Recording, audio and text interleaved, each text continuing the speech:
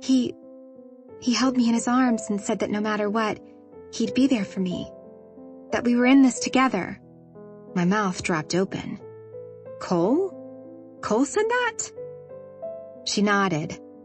I mean, he kind of freaked out at first, but then he saw how scared I was, and he did the one thing I didn't think he would. He comforted me. The next thing I knew, we were back in bed and he was making the sweetest love to me that I knew in that moment he had stolen my heart. Gabby, I don't do that. I don't do the whole instant love bullshit. I fuck a guy and if it's good, I make a second date. I don't give him my very soul. I hated to ask, but I had to. Did you use a condom then? She nodded. Yes. It only took one time, but why give it greater odds? Okay, so that explains why you've been in a fog. Has he called you? I think I left my phone in his car, and I refuse to be one of those girls who waits by the phone. But damn it, I wish I had my phone. Nick got called right after you came home, and he had to go in for work. I haven't heard from him since he left. Maybe Cole was on call too. If he has your phone, he hasn't had a chance to get it to you, or maybe he hasn't seen it in his car. She chewed on her lip. Yeah. Gabby, I don't want to be that girl. The one who falls for a guy and then pines over him if he doesn't call. Smiling, I squeezed her hand. It's okay to like him, Charity.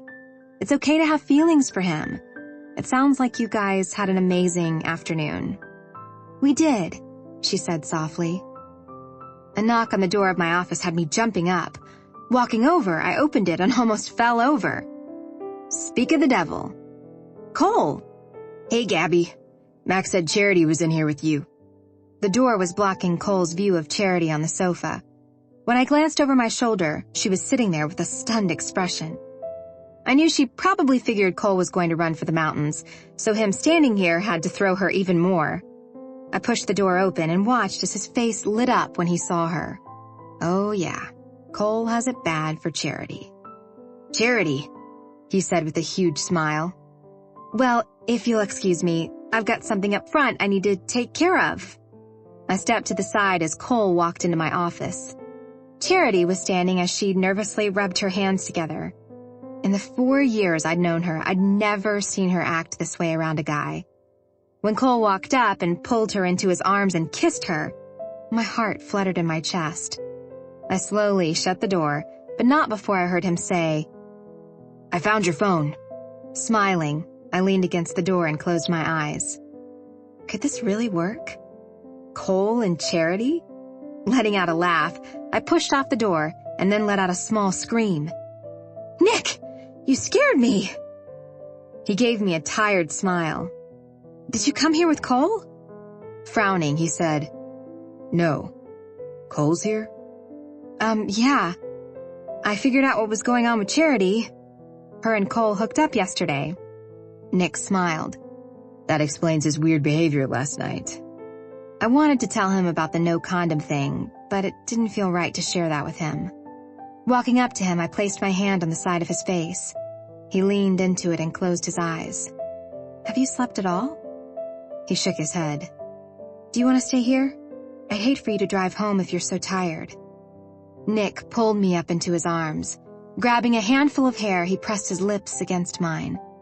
It didn't take me long to open up to him as our tongues danced together in a beautiful rhythm. I need to be buried balls deep inside of you, Agape Maney. Now. My lower stomach pooled with heat. Smiling, I whispered, yes.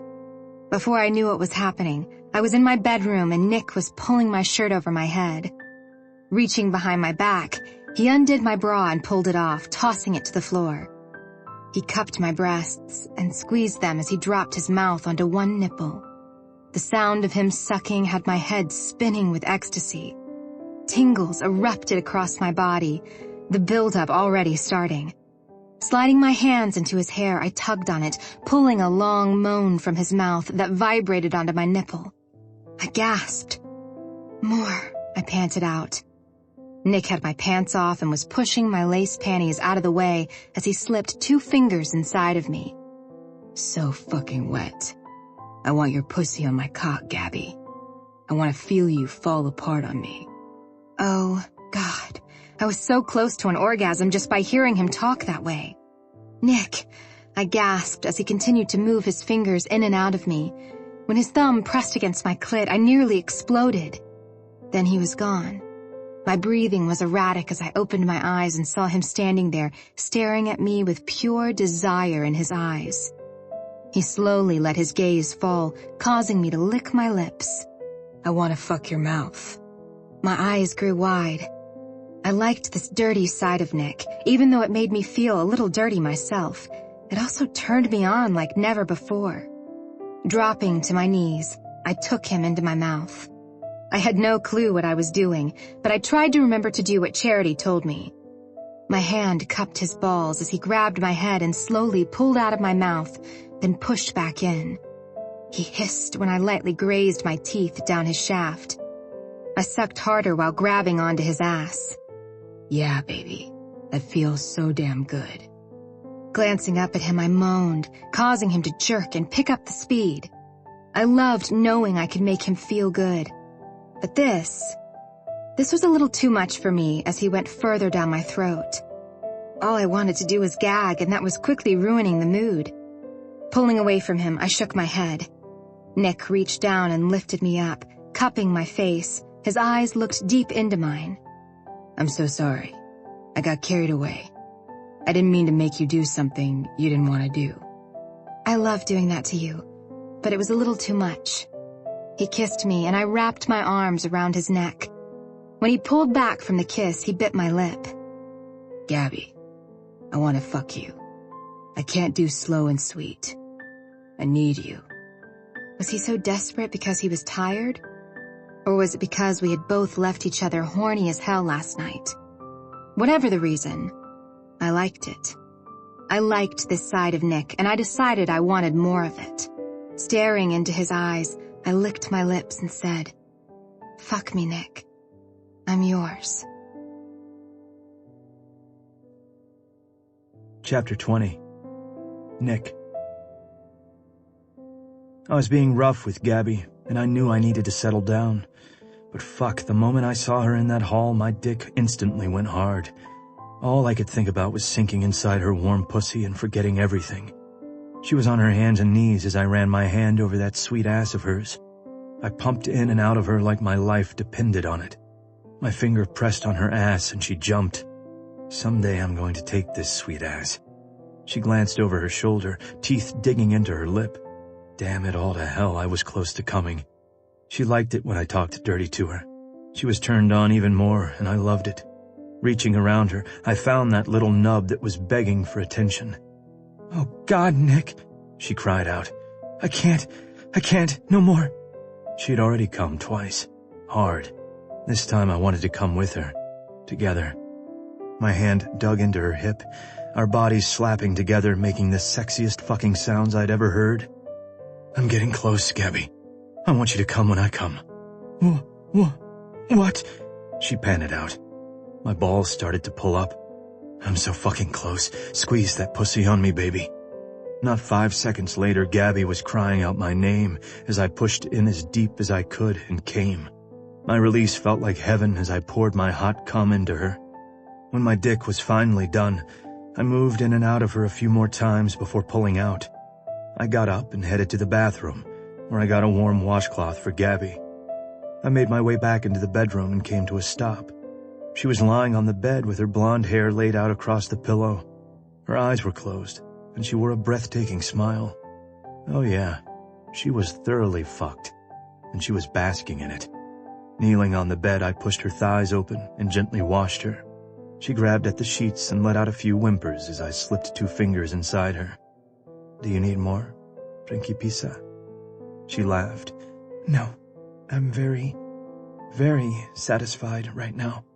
I dropped the washcloth to the floor and crawled next to her, pulling her body so we faced each other. I kissed the tip of her nose and whispered, "That was amazing." Was her only response. "How do you feel?" I asked her, worried I had been too rough. "A little sore, but in a delicious way." Her eyes were still closed. "Gabby, look at me." Snapping her eyes open, her blue eyes bright as all get out, my heart seized in my chest. I loved this woman. There was no doubt in my mind I loved her, and I would do whatever it took to protect her. The need to tell her overwhelmed me. Life was too short. I wasn't going to waste another second. I love you. Her eyes filled with tears, and she sucked in her lower lip before releasing it and answering me. I love you too. Someone died last night. Gabby gasped and sat up. I wasn't sure why I blurted it out, I just did. I also knew that was probably why Cole was looking for charity. We both needed to forget. I used Gabby, and a part of me felt guilty about it. No, all of me felt guilty. Oh my gosh. Who? Phil. Tears formed in her eyes while she covered her mouth. What happened? I rolled over on my back. It was a freak accident and had nothing to do with the fucking raid. Nothing. I had to be the one to tell his wife. And it about broke me. Nick, I'm so sorry. She didn't ask what happened, and I was thanking God. My eyes grew heavy, but I couldn't stop my brain from working. Gabby reached over and began slowly stroking my dick and then running her hands over my balls. It was relaxing as fuck. Pressing her lips against my chest, she whispered, "Sleep, Nick. Sleep." Gabby had a pep in her step as she entered the building. Liza was walking next to her, and they were both going on and on about the cooking competition. It had been almost a month since we said we loved each other, and I still hadn't said a goddamn thing about what my search on her pulled up. Or lack thereof. I'd talked to both Cole and Oliver about it. Both told me the same thing. Talk to her about it. My hand rubbed the back of my neck as I watched her walking. How did I ask her? Oh, by the way, I looked up your name and can find no traces of Gabriella Mandela. I sighed and pushed it out of my head. The fear of finding out something I didn't want to find out was winning right now. A young lady held out a sign that said welcome as she pointed to a side door. "Registration is this way, please." Gabby glanced over her shoulder at me and gave me that big, beautiful smile of hers. Damn, she was gorgeous. I still hadn't brought her home to the family yet. A part of me was scared shitless they would scare her away. I'd avoided my mother's calls for the last 3 weeks. To be honest, I was stunned she hadn't shown up at my place. I think a part of her was still pissed I'd hidden my relationship with Gabby. We walked into a giant room that had about 50 cooking stations set up. Gabby was so excited she did a little hop. "I've always wanted to enter a cooking competition." I grinned as I leaned down and kissed her lips. You're gonna kick ass. She chewed on her lip. "I hope so. It's 3 courses, appetizer, main dish, and dessert." Liza started pulling everything out of the cooler and placing it in the small refrigerator. What's on the menu? I asked.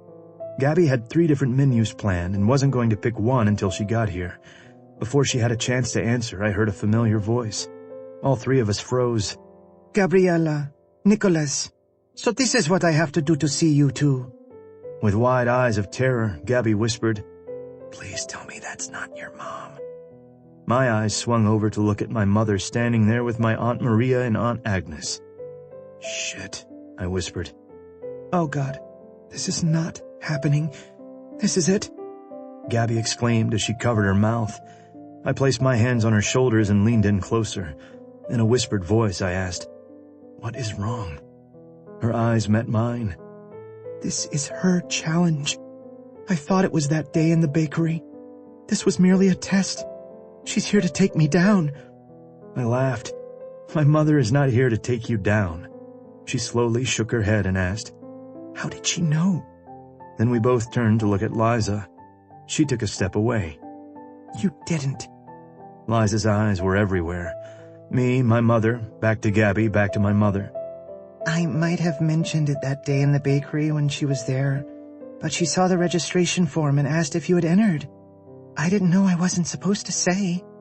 "Nicholas, don't be rude. Introduce your Gabriella to your Aunt Maria and Aunt Agnes." Gabby took in a slow, deep breath before turning and facing my mother and aunts. With my hand on her back, we walked closer. "Mama, this is a surprise to see you here." She looked taken aback. "Why? I love to cook. This is a cooking competition. Why wouldn't I be here?" "Because you've never entered one before." The 3 of them laughed. "Please, your mama has won more cooking competitions than anyone in this room." Gabby swayed and I tightened my grip on her.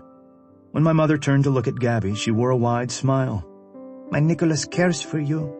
So that makes you a part of the family. Thank you, Mrs. Drivas. No, Katarina. That is what you will call me. With a quick nod, Gabby replied. Yes, ma'am. Clapping her hands loudly, Gabby jumped. So, with you being a part of our family, I want to make sure you come in second, so I've brought you some help. Oh, for shit's sake. Help? Gabby asked with a strained voice. And before our eyes appeared my cousins Sophia and Angie, and just when I didn't think it could get any worse, Cousin Maria walked up carrying a giant bag with some rat-looking dog in it. I don't think you can have a dog in here, Liza said. Everyone turned and looked at Cousin Maria. Are you shitting me? I don't go anywhere without my Nicky. Gabby looked at me and asked, Is the dog named after you? Everyone laughed as my mother walked up and hugged Gabby. I do like a woman with a sense of humor. Now, the family wants to meet you. I pulled out my phone and sent Thano a text. Me, code fucking red. Not 10 seconds later he responded. Thano, oh hell, what's happening? Me, Mom crashed Gabby's cooking competition. Thano, seeking Kylan's advice, hold please.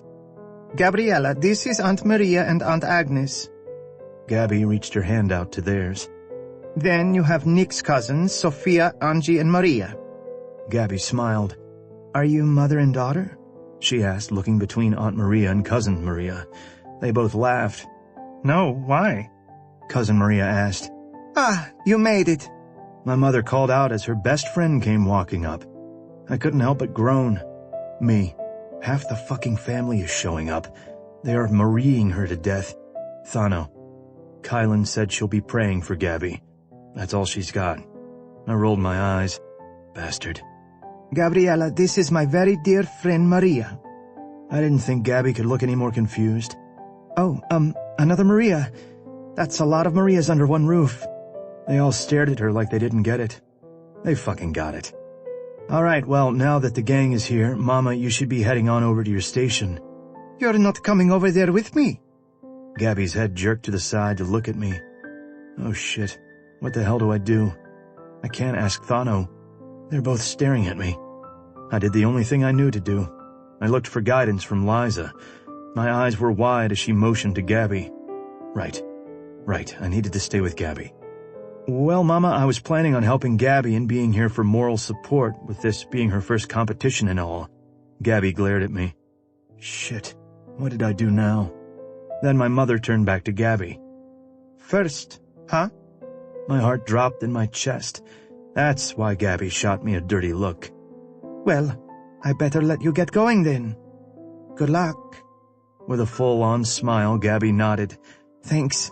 You too. And may the best cook win. Tossing her head back and laughing before looking back at Gabby, my mother said, Oh, I will. Chapter 21. Gabby. I couldn't believe it.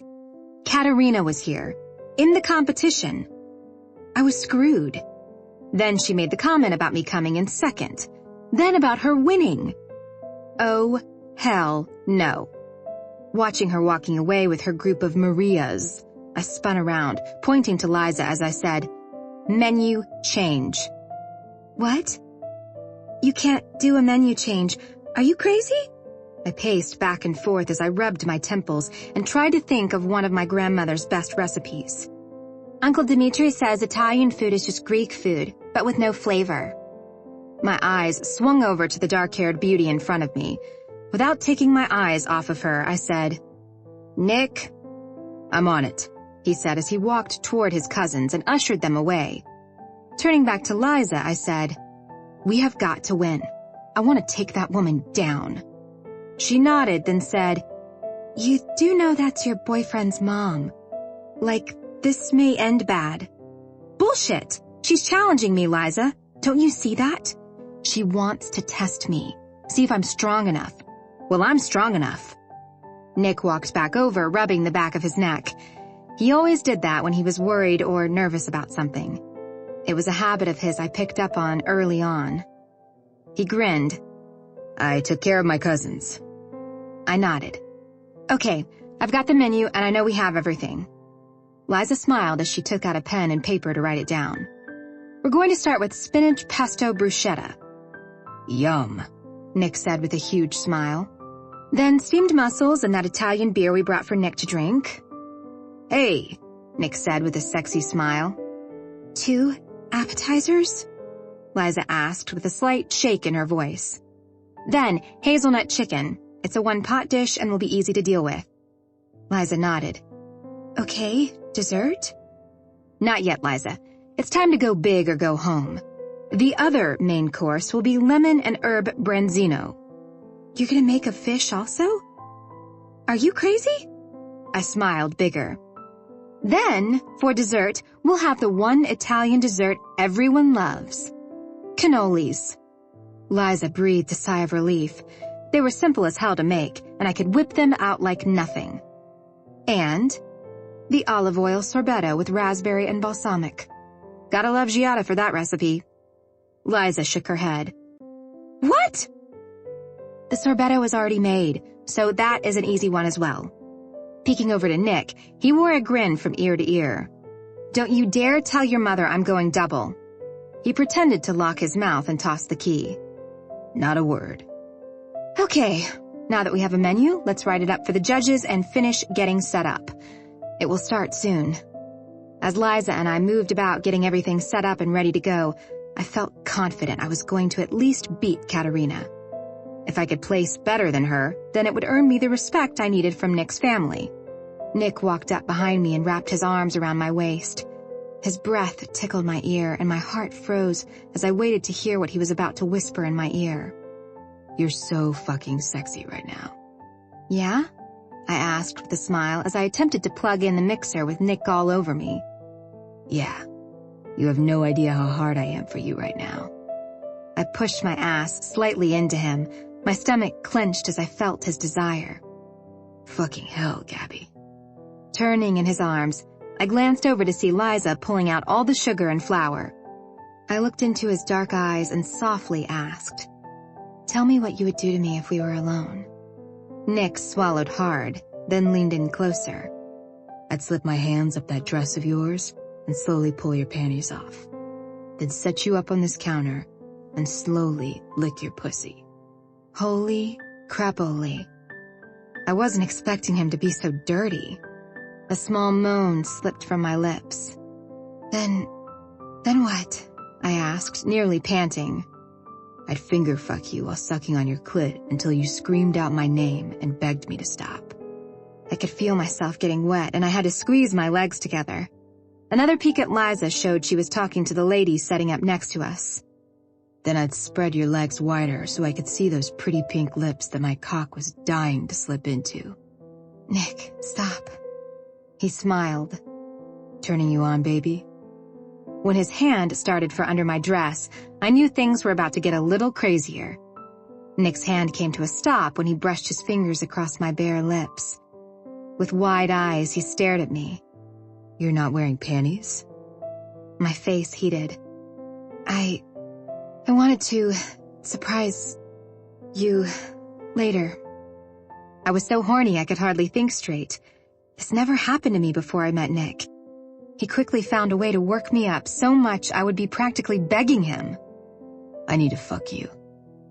I closed my eyes and mumbled, Yes. Now. My eyes snapped open. What? Nick grabbed my hand and pulled me toward the exit door of the conference ballroom. Where are we going? He looked around after he nearly busted the door down. Nick, the competition is about to start. Dragging me down the hall, he looked back at me. I don't think this is going to take long. A zing zipped through my body at the idea of having Nick before the event started. It would relax me, there was no doubt about that. Turning down a hall, he started checking doors until he found one open. Pulling me inside, he shut and locked it. Then he quickly pulled my dress over my head and pushed 2 fingers inside of me. Fuck. You're wet as hell. Of course I am. You were just whispering dirty things in my ear. Nick laughed. You like that, don't you, baby? I wasn't the least bit embarrassed by admitting I did. I do. It turns me on even more. He pushed my bra up and over my breast, letting them bounce down as he grabbed one and clamped his mouth onto my nipple. Electricity raced through my body as I held on to his shoulders. Oh God, Nick. I know, baby, I know. He lifted me up and wrapped my legs around his waist. The way his eyes turned dark with desire almost had me coming on the spot.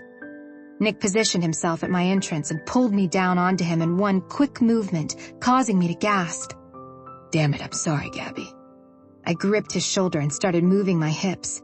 So close. I was so close. Nick, fuck me, please. He did exactly as I asked him to do.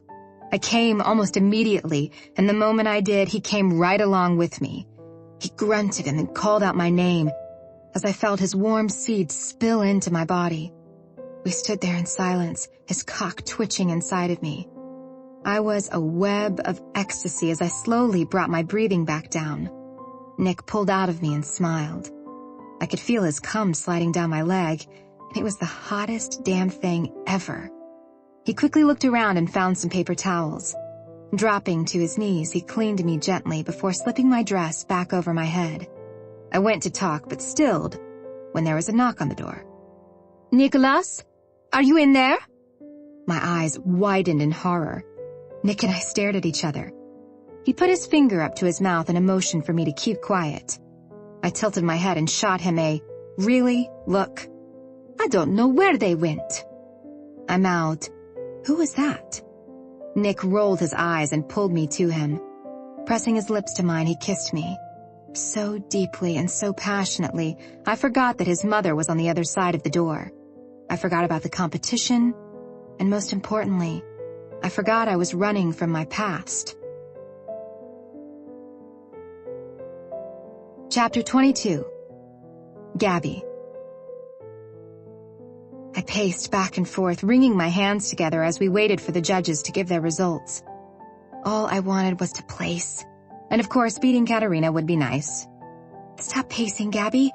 You're making me nervous. Stopping, I smiled at Liza. Sorry, I'm going out of my mind waiting. What you need is another sneak away with Nick, she said while wiggling her eyebrows. My face heated and I looked past her to see Nick. He was over at his mother's station across the room. My heart dropped thinking about almost being caught by Katerina. That was twice she'd almost caught us in the middle of the deed. We only went for some air. Uh-huh. Please. I can practically smell the sex on you. My mouth fell open. Liza! With a nonchalant shrug, she replied, What? I'm not naive, Gabby.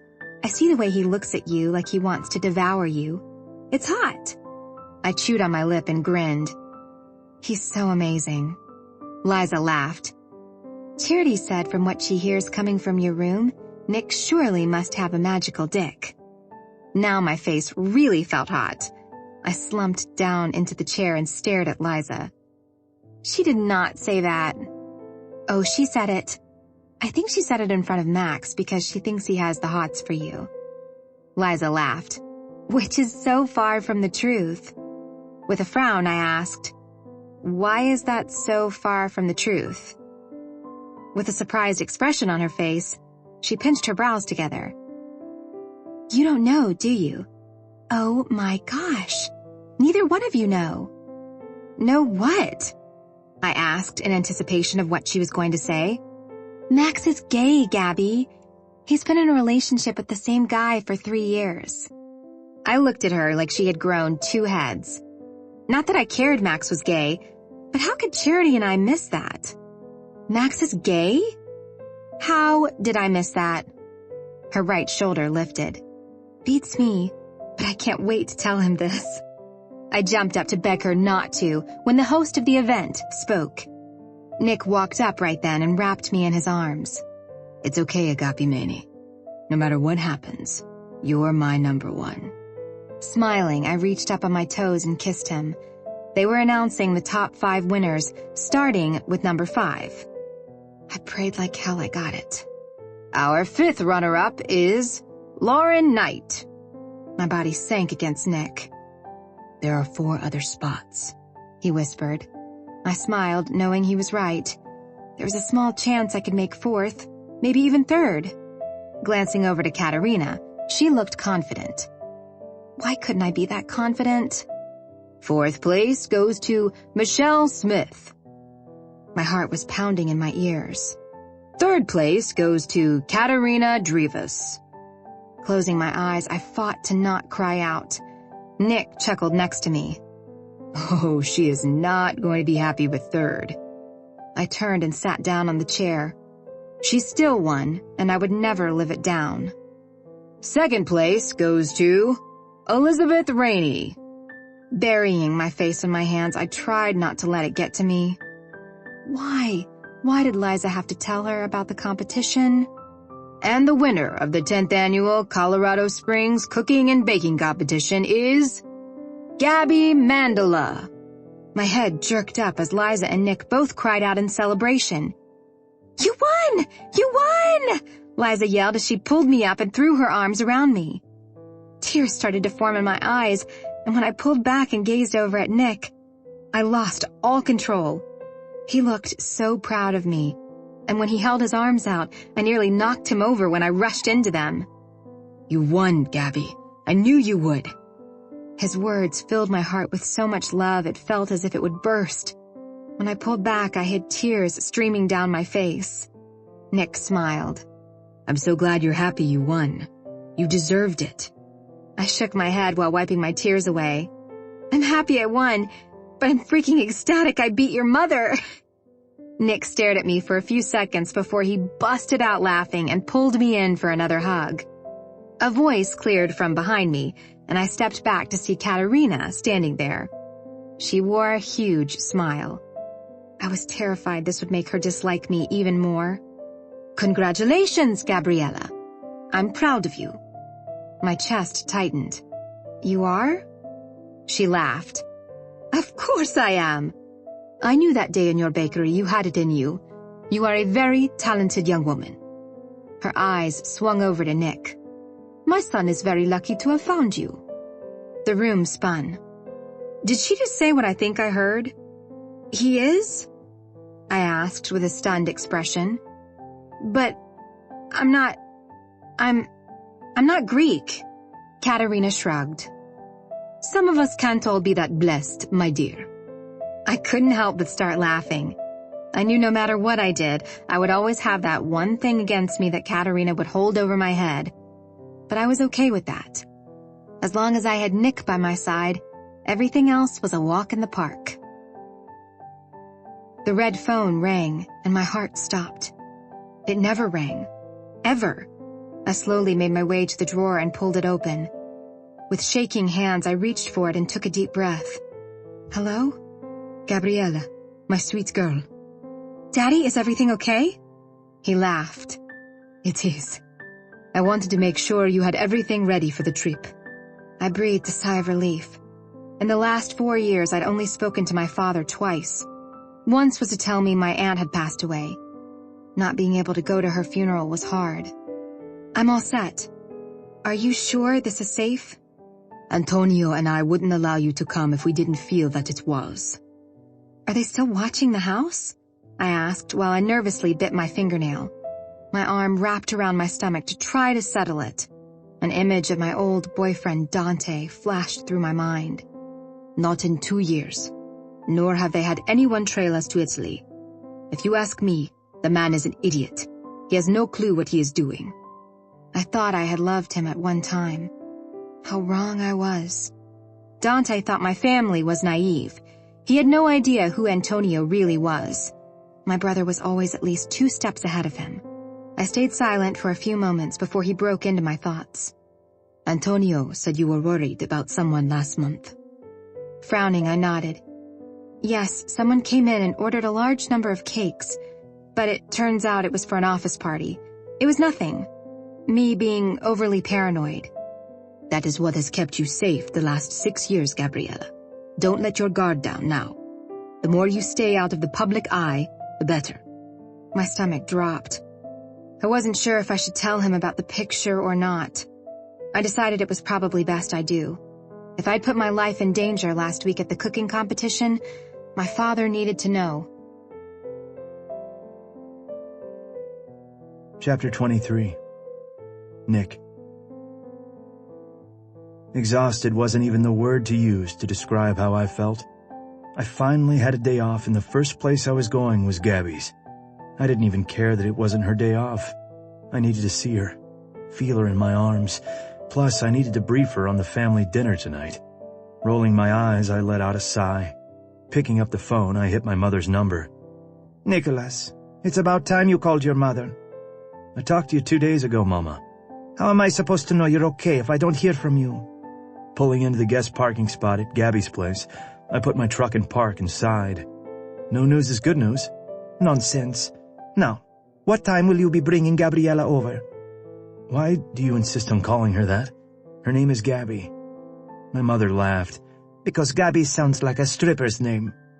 Scrubbing my hand down my face, I sighed. Mama, how would you know what a stripper's name sounds like? She laughed. Oh, I know. My eyes rolled again.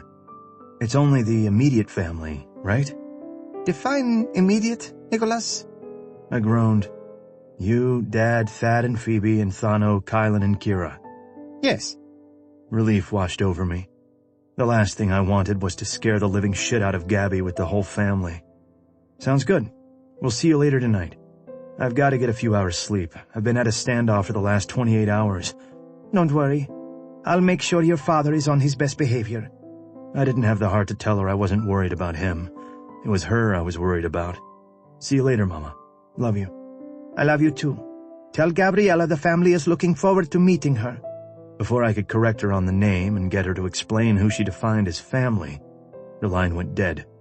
I grunted as I got out of the truck and dragged my ass up the stairs to Gabby's place. I was positive she was down in the bakery, so I let myself in and headed to her room. I needed a hot shower and a bed. Her voice drifted into the room as I came to a stop.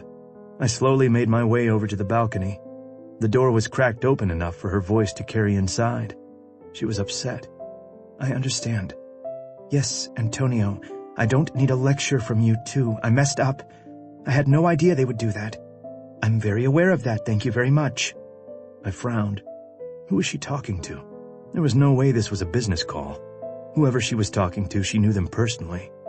I've already received a lecture from Father on this. I don't need one from you as well. My breath stilled. Her father. Her parents were dead. I'm already beating myself up for letting this all happen. It got out of hand and I let my guard down. It won't happen again. Now, can we please change the subject? What in the hell is she talking about? The glass on the door showed her reflection. She was sitting down, and a slow smile moved across her face. I am excited about Italy. I cannot wait to see you, Antonio.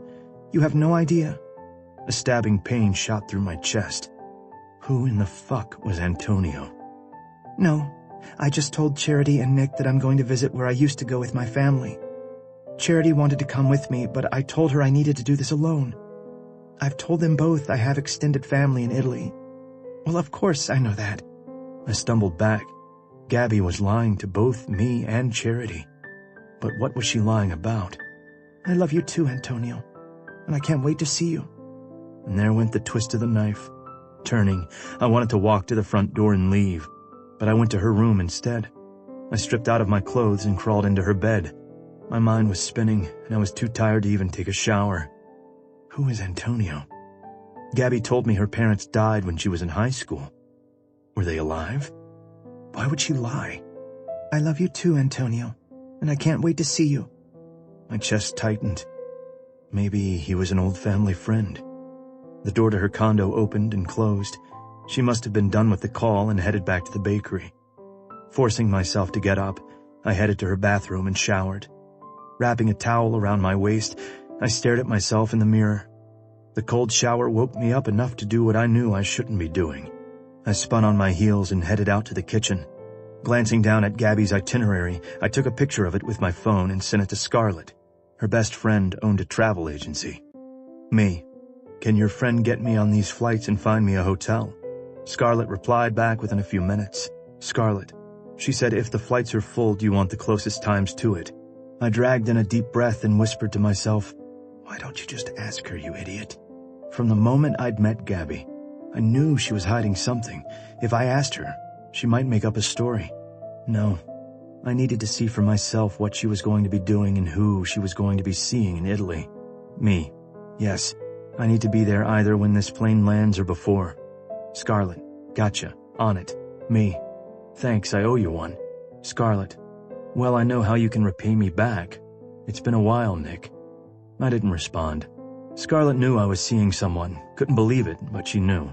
Heading back to Gabby's room, I fell onto the bed and was surrounded by her smell. My dick instantly got hard thinking about her. Fuck. I didn't want to believe she was lying to me or cheating on me, but something in my gut told me both might be true. The front door opened and Charity came to a halt as she covered her chest. Fucking A, Nick. You scared the shit out of me. I lifted my brow. Cole had told me a few weeks back about his and Charity's hookup. He'd been kicking himself in the ass about forgetting a condom and at the same time wondering why Charity hadn't returned any of his calls the last few days. Sorry. I was waiting on Gabby. She flashed me a smile. I forgot she gave you a key. When she walked in, I couldn't help but notice how tired she looked. Long day downstairs? Charity stopped walking and turned to me. No, I wasn't there today. I nodded. Why haven't you called Cole back? Her eyes filled with tears, and I was honestly taken aback. Charity didn't seem like the type of girl who let her emotions show. When she instantly started crying, I jumped up and went over to her. Charity, I softly said as I pulled her into my arms. I'm not a whore, Nick. As much as I act like I have no problem sleeping around, I rarely do. What happened with Cole has never happened to me before, and I have been beside myself ever since. I lifted her chin up so she would look me in the eyes. Because of the condom thing? Her eyes widened in shock. He told you, she barely said. With a nod, I replied, he's just as scared, but Charity, he really likes you and wants you to call. Her eyes closed, and a tear slipped out and slowly made a path down her cheek. It killed me. I hated seeing women cry. Hated it. Don't cry, Charity. I know you think he's a player, but honest to God, he hasn't stopped talking about you. Her eyes opened, and with a trembling chin, she said, Today I found out I'm pregnant, Nick. I dropped my hold on her and took a few steps back. What? She nodded. Shit. Cole really liked Charity, but I wasn't sure how he would react to this. That's where I was today. I went this morning for the sonogram. I just walked around. I didn't know what else to do. I sent Cole a text and asked if we could meet for dinner. I don't know what to do. Her face buried in her hands, and I went to her again, pulling her into a hug and whispering that everything would be okay. I had wanted to drill her about Gabby, but now was not the time. I was going to have to figure that shit out on my own. I've known Cole a long time. He'll stand by you, Charity. She stepped back and wiped her tear-soaked face with her fingers. I know he will. The last few weeks we've spent together have been great. It's just, I feel something with him, Nick. Something that has never happened before. She covered her mouth to hold back her sob. I knew there was something between us, but I got scared. That overwhelming feeling I had when he made love to me was almost too much. Then when we realized what he had done, I really freaked. He freaked too, Charity. But that doesn't mean he won't be there for you. She sunk down onto the sofa. I don't want him to think I want money. He won't. With a half-hearted laugh, she looked at me. Really? Because I'm pretty sure most men in this situation would think that. The only way you're going to find out is to talk to him. Her arms wrapped around her waist. I've never really told Gabby or anyone this, but I come from a pretty wealthy family. I'm not worried about money. Jesus, I'm not ready to be a mother. I'm too greedy. This is my time to have fun and do fun things, not sit home with a baby. She gasped, then dropped back and covered her face and moaned. What's wrong? Her hands fell to the sides of her onto the sofa. The knitters are pearls. Your knitting group? The only reason I knew about the group was because Gabby dragged me there last week to meet Lou, Beth, Karen, and Nancy. Charity bitched the entire drive there and back home. She nodded. What about them? Sitting up, she shot me a look like I was a dumbass. They're going to start knitting me shit. Oh my God, blankets and baby booties. I laughed. Well, it could be worse. They could be knitting you a sweater like they are me. When her face cracked into a smile, I felt a little better. That's true, she said. Want a drink? She tilted her head and scrounged her nose. Shit, right. Want a water? Laughing, she nodded her head. Please. After pouring her a glass of water, I sat down across from her. Will you do me a favor? She asked. Sure. Charity chewed on her lip. Don't tell Gabby. I broke down with you and let it slip, but I need to tell Cole and figure out where we go from here before anyone else knows. I nodded. I won't tell a soul. She smiled. I flashed her a grin, but then let it drop. My tone turned serious. Will you do something for me now? Setting her water down, she looked me straight in the eye. Please tell me you're not breaking up with her.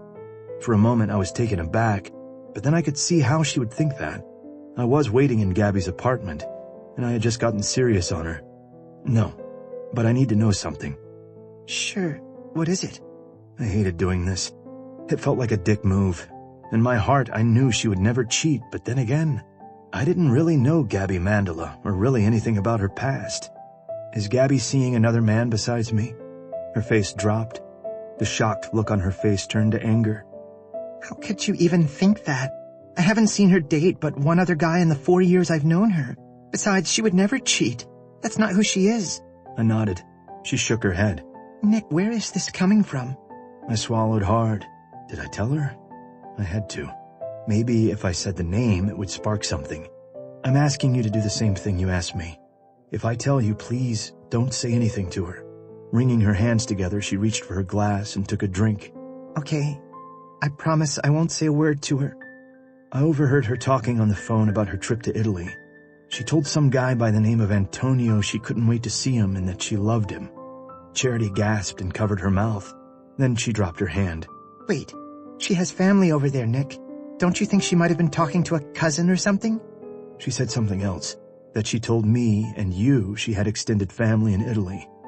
Huh? So does she not have family over there, or does she? I rubbed the back of my neck as I processed her conversation again. Yeah, I'm not sure. I get the feeling she does, but she made it seem like there was a different reason she was going over there. Maybe to see this Antonio guy. She shook her head. No, it has to be family. I cannot for 1 minute see Gabby cheating. She loves you, Nick. Deep down I knew that was true, but she was still hiding something and I was no longer able to keep pushing it aside. I was determined to find out what she was hiding. I smiled. You're right. I'm overreacting. Yes, I think you are. The door opened and Gabby walked in. The second she saw me, she smiled. Charity stood and shot me a quick look. I leaned over to her and said, "Forget we even had that conversation." She nodded. I will. I made my way over to Gabby. She threw herself into my arms. I hadn't heard from you. I was worried, she said softly. What a dick. I meant to text her when I got to her place, but then the whole thing happened with hearing her on the phone, and it slipped my mind. I'm so sorry, Principessa. I was so tired and I came here, but you were down at the bakery and I crashed in your bed. Her eyes turned dark. Well, damn. Had I known that, I'd have taken a long lunch break. Smiling, I pulled her to me and cupped her face in my hands. Gabby, I whispered. Searching my face with her beautiful eyes, she grinned bigger while holding onto my forearms. Nick. My lips pressed against hers as we exchanged a slow, sweet kiss. When I pulled back, she winked. I better go get ready if we want to be at your parents' place on time. I let go of her and watched her walk to her room. Turning back to Charity, I took in her sad eyes. Are you going to be okay? She nodded and inhaled a deep breath. I think so. Thank you for being there for me, Nick. It really means a lot. Listen, I know Cole. I've been working alongside him a number of years. I have a feeling this evening is going to turn out very different from what you expect. Her eyes filled with tears again, but she quickly got her emotions in check. I hope you're right. Have fun tonight. Walking up to me, she reached up and kissed me on the cheek, then patted me on the chest. I'm going to go check on Gabby and make sure she isn't freaking out with the whole meeting the parents and family thing. Laughing, I replied, Good idea. As I watched Charity walk away, I couldn't help but smile. No matter what Cole said about loving his bachelor ways, he was going to be over the moon with Charity's news. I didn't know Charity well enough to know how she was feeling, but the sadness in her eyes told me enough. Chapter 24. Gabby. My eyes were fixed on the string at the bottom of my skirt. I kept staring at it. Do I pull it? Leave it? Ask Nick for scissors? Holy crapoli, why in the hell am I worried about a string? The truck came to an abrupt stop as Nick said, "What in the fuck?" Snapping my head up, I looked around. What? What's wrong? He stared over at a house that had a ton of cars in the driveway and out front. My heart started beating faster. Oh, no, please, God, no. Nick put the truck in reverse and started speaking in Greek. My insides started to swirl, and it wasn't from nerves. Damn, that was hot hearing him talk in Greek. Stop, I said. He stopped the truck. Shaking my head, I added, No, stop talking in Greek. Shit, sorry, Gabby. I'm slightly annoyed and I didn't really want you to hear all the things I was calling my mother. My hand covered my mouth to hide my smile. It was turning me on. Now he really stopped the truck. What? Chewing on my lip, I shrugged. That's right.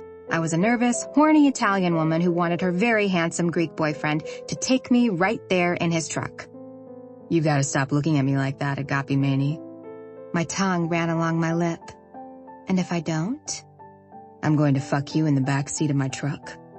A small moan slipped from my lips. Nick. He quickly parked, and before we had a chance to do anything, a knock on the driver's window caused both of us to yell out. Turning, Nick cursed when he saw Thano standing there with a huge smile on his face. Let's go, Gabby. The faster we do this, the better. Wait, why are you frustrated with your mom? I asked as Nick jumped out and pushed Thano out of the way. Not waiting for him to come around to open my door, I jumped out. I could have told you this was going to happen, Thano said. He was holding his 5-year-old daughter in his arms, and it had to be the sweetest thing ever. Kylan came walking up to me wearing that sweet smile of hers. She had a flush on her cheeks, and I couldn't help but return the gesture. Grinning, I gave her a hug. You look beautiful, we both said. Laughing, I shook my head. Do you have any idea why Nick would be so mad? He started talking in Greek when we pulled up to the house. Kylan made a face. Trust me, you're about to find out. As we walked behind Thano and Nick, I leaned closer and said, That's their house? She nodded. Yep. It's beautiful. Why are there so many cars? Kylan looked at me and said, Because Greek families don't know how to be small, Gabby. When Nick said immediate family only, his mother heard, invite the whole family. The more the better. I laughed. It can't be that bad. She looked at me and flashed an evil smile. I had a feeling she was going to enjoy this. You came at the perfect time, she said with a giggle. Before I had a chance to ask what she meant, the front door of the 2-story stone house flew open. She's here! She is here! Nick stopped and waited for me to walk up next to him. Whatever happens tonight, know this. I promise to give you the best sex of your life tonight if you don't run from this house screaming. Thano laughed and hit his brother on the back as Kylan groaned. Nice. Promises of hot sex to smooth it over. I should have thought of that. Kylan hit Thano on the chest. Hush, your daughter is in your arms, Thano. They started walking up, and Katerina quickly kissed the 3 of them before making a straight shot to Nick. Oh no, wait. Shit. She was coming to me. The next thing I knew, at least 20 more people came flooding out, all of them making their way to me. Help, I whispered. Nick looked at me and said, We're past that phase, baby. My head was spinning. After being hugged by probably every Greek woman in the state of Colorado, I was ushered into the living room where Katerina promptly brought me up to a man who I instantly knew was Nick's father. Nick took over. Dad, this is Gabby. Gabby, this is my father, Dimitris. The older version of Nick took my hand in his and lifted it to his mouth. He smiled, then kissed the back of my hand. You have eyes like the color of the ocean, the deepest of blue. I smiled. I got them from my father. He nodded, then glanced over to Nick. Nicholas, she's beautiful. And Italian, Katerina added with a smile. Ah, Italian food is just like Greek. I waited for him to finish the rest of it, but he didn't. He simply smiled at me and then winked at Nick. Maybe having Kylan for a daughter-in-law made him more open-minded. Katerina took my arm and off we went with meeting the family. This is my sister Maria and her daughters Sophia, Angie, and Maria. This is my sister Agnes and her daughter Maria and son Nick. You've met some of them a few weeks back at the cook-off. I smiled as I met person after person. Hello. Very nice to meet you. My cheeks were going to cramp if I smiled any longer. And this is Maria and her husband Nick. Their daughter Maria isn't here tonight. Lots of Marias, I said with a chuckle. Everyone stared at me, and Kylan waved her hands in the corner for me to stop talking. Shit. Taking my arm, Katerina led me over to another group of people. This is Phoebe, my son Thaddeus's wife. Phoebe extended her hand to me and gave me the warmest smile. I knew instantly I was going to like her. Kylan had already told me how amazing she was. My eyes glanced down to her very pregnant belly, and a tinge of jealousy raced through my veins. Kylan walked up and hugged Phoebe. You look beautiful, she said with a smile. Phoebe chuckled. I feel like a whale. Shaking my head, I said, You're beautiful and glowing. That's when I turned to Kylan. She had the same glow. My heart stopped. She was pregnant too. I cleared my throat and pushed away my jealous thoughts. So, have I met all the important people? Kylan laughed. No, you haven't met Yaya yet. Yaya? I asked with a questioning look. Watch out, she spits, Kylan warned. My eyes widened in horror. She spits? Nodding, she added, On you. What? I asked in horror. They really don't do that anymore, Phoebe added. I guess that was supposed to make me feel better. Wait, who is Yaya? Kylan answered, The guy's grandmother. Oh. It was all I could say. Do I have to greet her in any special way? Phoebe laughed. No, just ignore whatever it is she says to you. My eyes swung over to Kylan. She's going to say something about you carrying a baby. I swallowed hard. What? She waved it off with her hand. Just don't let it freak you out. I was freaked out. Really freaked out. My body warmed instantly as Nick wrapped his arm around my waist. You ladies filling her head with things about the family? Kylan let out an evil laugh as Phoebe simply grinned wider. Never, Kylan cackled. There must have been 50 people in the house, I swear. One after another they came up to me. They all started off with the same first sentence. So, you're Italian. The best one so far was from Aunt Maria. No, wait, Cousin Maria. No, maybe it was Maria, the best friend.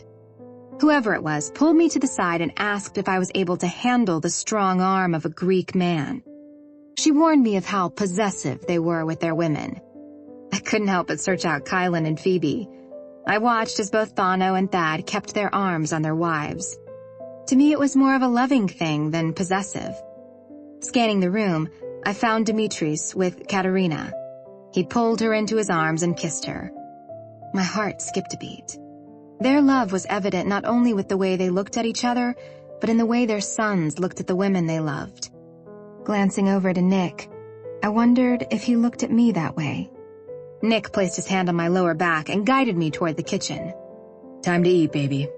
My stomach growled, and I realized I hadn't eaten anything all day. I was starving. You up for elk hunting this year? Thano had asked Nick as we all stood waiting for everyone to file through the kitchen. The food smelled heavenly. I inhaled a deep breath. Sure. We haven't been in a few years, Nick replied. They were making small talk, and it somehow eased my nerves. Kylan was holding Kira and reminding her about her manners. I loved seeing her call out to her grandfather and run to him. The way Dimitris swept her up in his arms had my chest squeezing as memories of my own grandfather swirled in my head. I jumped when the young lady next to me asked, Have you had Greek food before? A few times.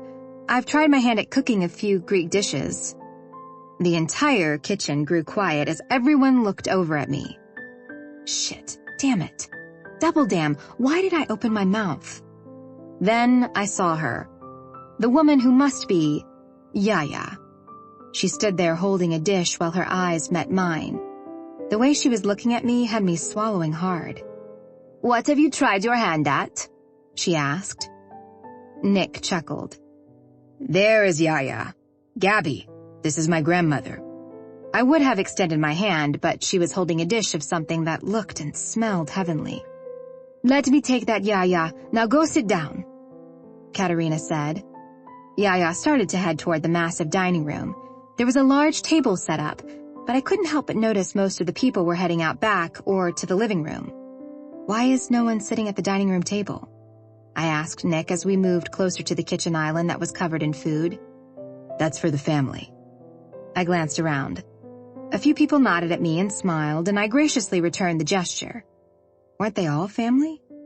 Nick, all these people didn't come just to meet me, did they? He laughed, but never answered as we approached the table. My eyes scanned the endless amount of food on the table. Here I thought my family loved food. Wow, that's a lot of food, I whispered with a small giggle. Before I knew what was happening, a plate was shoved in my hands, and Katerina started piling on food. There was so much food on my plate I nearly dropped it. Now, Gabriella, you come sit next to Yaya. My heart froze, and I quickly looked over at Kylan. She lifted her brows and pretended to spit. Glancing back over my shoulder, I searched for Nick.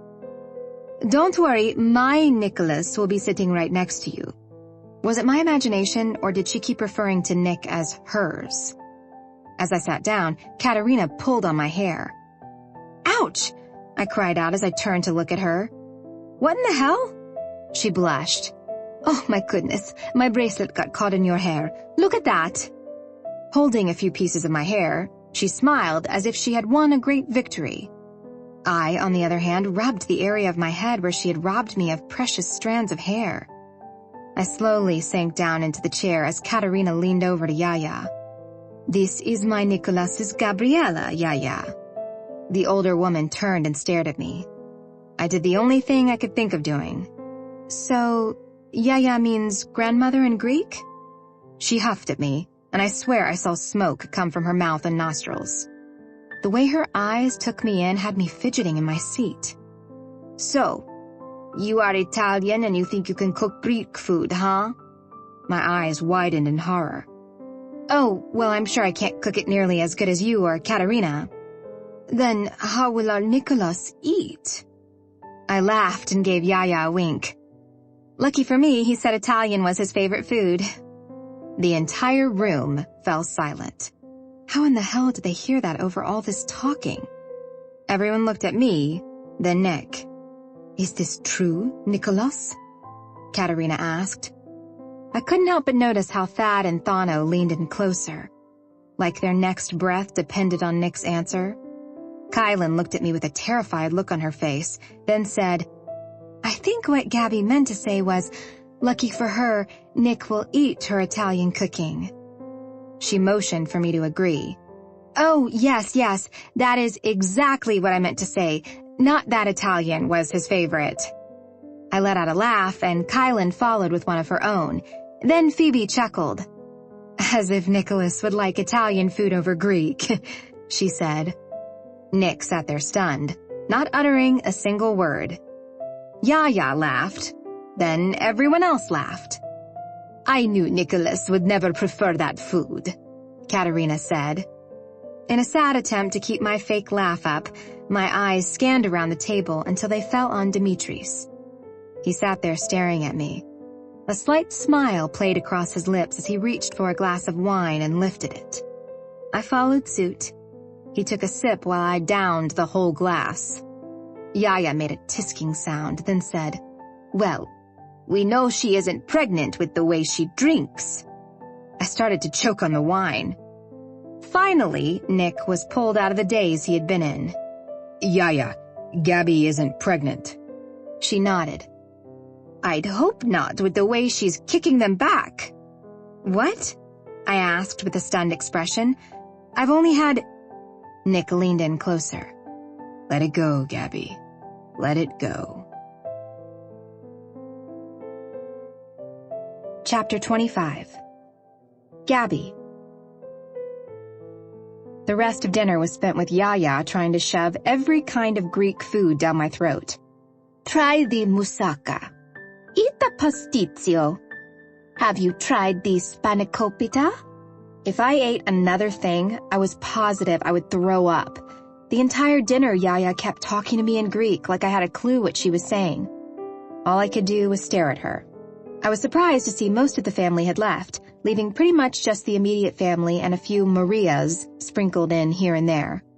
Katerina cleared her throat and looked at me. How long have you been baking, Gabriella? Nick took my hand in his, and all the females in the room sighed. I'd also heard most of the night how happy they were their Nicholas had found someone. Although I did hear someone in the other room mention it was a shame I wasn't Greek. Katerina actually looked happy to see the exchange between Nick and me, but I still felt like an outsider. If it hadn't been for Kylan and Kira, I'd be the only person in the room who wasn't Greek. Smiling, I replied, Since I can remember. My grandmother taught me. Katerina smiled big and bright. Does she live here in Colorado? My hands started to sweat. I never talked about my past. Ever. No, she passed on a few years back. Sadness swept over her face. I'm so sorry. With a fake grin, I reached for my wine glass and took a hearty drink before saying, It's okay. I was lucky to have the time I had with her. Katerina's smile felt warm and caring. At least I wasn't lying about my grandmother. Are you from Colorado Springs? Aunt Agnes asked. The East Coast, I responded. They all waited for me to elaborate, and when I didn't, Nick spoke. Gabby moved here a few years back. Gabby? Who is Gabby? Yaya asked. I knew damn well she knew it was me. Nick leaned forward to look around me and to his grandmother. He pointed to me. Gabby. That's her name, Yaya. She frowned. I thought her name was Gabriella. It is. I go by Gabby, though. Her lips snarled. Oh, hell. Why? Gabriella is such a beautiful name. It matches your beautiful eyes. Then it happened. She spit on me. Or at the very least made the noise and motion of spitting. I jumped at the action. I was 99% sure she hadn't actually spit on me. Turning to Kylan, she raised her eyebrows as if to say, Told you. Yaya, stop it, Nick warned. Your parents? Demetrius asked. My chest was beginning to tighten up to the point where I couldn't breathe. I hated lying. It was why I never talked about my past. I knew of only one way to make the question stop. They're dead. Blunt. To the point. Gasps were heard across the room. Now to add in the final blow. I was young, 18. Katerina looked over to Kylan. You two have another thing in common. Another thing? Kylan asked. Katerina looked at Kylan like she had grown 2 heads. Yes. Both of your parents passed away when you were young. My heart ached for Kylan, but at least the conversation was moving away from my past. I hated that I was lying, and that this was actually something painful for her, though. And what's the other thing? Kylan asked. Katerina stood and reached for my plate, then Nick's. Thano looked over to his mother and gave her a warning look. She smiled at him before looking at Kylan and then me. Neither of you are Greek. Of course, Kylan said with a sigh as Katerina announced dessert was coming. The buffet was long gone, and I had no idea who had actually cleaned it up as we sat and ate dinner. Turning to Nick, I asked in a whispered voice, Why is it so important for me to be Greek? He shrugged. I don't think it is, honestly. Not with Kylan being Irish and all. She's just giving you a hard time. Why? I asked in a hushed voice. Nick flashed me a panty-melting smile. His dark hair was messy, and he hadn't shaved in a few days. I wanted to run my fingertips over his scruff and imagine it between my legs.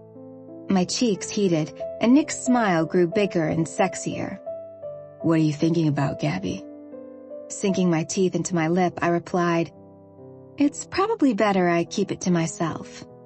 So, Dad, did you get that junker car running yet? I was pulled out of my naughty daydream by Thano. Looking his way, he leaned back and rubbed his satisfied belly. Demetrius stood. Junker my ass. I'll show you what I've done. Come on, dessert can wait. All 4 men stood, but Kylan and Phoebe stayed seated, so I did as well. I wondered if the other Drevis men were dominating like Nick had a tendency to be. I didn't mind it at all. As a matter of fact, I found that it turned me on. Nick leaned down and brushed his lips across the skin under my ear. My whole body shuddered, and I was positive Katerina noticed. My cheeks heated. I'll be back, baby. Don't move from this spot. I nodded. I won't. He moved and pressed his lips to mine. Good girl. The authority in his voice had me squeezing my legs together to keep the throbbing at bay. My eyes swung up to meet Kylan's. Thana was whispering something into her ear, and I could tell she was feeling the exact same way as me. When they walked away, she looked at me and said in a soft voice, "Kind of hot when they act all caveman, isn't it?" I nodded and attempted not to blush again. Katerina walked back in with Agnes and Maria. Or was that Sophia? Ah, the best part of the meal. Isn't that right, Gabriella? It's one of my favorites, I answered. Dish after dish after dish was placed on the table, replacing the plates of food that had been sitting there. Eat! Eat up! Phoebe and Kylan dug in like 2 hungry animals that had been deprived of food. I knew if I refused, I'd be insulting Katerina. So I grabbed a small piece of a few different desserts. Katerina pointed to each one to tell me what they were. That is ekme kadefi, those are kulurakia, and this right here is Yaya's famous phyllo pastries. Everything looks so delicious. Yaya picked up my plate and put a piece of baklava on it. Eat! You need to fatten up for the babies. Kylan groaned, as did Phoebe. Oh, Yaya, stop that, Katerina said with a laugh. Babies? I asked in a panicked voice. Katerina scooped more desserts onto my plate. Kurabiedes, also known as Christmas butter cookies. My eyes met hers as I repeated, "Babies?" She nodded, but didn't utter a word. It was like she was letting the old lady break the news to see if I'd run or not. Well, she had no idea who she was dealing with. My eyes caught a familiar dish. Smiling, I reached for the dish. Team place. My mother made something similar around Christmas time. She probably made these, Katerina added. Yaya added to the conversation. The damn Italians, always ripping off the Greeks. Katerina gasped, then giggled. Yaya, don't be mean to our lovely Gabriella. Yaya waved Nick's mom off with her hand and shoved a truffle ball of some sort into her mouth. Kylan cleared her throat, getting my attention. So, Thanos said you were heading to Italy. I swallowed hard. With a slight smile, I nodded. I am. How exciting, Phoebe said. Have you been before? With a wider smile, I replied, Lots of times. My family used to go every spring or early summer. Do you have family there? Katerina asked as she sat down. I froze. Stick to the plan, Gabby. Stick to the plan. Distant relatives. Family that we would see very briefly on our visits. One of them still owns my parents' bakery that they left behind when they came over to the U.S. Really? Do you speak with them often? The lump in my throat was growing by the second. No, I haven't really spoken to any of them in a number of years. Where will you stay? I mean, if you don't have close family there. At a hotel not far from the bakery. I grew up spending my summers there, so I know my way around pretty well. I felt his stare before I knew he was there. Nick stood in the dining room staring at me. I didn't like the way he was looking at me. There was something dark in his eyes, and it wasn't anything sexual. It was something else. Something I'd never seen before, and it sent a chill through my whole body. Dad wanted to know if the desserts were on the table yet. He never took his eyes off of me as he spoke. He knows it is here. Tell that old fool to stop tinkering with that piece of junk car and get back in here. Nick nodded and turned on his heels. I let out the breath I hadn't noticed I had been holding in. A buzzing sound came from my right. Glancing down, it was Nick's phone. My heart stopped when I read the preview of the text message. Scarlett. You're all set with the tickets. Let me know if you need anything else. I instantly felt sick. Why was he getting a text from Scarlett? What did she miss? Him? His call? Their friendship? Their relationship? My mind started spinning in a million directions. Every word that was said was a blur. The only thing I could think about was the text. Nick sat back down next to me and I tried to relax. He glanced at his phone, swiped it open, frowned, and then pushed it into his pocket. Do I let it go? Chewing on my lip, I placed my napkin onto the plate of desserts and stood. I'm so very sorry, but I'm not feeling well. I think I need to leave. Everyone jumped up. Nick, his parents, both his brothers, even Kira. They all came rushing over to me. Nicholas, take her to the couch so she can lay down, Katerina said as she led the way. I shook my head and called out, No! It came out harsher than I had intended. Nick stared at me with a worried expression. Looking into Nick's eyes, I said, I'd like to go home. Besides, Nick has a text I'm sure he is eager to answer. Frowning, he looked confused. What? Tears formed in my eyes. This was my payback for all the lies.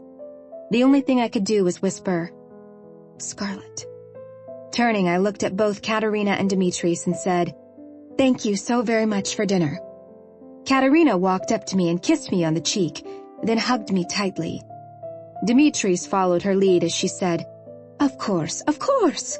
I hope you feel better, Gabriella. Kira, who had been playing with her cousins most of the evening, came rushing up to me. Don't leave, Gabby. I want to play hide-and-seek with you. Kylan walked over to me and glanced between Nick and me. Is everything okay? She asked while bending down and picking up her daughter. It's fine, I said, before spinning on my heels and quickly making my way out of the Drevis house. I needed air. I needed to think. Chapter 26. Nick. My heart was pounding in my chest. I wasn't sure if it was from hearing Gabby say she only had distant family in Italy, or the fact that she had seen a text come through from Scarlett. Who in the hell was Antonio? The uncle who owns the bakery now? I kissed my mother, Kylan, and Phoebe goodbye. Shaking my father's hand, I ignored my two brothers and rushed out the door to follow Gabby. She was walking as fast as she could toward my truck. Her phone was in her hand. Gabby, don't talk to me, Nick. Jesus Christ, don't do this. She stopped and faced me. Her eyes filled to the rim with tears she was fighting to keep back. You told me there was nothing between the two of you. Yet she is texting you. What does she miss, Nick? Your cock? Anger raced through my veins. No, I asked her to do me a favor for work. She knows someone who owns a travel agency and one of the guys needed plane tickets. I asked if she could get her friend to help out. Holy fuck, that lie came way too easy. Gabby's face softened. The beginning of the message must have been making sense to her as she put the two together. What does she miss? Pinching my brows together, I asked, What? In her message, she said, I miss. That was all it showed. I knew I had to tell her the truth. One, because I didn't want to lie to her any more than I was. And if she asked to see the text, she'd see that was what it said. She said she missed me. Do you miss her? She asked in a trembling voice. Placing my hands on her arms, I looked directly into her eyes. No, not one bit.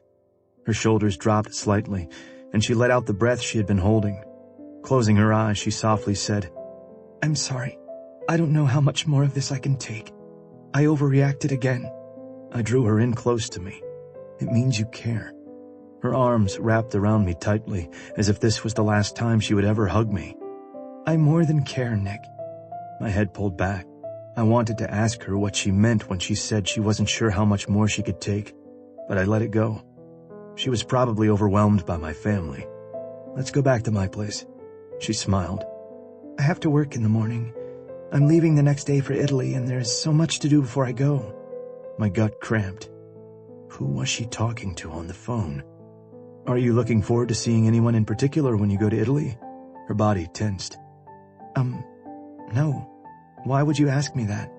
Shrugging, I replied, I don't know, just wondering if there was a family member or someone you were excited to see. Gabby forced a smile. No. It's been so long since I've been there. I nodded. Gabby, if there was something wrong, you'd tell me. She swallowed hard. Her eyes searched mine, and I could see she wanted to tell me. This trip is about letting go, Nick. There is something I need to take care of, and it's complicated. I could easily ask her if it was Antonio she was letting go, but I couldn't do it. I didn't trust that she wouldn't put up a wall. Let's go back to your place so I can hold you in my arms tonight. Her body relaxed and she smiled. I think that sounds like an amazing plan. Gabby stood at my truck and gave me a sweet smile. I'll miss you. A strange ache filled my chest. I'll miss you too, I said. All I really wanted to do was pull her into my arms and beg her to tell me what was going on. Lifting my hand, I placed it on the side of her face. I love you, Gabby. Her eyes filled with tears as she covered my hand with hers. I love you too. She opened her mouth as if to say something else, but closed it. There was no doubt in my mind she was keeping something from me, and I was hell-bent on finding out what it was. Why couldn't I just ask her? Because I was afraid of the truth. What good would come of me following her to Italy? Nothing. I knew that. It said I didn't trust her. I forced out my next words. I should probably head out. She nodded. I hated lying to her about having to go to work. Leaning down, I kissed her. It started off slow and sweet, but she soon had her arms around me, and her body pressed against mine. She pulled her lips back some and whispered my name. Nick. Dropping my forehead to hers, I took in a deep breath. I'll call you when I land, she whispered. I nodded. Okay. If I don't answer, I'm on a call. With a sweet, innocent smile, she reached up one more time. Have a safe trip, Gabby. She swallowed hard. Stay safe. I love you. My heart stilled. She said the words, and I knew in my heart she meant them. I winked. Always. And I love you too. Climbing up into my truck, I glanced back at her. I silently pleaded with her to tell me why her eyes looked so lost. When she lifted her hand in a wave, I did the same. When I pulled away from her place, I took my phone out and hit Liam's number. Hey, he said. Anything? Listen, Nick. I think you need to let this go. My heart jumped to my throat. What did you find out from your friend at the FBI? Liam sighed. This sneaking behind her back doesn't feel right, Nick. No fucking shit. Neither does following her to Italy. I feel like a goddamn stalker. I want more than anything to believe she isn't hiding anything, but she is. So what did he find out? There's nothing he can find on a Gabby or Gabriella Mandela before 6 years ago. Nothing? No. He checked the entire East Coast for a 5-year span on either side of her date of birth. He came back with nothing. It's like she didn't exist but up until 6 years ago. What about her social? Liam grew silent. Liam. He blew out a quick breath. When he typed it in, it came back with classified. My breath stalled in my chest. What? Yeah. He'd have to get a different security clearance to get in. I'm sorry, Nick. He hit a dead end. But he did say she could be in some sort of witness protection. I scrubbed my free hand over my face and cursed. What in the fuck? Holy fucking shit, what in the hell was going on? Nick, I'm really sorry. He doesn't have any other information. I sighed in frustration. It's all right, listen. I've got a flight to catch, so I'll be out of touch for about 12 hours. Dude, I really wish you would rethink this. I have a bad feeling you're not going to like what you see in Italy. I wanted to agree with him. I'll see you in a few days. Thanks, Liam. Appreciate all you did for me. Hitting end, I tossed my phone on the passenger seat. I had to hustle to get to the airport in time to catch my flight. Somehow I'd managed to get on a flight that left 3 hours before Gabby's. I'd beat her to Italy and get my plan laid out better. All this trouble, and what was I hoping to find out? The truth. The only problem was, I was beginning to think the last thing I wanted to know was the truth. The ball cap was pulled low on my head as I watched people embark off of Gabby's plane. When I saw her, my breath caught. She was wearing a free-flowing long white dress. Her hair was down and she looked beautiful. She also looked nervous as hell as she frantically looked around her. Tossing my bag over my shoulder, I started to follow her, being sure to keep a good distance back as we all walked to the baggage claim. I couldn't help but notice how, since she left the gate area, she had kept her head down and didn't really look at anyone. My phone buzzed in my pocket, and I pulled it out. It was from Liam, asking if I had made it, and how it wasn't too late to turn this around. I closed my eyes and cursed internally. I hated not knowing what was going on. My gut was telling me something was off, way off, and I wouldn't rest until I found out what it was. Gabby pulled out her phone, and a few seconds later, mine buzzed in my hand. I sent it to voicemail. She glanced around again and then smiled. She must be listening to my message. Dropping her head, she left me a message, hung up, then waited for her luggage. Gabby headed out of the airport with one suitcase. I'd already had Liam's FBI buddy, Jim Lind, arrange to meet me at the airport. He was working over here on a case and was more than willing to help me out. We'd met earlier, and he was waiting outside where all the taxis lined up to pick people up. When I stepped outside, I headed quickly over to his car while keeping an eye on Gabby. Slipping in, he asked, "Is that her?" I nodded. "Yeah." He frowned. "What?" Shaking his head, he replied, "She looks really familiar, that's all." I looked at him. "Really?" He nodded. "Yeah. I can't place it, though." Gabby slipped into a taxi and we hung back far enough so he wouldn't add any suspicion. "What's her name?" Jim asked. Turning to him, I answered, "Gabby Mandela." "Do you think you know her?" He shook his head. "I'm not sure. Has she been to Italy before?" "I believe she used to come a lot with her family before her parents died when she was in high school." Jim simply nodded. "Where is she from?" "New Jersey." He looked at me and narrowed his eyes. "Huh. Interesting. What in the fuck was that supposed to mean?" "You're staying at the same hotel as her?" "Yeah." "How will you know when she leaves?" I felt like such an asshole. I put a tracker in her purse. He laughed. "Want a job with the FBI?" I gave him a polite chuckle. Believe me, had you asked me that 6 months ago, I'd probably be all over it. "You have military training plus you're SWAT. Trust me, we'd be all over you." This time I turned and really looked at him. "Seriously? Did Liam tell you I was in the Marines?" "Before I agreed to do this for Liam, I ran a background check on you." Now I laughed. "I can't say I don't blame you. How long have you been here in Italy?" 4 years. I was in our New York office prior to that." "Wow. You ready to come home yet?" Jim let out a chuckle. "Sometimes." He pulled back and parked on the street. "There's your hotel." We both watched as the bellman helped Gabby with her luggage. I jumped when Jim started talking. Shit, my nerves were shot. "Len, I've got a Gabby Mandela checking into the Grand Hotel Trieste. I need the room number and a room booked as close as possible to it." Damn FBI. I was going to owe Liam and Jim big time. "Right. Put it under the name Nick Drivas. But I wanted a private booking." A few minutes later, he was hitting end. "She's on the 7th floor, 723. I added the information to my phone. "You're a few rooms down, room 718. "Jim, I don't know how to thank you for your help." He smiled. "Liam told me what was going on, and although he doesn't agree with what you're doing, I get why you're doing it. Sometimes there are things we have to know first, before we deal with it head on." I nodded. "Yeah, let's hope I'm wrong." Reaching his hand out for me, he said, "I'm not far from here. If she leaves and you want to follow, give me a call. It will take me 2 minutes to get here." I shook his hand. "Thanks, Jim. I appreciate all your help." As I made my way into the hotel, I couldn't shake the strange feeling I had. My world was about to be turned upside down, and I had no idea how much so. Chapter 27. Nick. I sat on the balcony and stared out over the beautiful city of Padua. No wonder Gabby's family returned here every year. It was breathtaking. A part of me ached that I wasn't able to share this with her.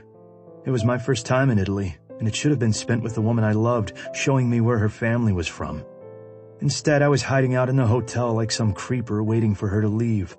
As if on cue, my phone beeped. I closed my eyes and drew in a deep breath. Was I really going to do this? Yes. Standing, I walked back into the room and picked up my phone. I sent Jim a text, and he called me back in a few seconds. wait for her to leave, then come down to the front 5 minutes later. I paced my hotel room for the 5 minutes before I finally headed down to the lobby and out to Jim's car. Slipping into his black BMW again, I showed him my phone that was tracking Gabby. She's heading into Padua. Jim hit the gas and started following the same route. Any idea who she is with? My heart dropped. Why? Did she leave with someone? I didn't see her walk out with anyone, but a car did pull up and she got in. I got the plates and I'm having them run. I swallowed hard while giving a slight nod.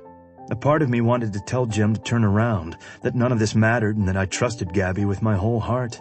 The other part was screaming to stay the course, that I needed to know who in the hell she was talking to on the phone. For all I knew, she could have hired a driver. Jesus, this was insane. It looks like it stopped, I said. Address? I called out the address and Jim pushed a little harder on the gas. He turned the corner and found a parking spot. There's the car, and it looks like she's still in it. My mouth dropped open as I stared at the Maserati. I pointed. She got into a Maserati? He nodded. And it looks like she's waiting to get out. Why? What is she waiting for? Or who is she waiting for? Jim added. Glancing his way, I frowned, then glanced back to the car. This is crazy. I trust Gabby. What the fuck am I doing? Jim let out a harsh laugh. If you trusted her, Nick, you wouldn't be thousands of miles away from home sitting in my car, reaching for my binoculars to get a better look. I looked down. My hand was outstretched as I waited for him to hand me the binoculars. Fuck, I whispered. He handed them to me, and I could see into the car better. There was an older gentleman in the car. Gabby was facing him, her smile big and bright. The driver's side door opened, and the older guy got out. Money, Jim said. Whoever this is, he has a shit ton of it. Look at how he's dressed. I didn't answer him as I watched the guy look around. I put the binoculars down when his eyes swept our way. It's like he's looking to see if they were followed or if someone was watching, I said. Looking over to Jim, I added, he's also carrying a gun. He smiled. Nice observation. Who do you think he is? I shook my head and looked back over at the driver. I have no fucking clue. They're parked outside of Giovanni's. You been there? Sure, lots of times.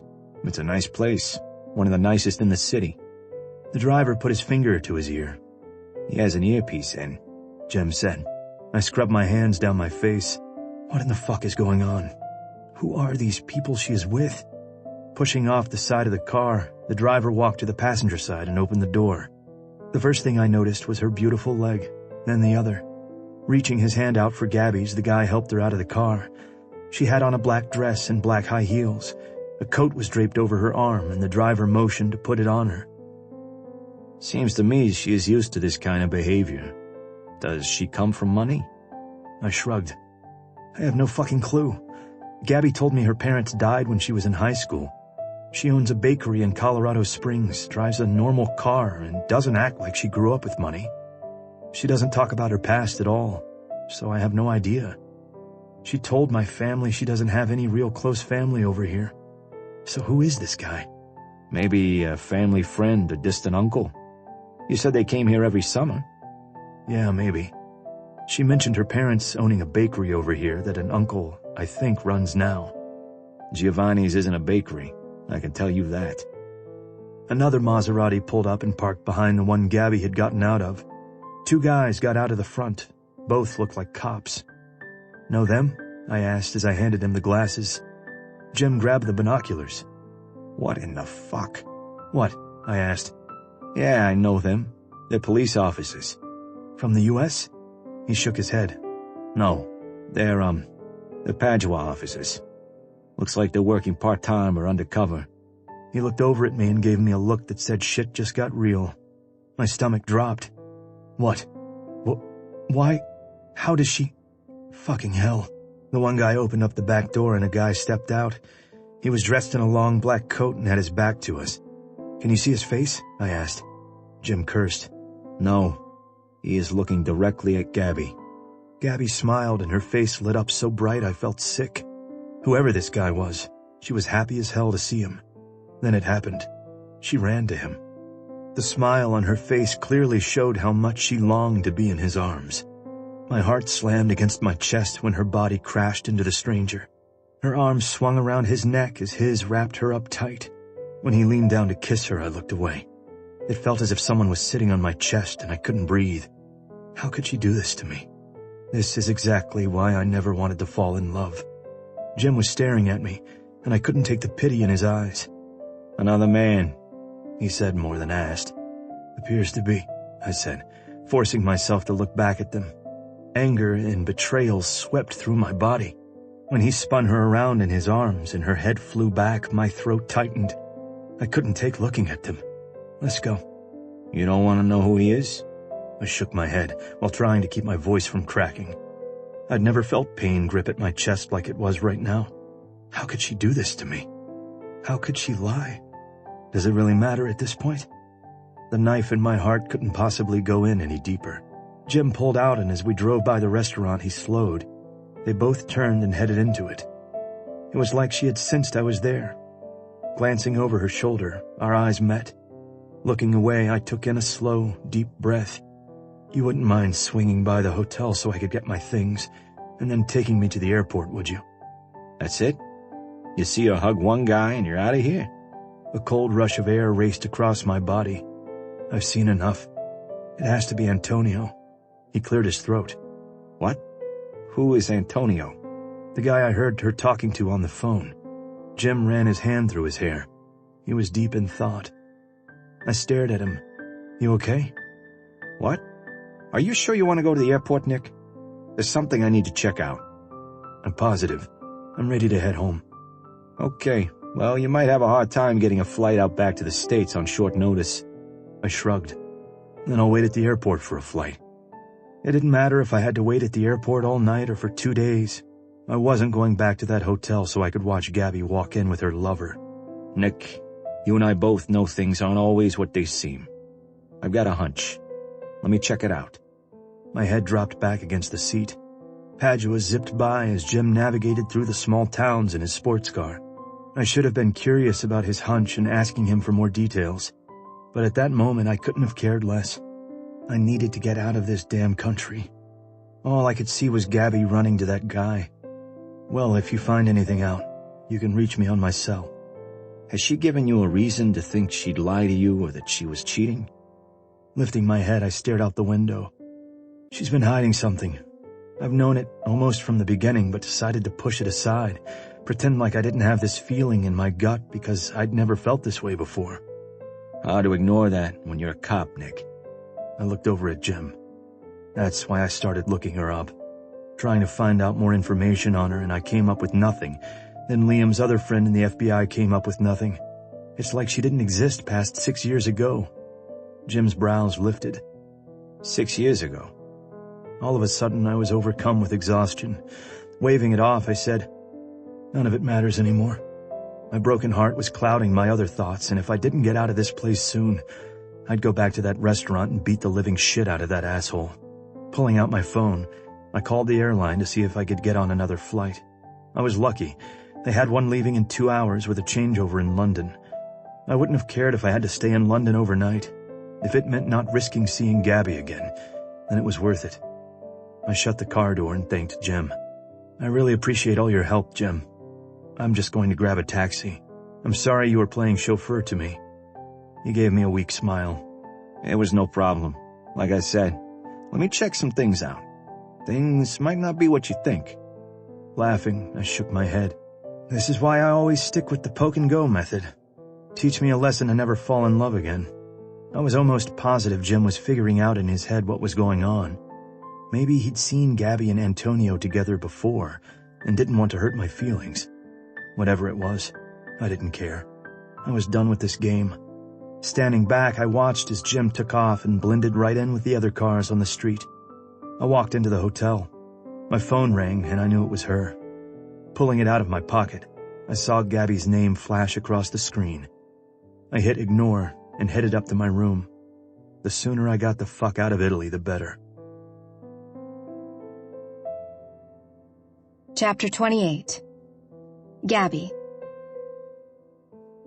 Antonio wrapped his arm around me and ushered me into Uncle Alberto's office. I tried to remain calm, but I knew it was him. It was Nick. Antonio, it was Nick. I'm telling you, I looked directly into his eyes. My brother cupped my face. Look at me, Angelo.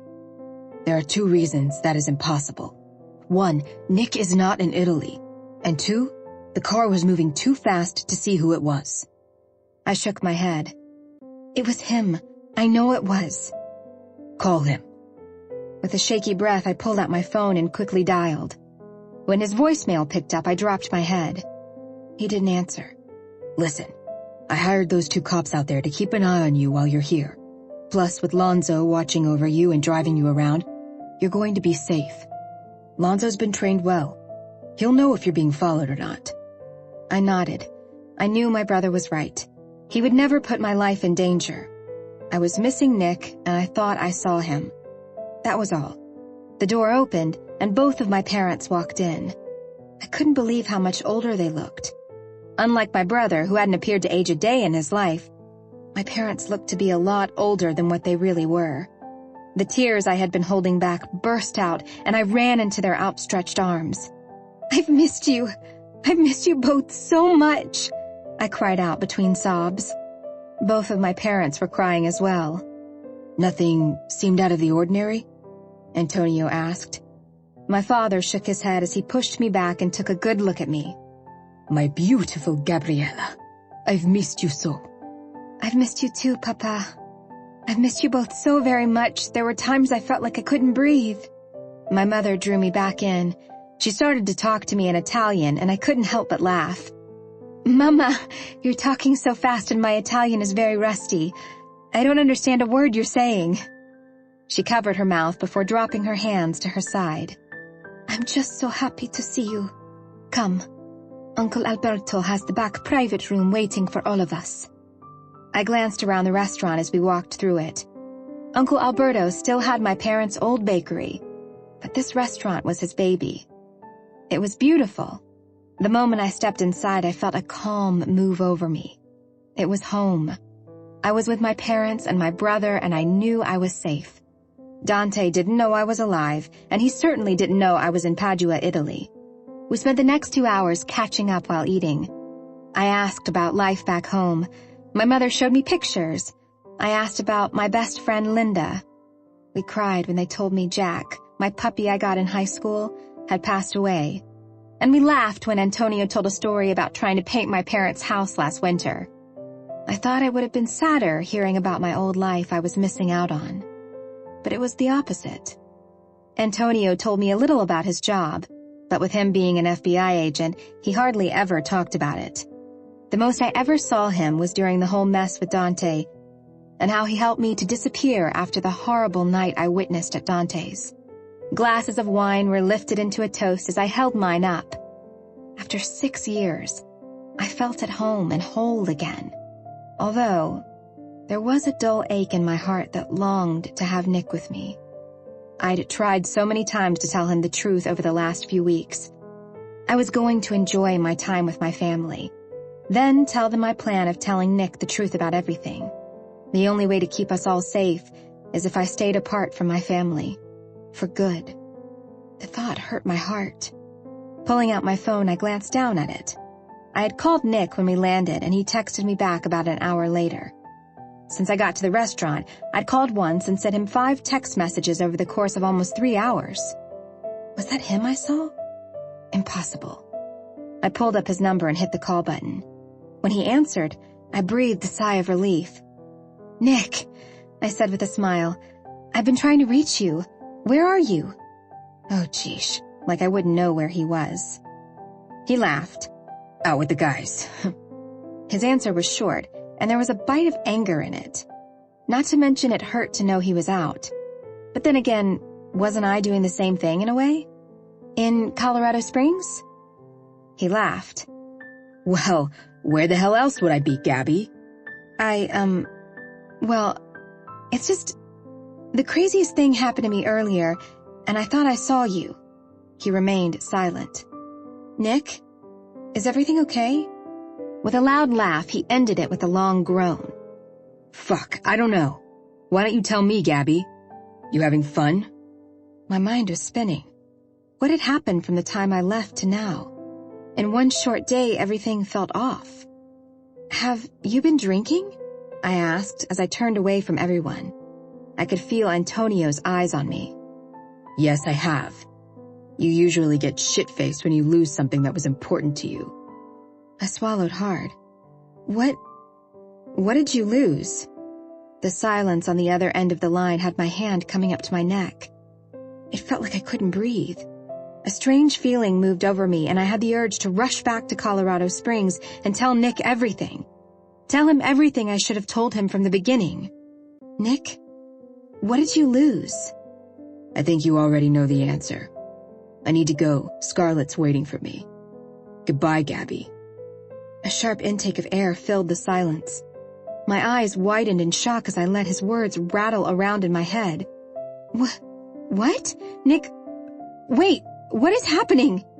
When the line went dead, it felt like my whole world stopped. Scarlett's waiting for me.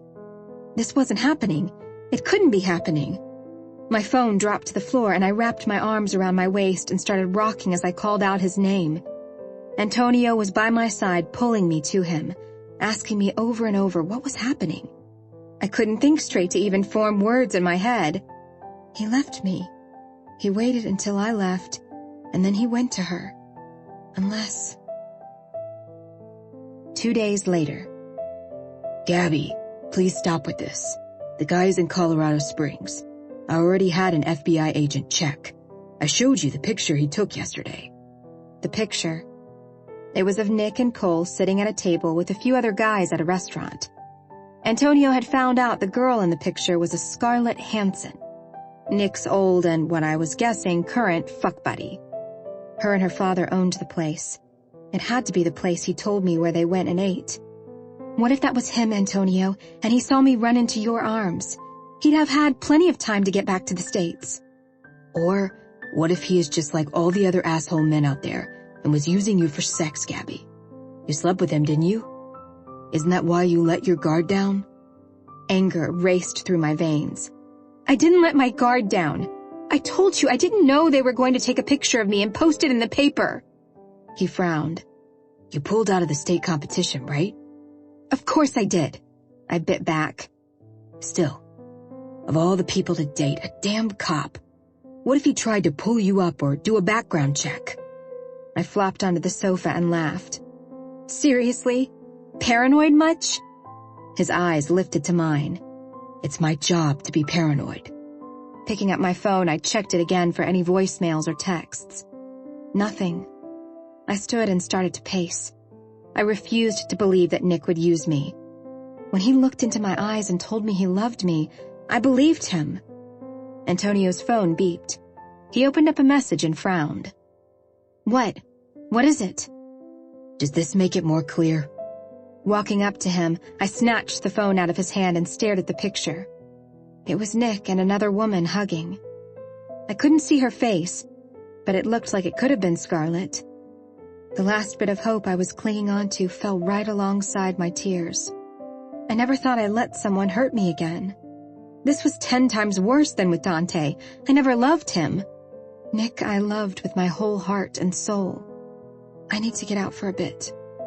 And go where? A walk. I need air. I'll be back later. Antonio stood. I'll come with you. Shaking my head, I wiped my tears. I need to be alone, Antonio. Please, just leave me alone. I wasn't sure how long I walked the streets of Padua.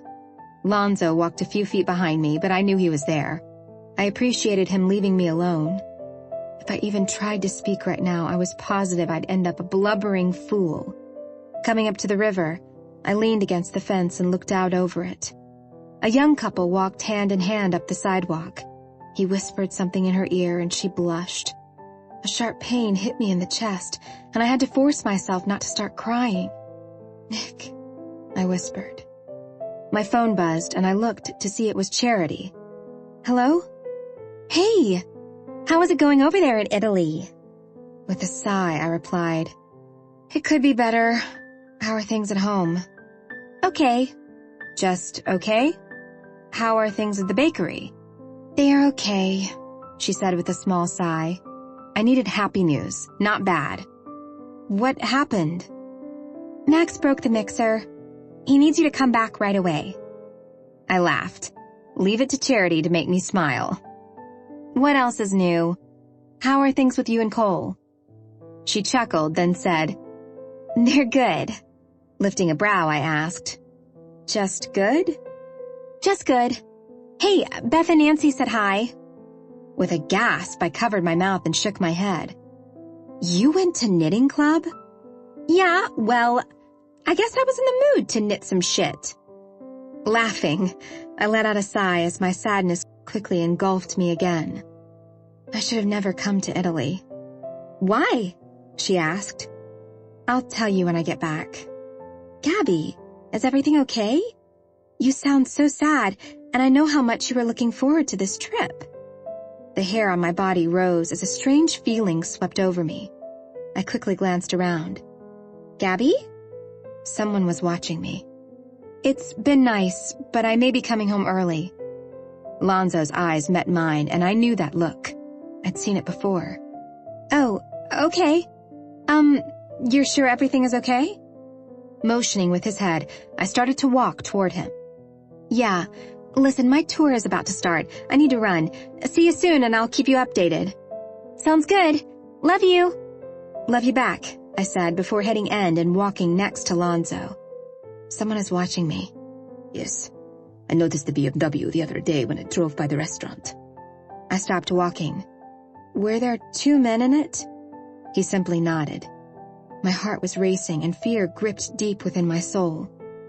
He couldn't have found me. Could he have? Lonzo placed his hand on my lower back as we picked up the pace. His silence was my answer. Chapter 29.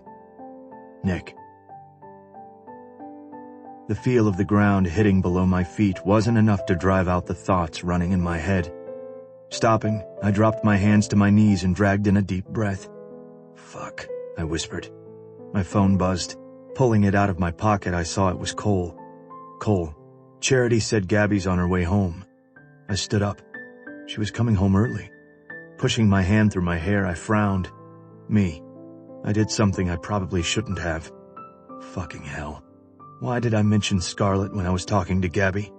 Hell, I knew my answer before I asked myself the question. I was angry, hurt, drunk. I wanted her to feel the way I felt when I saw her run into that asshole's arms. I dragged in a deep breath. None of it mattered because the facts were the facts. Gabby lied to me, plain and simple. I needed to accept it and move on. My phone rang, and I let out a groan. What? Dude, don't snap my head off. I started walking on the trail again. Sorry, Cole. What did you do to mess up? Sighing, I replied. It's a long story, but I can tell you this, trust is the key in a relationship. Don't forget that. Cole had found out a few days ago about the baby. He freaked for 10 minutes, he said, then told Charity he would be there for both her and the baby. Okay. What happened, Nick? What did you do? Nothing. How are things with you and Charity? Nice change of subject. They're going. Every now and then I have a slight panic attack and wonder what in the fuck I'm going to do. You do what you promised Charity you would do. Be there for her, and then be a good dad when the baby comes. He sighed. That's a no-brainer. But what about Charity? What about her? I like her, Nick. I like her a lot, but this is all moving so fast. I chuckled. Listen, I hardly think she expects you to drop on one knee and ask her to marry you. She just needs to know that for right now you're there supporting her. Yeah, but I'm confused as hell.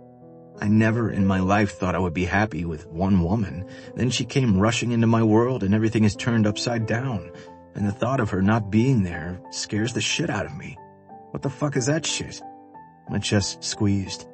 I knew exactly how he felt. Love. That shit is love.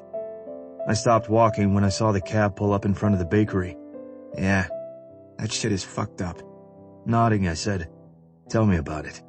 Did Charity mention when Gabby would be getting home? This morning. Moving behind a tree, I watched as Gabby climbed out of the cab. She looked exhausted. My heart ached, and I fought the urge to rush across the street and take her into my arms. When she wiped her face, My world felt like it had fallen apart all over again. She'd been crying. Did she say how she was? Cole remained silent. Cole. She only said that Gabby sounded really upset, but that she would tell her everything when she got home. Nick, what's going on? Gabby was cheating on me. I got the evidence I needed, so I broke up with her. What? That's fucking insane, Nick. Gabby would never. I laughed. Yeah. Well, I didn't think so either. But I saw it with my own eyes. I'll tell you about it in a bit. I've got to go. I watched as she walked over to the door that led up to her place. She stopped and looked over her shoulder, as if looking for someone. Are you sure? Maybe you misunderstood something. My breath caught when I saw the look on her face. It wasn't sadness. It was fear. Listen, I've got to go. My mom is due at my place soon. Like I said, I'll fill you in later. Not waiting for his response, I hit end and looked at Gabby. No, that was definitely fear on her face. Utter fear. Chapter 30. Gabby. The suitcase sat on my bed as I stood there and stared at it. A part of me wanted to run again, leave Colorado Springs and start over somewhere else. Antonio didn't waste time when I got back from my walk. He had me on a private plane heading back to Colorado Springs. I barely had time to pack up my suitcase.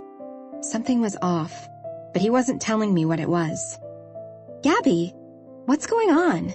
Turning, I saw Charity standing in the doorway to my room. I swallowed hard and wiped my tears away. Her eyes widened in surprise before she rushed over to me. Gabby, what happened? He left me. She looked at me with a confused look on her face. Nick? I nodded as I let out a few sobs before saying, I don't know what happened, Charity. He went back to Scarlet. Who in the hell is Scarlet? Scarlet? My eyes swung over to see Cole standing there. Cole, I didn't know you were here, I quickly said. Wiping my tear-soaked face, I dragged in a deep breath and forced a smile. He stepped into my room, his expression looking sad. Nick isn't with Scarlet, and trust me when I say that he is a mess right now. He thinks you cheated on him. I nearly stumbled back. What? Why would he think that? Oh no. Damn it, Nick! Charity said before looking back at me. He overheard you talking on the phone. I tried to tell him you were probably talking to family in Italy, and I thought he dropped it, Charity said, barely above a whisper. My mouth dropped open. Why didn't you tell me? You never said a word about it. Why wouldn't you tell me something like that? She chewed on her lip. I didn't really think it was that big of a deal, and I've kind of had other things on my mind, Gabby. I let out a gruff laugh. Oh, really? What could possibly be on your mind that you wouldn't think to tell me Nick was questioning his trust about me? Cole walked over to Charity and wrapped his arms around her. It was the first time I'd actually seen them together since their hookup that one afternoon. I'm pregnant, Gabby. I gasped. What? She smiled slightly, and I couldn't help but notice that Cole smiled even bigger. You're going to have a baby? With a light giggle, she nodded. Yep. You're gonna be an aunt. A million different emotions swept around me. I was happy for Charity, sad for me, angry that she didn't tell me about Nick, and confused about the small amount of jealousy I was feeling towards her. And then finally the last emotion, fear for her and the baby's safety. Cole cleared his throat. Nick would kill me if he knew I told you this, but he went to Italy, Gabby. He said he had a reason to believe you were cheating on him, and he said he saw it with his own eyes. That's all I know right now. My hands came over my mouth as I tried to steady my heartbeat. It felt like someone had punched me in the chest. Every ounce of air in my lungs was gone. I stumbled back and hit the bed. Slowly sinking to it, I whispered, It was him. I knew that was him. Wait. Cole, why didn't you tell me Nick went to Italy? Charity asked. He literally told me early this morning. Then he called just now and said he fucked up by lying to Gabby. That he hurt her because she hurt him. Charity looked at me. Gabby, you told me you weren't meeting anyone there. You said you were going to feel closer to your parents. You lied? Placing my hand over my stomach, I attempted not to get sick. I looked at Cole. He said on the phone he was meeting Scarlett. Then I saw a picture of him hugging a woman. Cole pinched his brows together. He was at the airport waiting to fly out. He was pissed, Gabby. He thought you were cheating, so he said the only thing he knew to say to make you hurt the same way he was. I felt dizzy. Everything was a misunderstanding. Nick went to Italy. It was him I saw in the car. Who was the guy? Who did you meet? Charity asked me with a look of disbelief on her face. My brother. She gasped as she asked, You have a brother? Cole shook his head. I knew it wasn't what he thought. The red phone rang. Jumping up, I rushed over to the dresser. Gabby, why did you lie to us about your family? There wasn't time to explain anything to Charity. Something was wrong. Terribly wrong. I fumbled with the phone for a few seconds before getting it open. Hello? Papa? The looks on Charity and Cole's face were unmistakable. The truth that I had lied to them now out in the open. Gabby, it's me, Antonio. I could hear it in his voice. Something was very wrong. What's happening? I asked. Dante has found you. Fear splintered into my heart and twisted my gut as I bit back a scream. One of my guys spotted him in the Denver airport late last night. I was barely able to breathe as Antonio's words sunk in. He found me. Dante found me. My body trembled. Dropping to the floor, I started crying. The nightmare was beginning all over again. Charity and Cole were by my side in a flash. How did he find me? I'm not sure. Maybe from the picture in the paper, or he may have seen you in Italy. Tears streamed down my face. I knew I should have never gone. I knew it. Antonio cleared his throat and kept talking. I got a call from an old friend of mine in the FBI. His name is Jim. I somehow must have turned the speaker on because Antonio's voice was filling my room. I didn't care, though. All I could think about was Dante finding me here with Charity. Oh my God, the baby. I worked with him in the New York office when everything took place with Dante. He saw you in Italy. Sucking in a breath, I waited for what was coming next. A part of me already knew what Antonio would say. Nick was there, Gabby.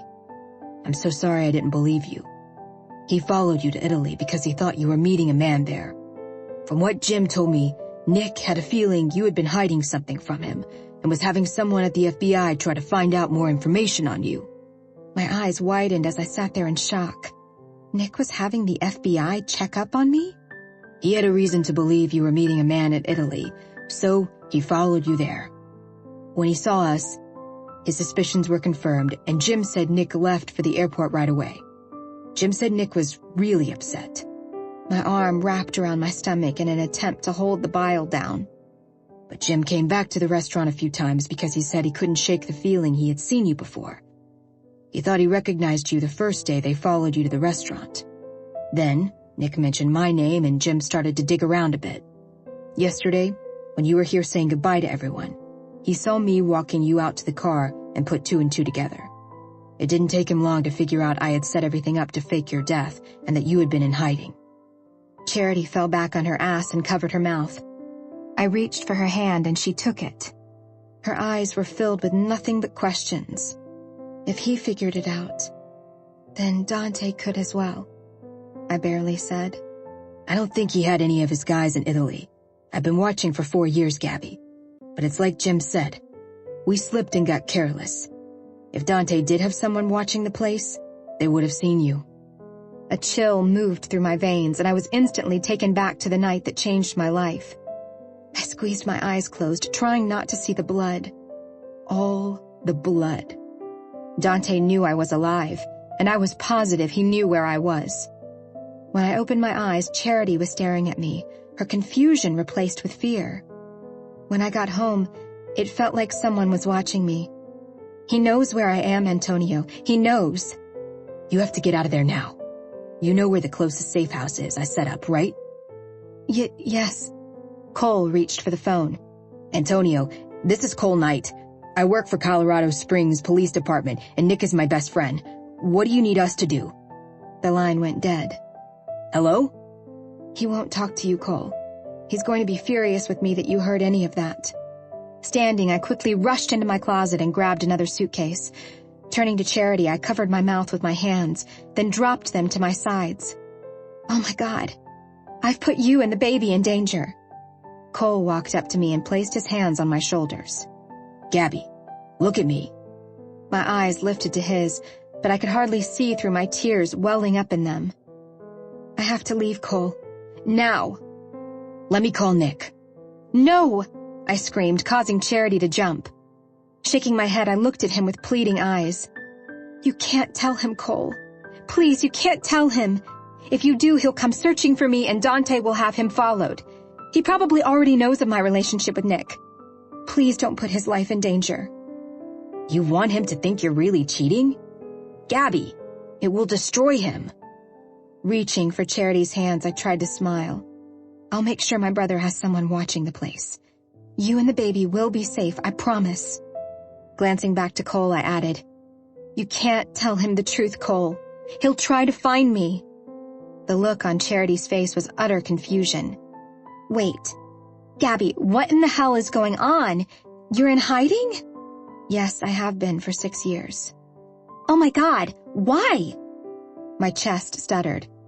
I want to tell you everything, but I can't. I have to leave. Now! Charity and Cole stood there and watched me frantically pack. I took only the things I needed. Rushing back to the closet, I reached up and found the bag I had stashed up there. What's in that bag? Charity asked. Without looking at her, I simply said, Money to start over somewhere else. Jesus Christ, Gabby, this is insane! Charity said. Stop for 5 minutes and talk to me. It's the least you could do. Zipping up my bag, I inhaled a deep breath while brushing my tears to the side. Slowly turning to face Charity and Cole, I said, I can't tell you. The less you know, the better. Please just know I'm so sorry I put your life in danger. I got careless and slipped up. I should never have gone out with Nick or did that stupid cooking competition or went back to Italy. Rubbing my hands over my arms, I added in a whispered voice, I should have known Dante would never stop looking. What about the bakery? Charity asked. In the office safe is an envelope marked with the words, Secret Recipes. It's paperwork that states the bakery is yours should anything like this ever happen. I had planned on writing you a note if ever I had to leave. She laughed. A note? A note that said what exactly? That I had to leave and that the bakery was now yours? Tears filled her eyes. So, you would have left without saying goodbye or telling me any of this? I slowly nodded. My eyes pierced hers, and I would have done anything to take the hurt away. When I looked over at Cole, I forced a smile. Will you please let Nick at least know that I wasn't cheating on him? That it was my brother he saw me with? But please don't tell him anything else. He shook his head. If you think I'm not going to tell Nick about this, you're insane. I already sent him a text. If anyone can keep you safe, it's Nick. Horror spread over my face. What? He loves you, Gabby. He'll do whatever he can to protect you. My body started to tremble. I have to leave. No, Gabby, please don't leave, Charity begged. Gabby, wait, Cole said with a panicked look on his face. If he sent Nick a text, that was another life in danger because of me. Pushing past both of them, I rushed to the door. Please, let me go. You have to for your own safety, I cried out as I threw the door open and rushed into the hall with the small bag I had packed. It's for the best that I leave now. The air surrounding me suddenly changed. I came to a stop when I saw him standing there. I dropped everything and covered my mouth with my hands. He stood there looking directly into my eyes. All I could see in them was love. How could I have ever doubted him? Not trusted him? Before I had a chance to move, he was in front of me, pulling me into his arms. You're not going anywhere, Gabby. Hope fluttered inside of me. Burying my face into his chest, I sobbed uncontrollably as Nick's love covered me in a protective blanket. Chapter 31. Nick. Moments earlier, My mother walked silently next to me after I told her about me and Gabby. I thought you would be happy, I mumbled. What? Why would you think I would be happy, Nicholas? I laughed. Oh, let me see what reasons I can come up with. One, she isn't Greek. My mother held up her hand. That's not true. She is 3% Greek. What? How do you know that? She grinned. Don't be mad, but I had a DNA test done. Narrowing my eyes at her, I asked, how in the hell did you get her DNA? I have my ways. Who did the test for you?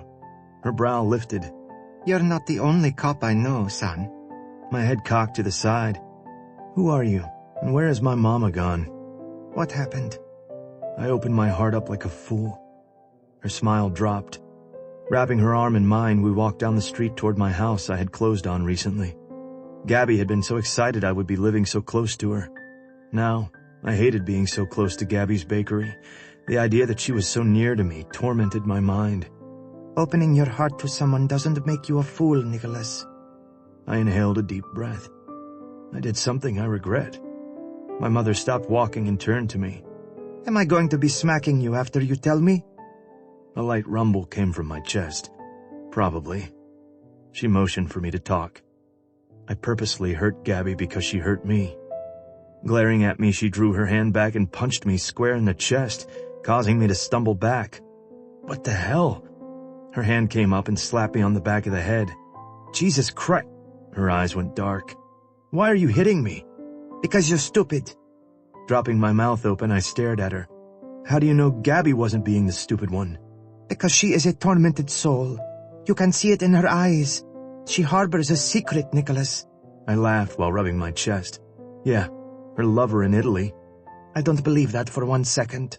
I've seen the way that girl looks at you. Before I had a chance to say anything else, my phone rang. I narrowed my eyes at the number. Hello? Nick, it's Jim Lend, FBI in Italy. Yeah, right, of course. He sighed. Listen, do you have a minute? Glancing over to my mother, I motioned for her to head up the steps to the house. I'll be right in, Mama. I need to take this call. She nodded her head and entered the house. Is the FBI that hard up for guys you're cold calling now? He laughed. No, I wish it was that.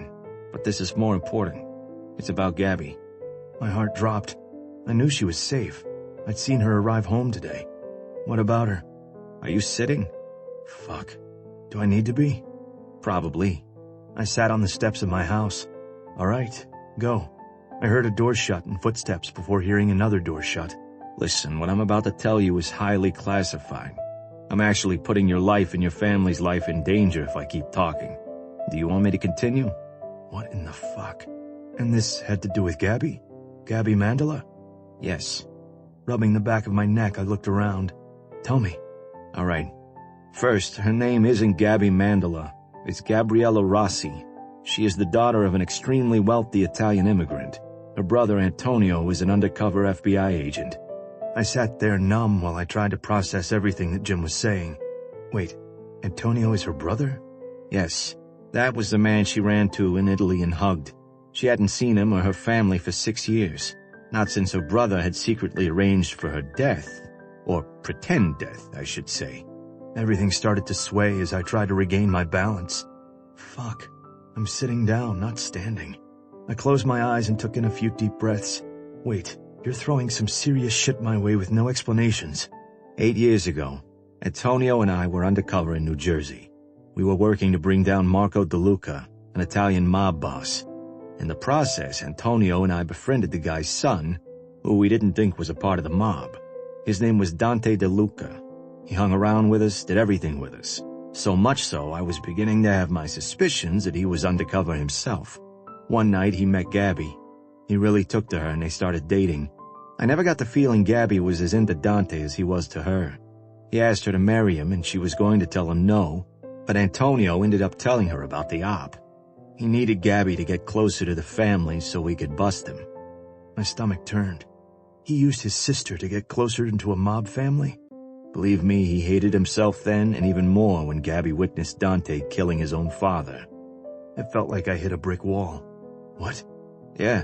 She, of course, freaked and immediately told Dante she wouldn't have anything to do with this life. He threatened her, told her if she ever left, He'd kill her. And where in the fuck were you and her brother when all this went down? About to bust a drug deal Dante's father had set up for that night. This was the deal we had been waiting for, the one that was going to take the family down. Gabby had called Antonio freaking out. He left right before the bust went down, so Dante never did find out that Antonio was FBI because he wasn't there when it all went down.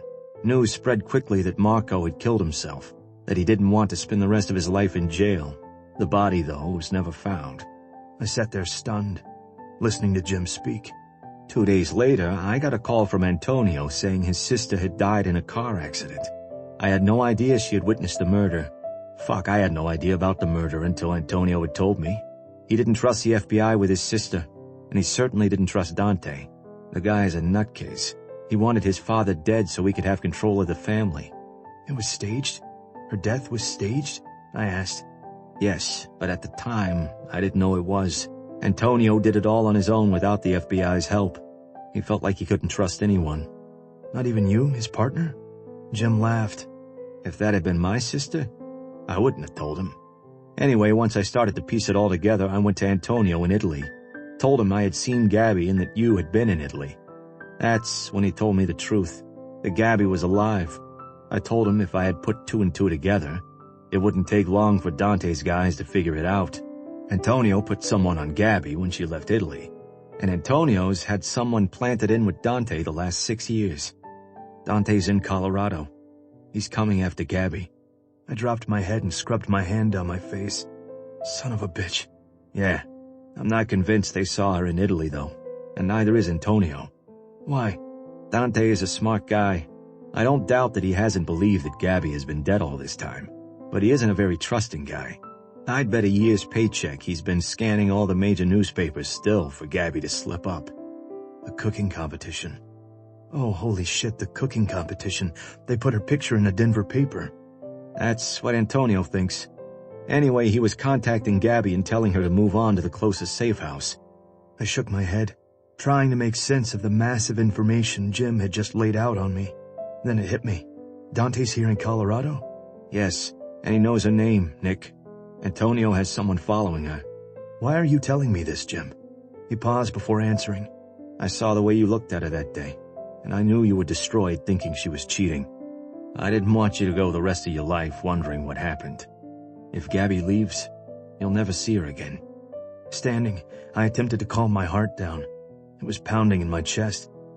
Then I better make sure I get to her before she leaves. Hey, Nick, can I ask one favor of you? Anything, I said as I raced into my house. You didn't get any of this information from me, right? With a grin, I put my sidearm holster on. My mother stood there staring at me as I checked my gun and slipped it into the holster. What information? Jim chuckled. If you ever want a job. I'm actually pretty damn happy where I am. I thought so. Take care and please don't try to be the hero. Dante DeLuca isn't someone to mess around with. I smiled. Neither am I, Jim. Neither am I. Chapter 32. Nick. After hanging up with Jim, I got a text from Cole. Cole, Nick, I need you at Gabby's place, stat. I could run to Gabby's place faster than I could drive, so that's what I was going to do. Mama, I need to get over to Gabby's. The look on her face told me she knew something was wrong. What is happening, Nicholas? Kissing her on the cheek, I grabbed my other phone for work, just in case. I can't go into it right now, Mama. I'll call you later. Is Gabriella okay? Stopping, I turned back to look at her. I really hope so. She nodded. Then go to her. Be careful, son. I love you. I love you too, Mama. Racing down the street, I said a prayer I wasn't too late. I hit reply on Cole's text and tried to type the best I could as I ran. Me. I'm on my way. Antonio had a guy on Gabby, so I knew the moment I got to her place he would alert her brother. Fine by me. I had no fucking intentions of letting the woman I loved leave me. Her days of running were over if I had anything to say about it. A half a block away from her place, I dropped my jog down to a walk. I didn't want to bring attention to myself or alert Dante's people of anything. Lifting my phone, I pretended to be on it, but what I was really doing was trying to look around. I saw a black car parked on a side road. It had a perfect view of Gabby's bakery. There was no way that was the FBI guy. He wouldn't be that obvious. No. That was Dante's thugs, probably. Lifting my phone from my ear, I called Liam. I need a favor. You're going to owe me a shit ton of them, do you know that? I know. Listen, there's a car parked on 25th, just up from Colorado Avenue. I'm pretty sure it's the mob. Liam chuckled, then grew quiet. Wait, are you being serious right now? Never been more serious. Does this have anything to do with Gabby? Yes, and I'll tell you when I can. He let out a groan. Fuck. All right, I'm on it. Crossing the street, I made my way around the building. I was going in the back, which I knew meant the guy Antonio had on Gabby would know I was there. Rushing up the steps, I stopped when I saw Gabby coming out of her place with a suitcase. It's for the best that I leave now. Cole was on her heels, and they both stopped when they saw me. Gabby gasped and dropped her things. Covering her hands with her mouth, I knew she was trying to hold back her emotions just like I was. So many things had happened over the last few days. The last time we spoke, I said things I regretted. The pain and confusion I had felt hours ago vanished, looking at the fear in her eyes. We stood there for a few moments, staring into each other's eyes before I made my way over to her. I pulled her into my arms. You're not going anywhere, Gabby. Her body instantly melted into mine as she buried her face in my chest and cried. I was practically shaking at the idea of her taking off all on her own. Lifting my eyes to Cole, I said, "There was a black car parked on 25th. See if a black and white is there with it." He nodded and quickly made his way back inside Gabby and Charity's place. "I'm so sorry," Gabby sobbed.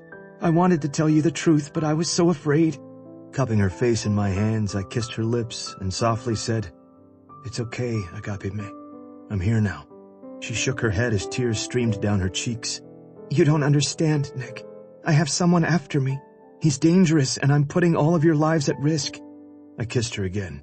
Her arms wrapped around my neck as she held on to me, as if her life depended on it. "Let's go back inside, Gabby." Drawing back, her eyes widened in horror. "Nick, I have to leave. I can't tell you why, but—" "I know everything, Gabby. I know Antonio is your brother. I know about Dante. I know everything." What? How? It doesn't matter. All that matters is keeping you safe. Let's go back inside." Gabby shook her head, her body trembling in fear. "I wanted to tell you so many times. I couldn't betray my family or risk putting you and them in danger." My arm wrapped around her as I reached for her bag and handed it to Charity. "Let's go back in and figure all of this out." When we walked in, I looked over at Cole. He motioned to the balcony. "Things are getting interesting." "How so?" I asked.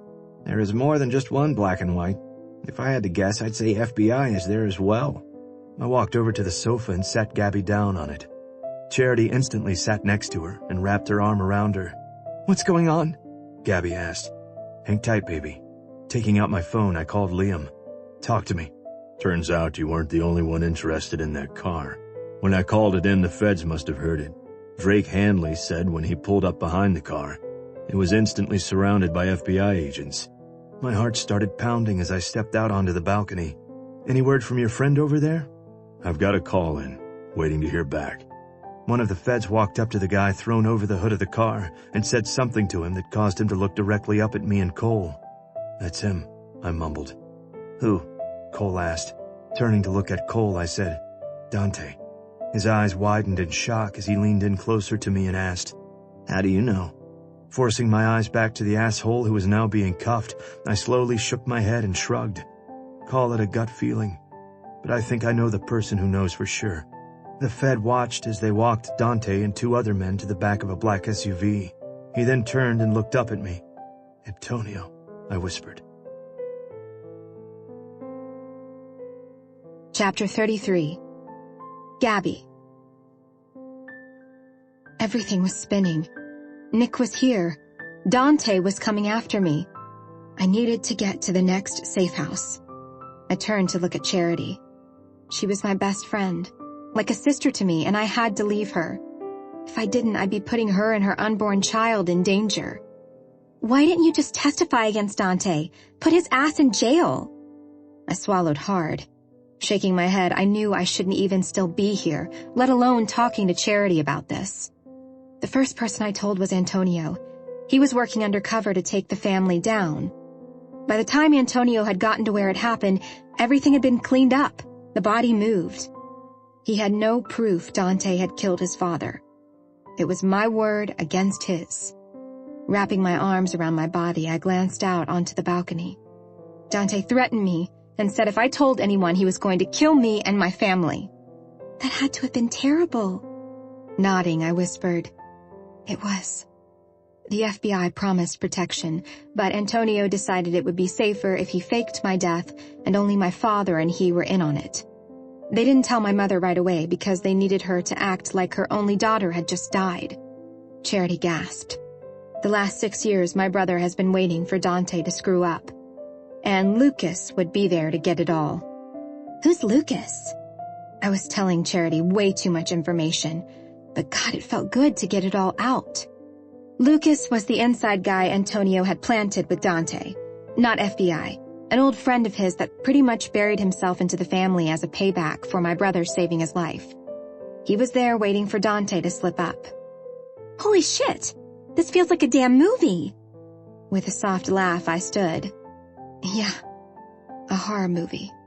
Nick and Cole were both looking down at something going on. What are they doing out there? Nick mentioned something about a car sitting out there. She took me by the arms and faced me to her. Let me make you something to drink or eat.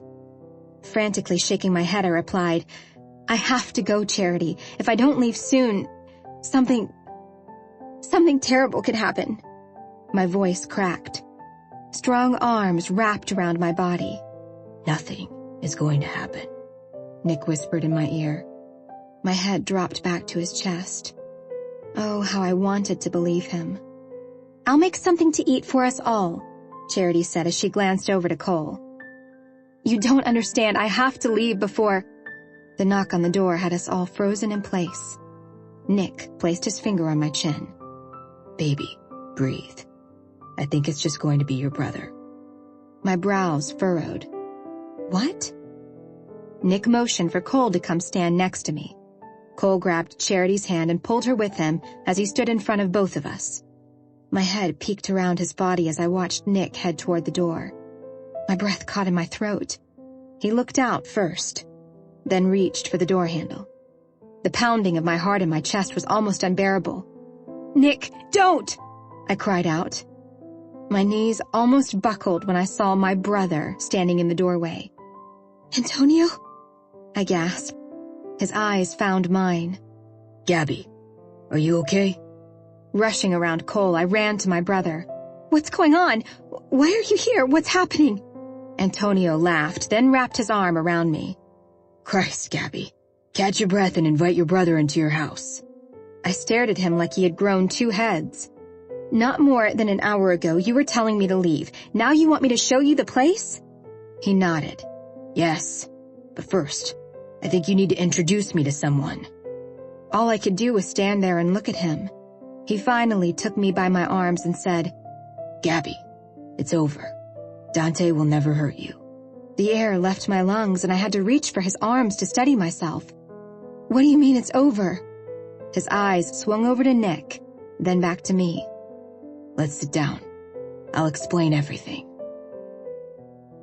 I sat with my hand in Nick's as Antonio explained everything to me.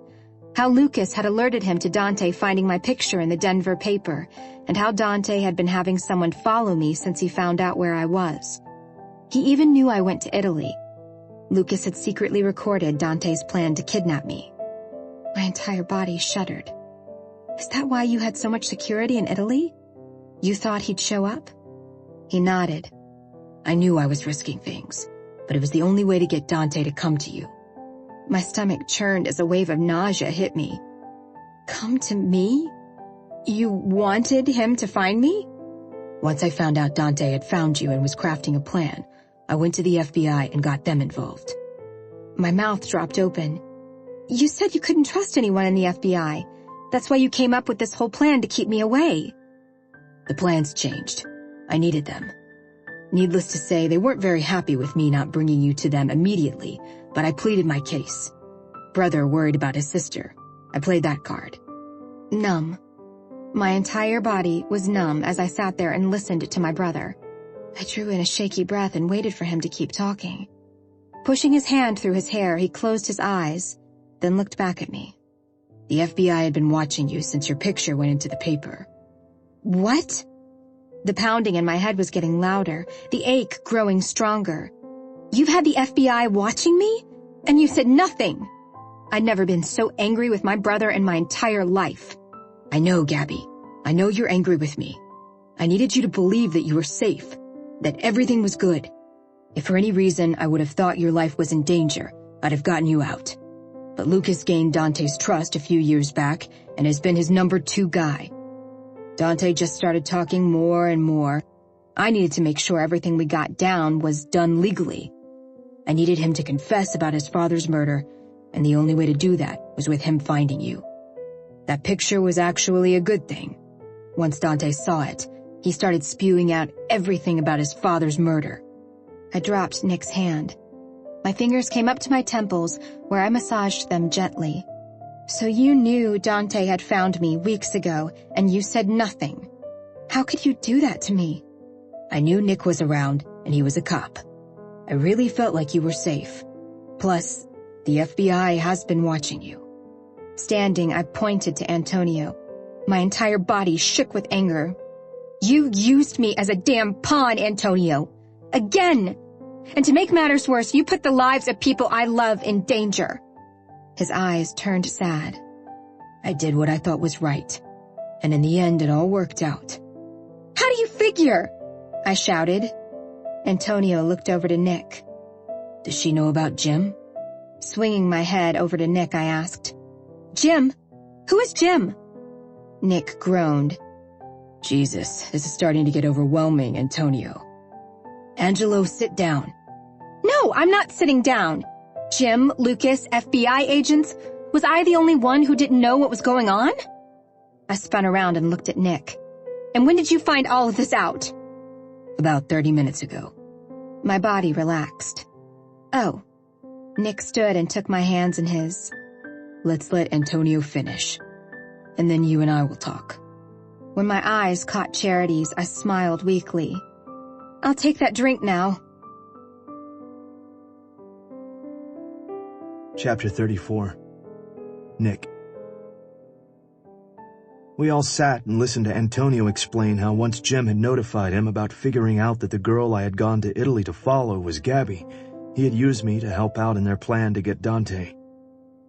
So you told Jim to call me and pretend like he was giving me this info without you knowing. Why?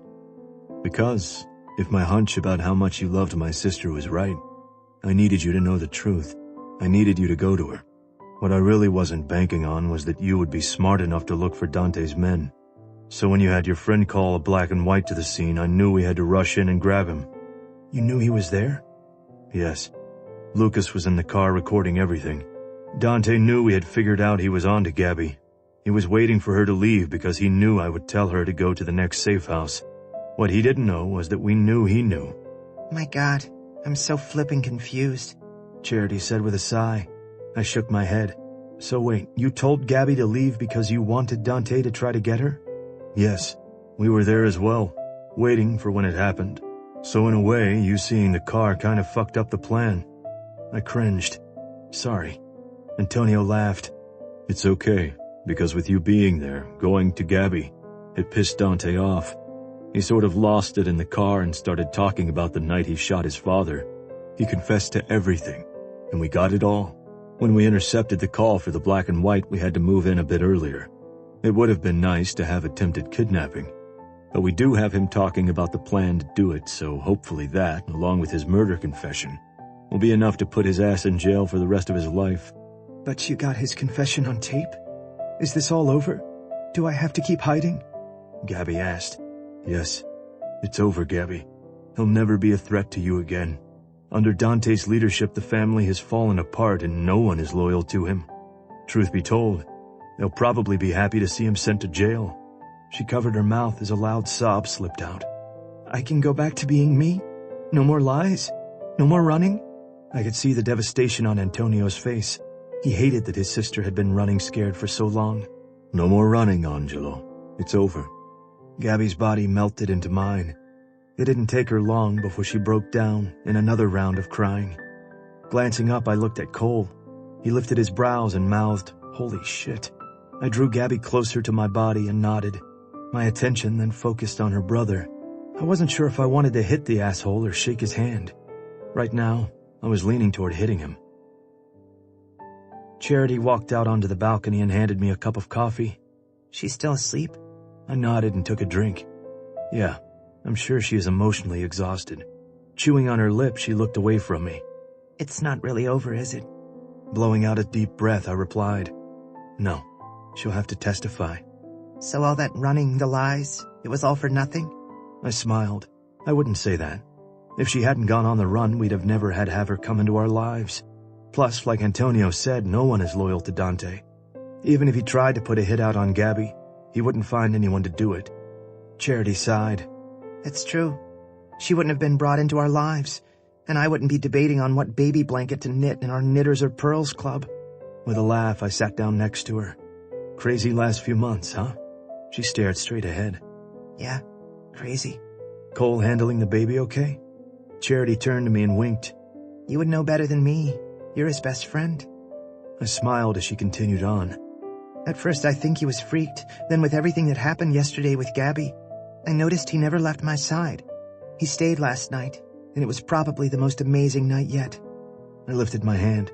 Spare me the details or I may throw up in my mouth. She giggled. No, it's nothing like that. We stayed up most of the night talking. Talking, huh?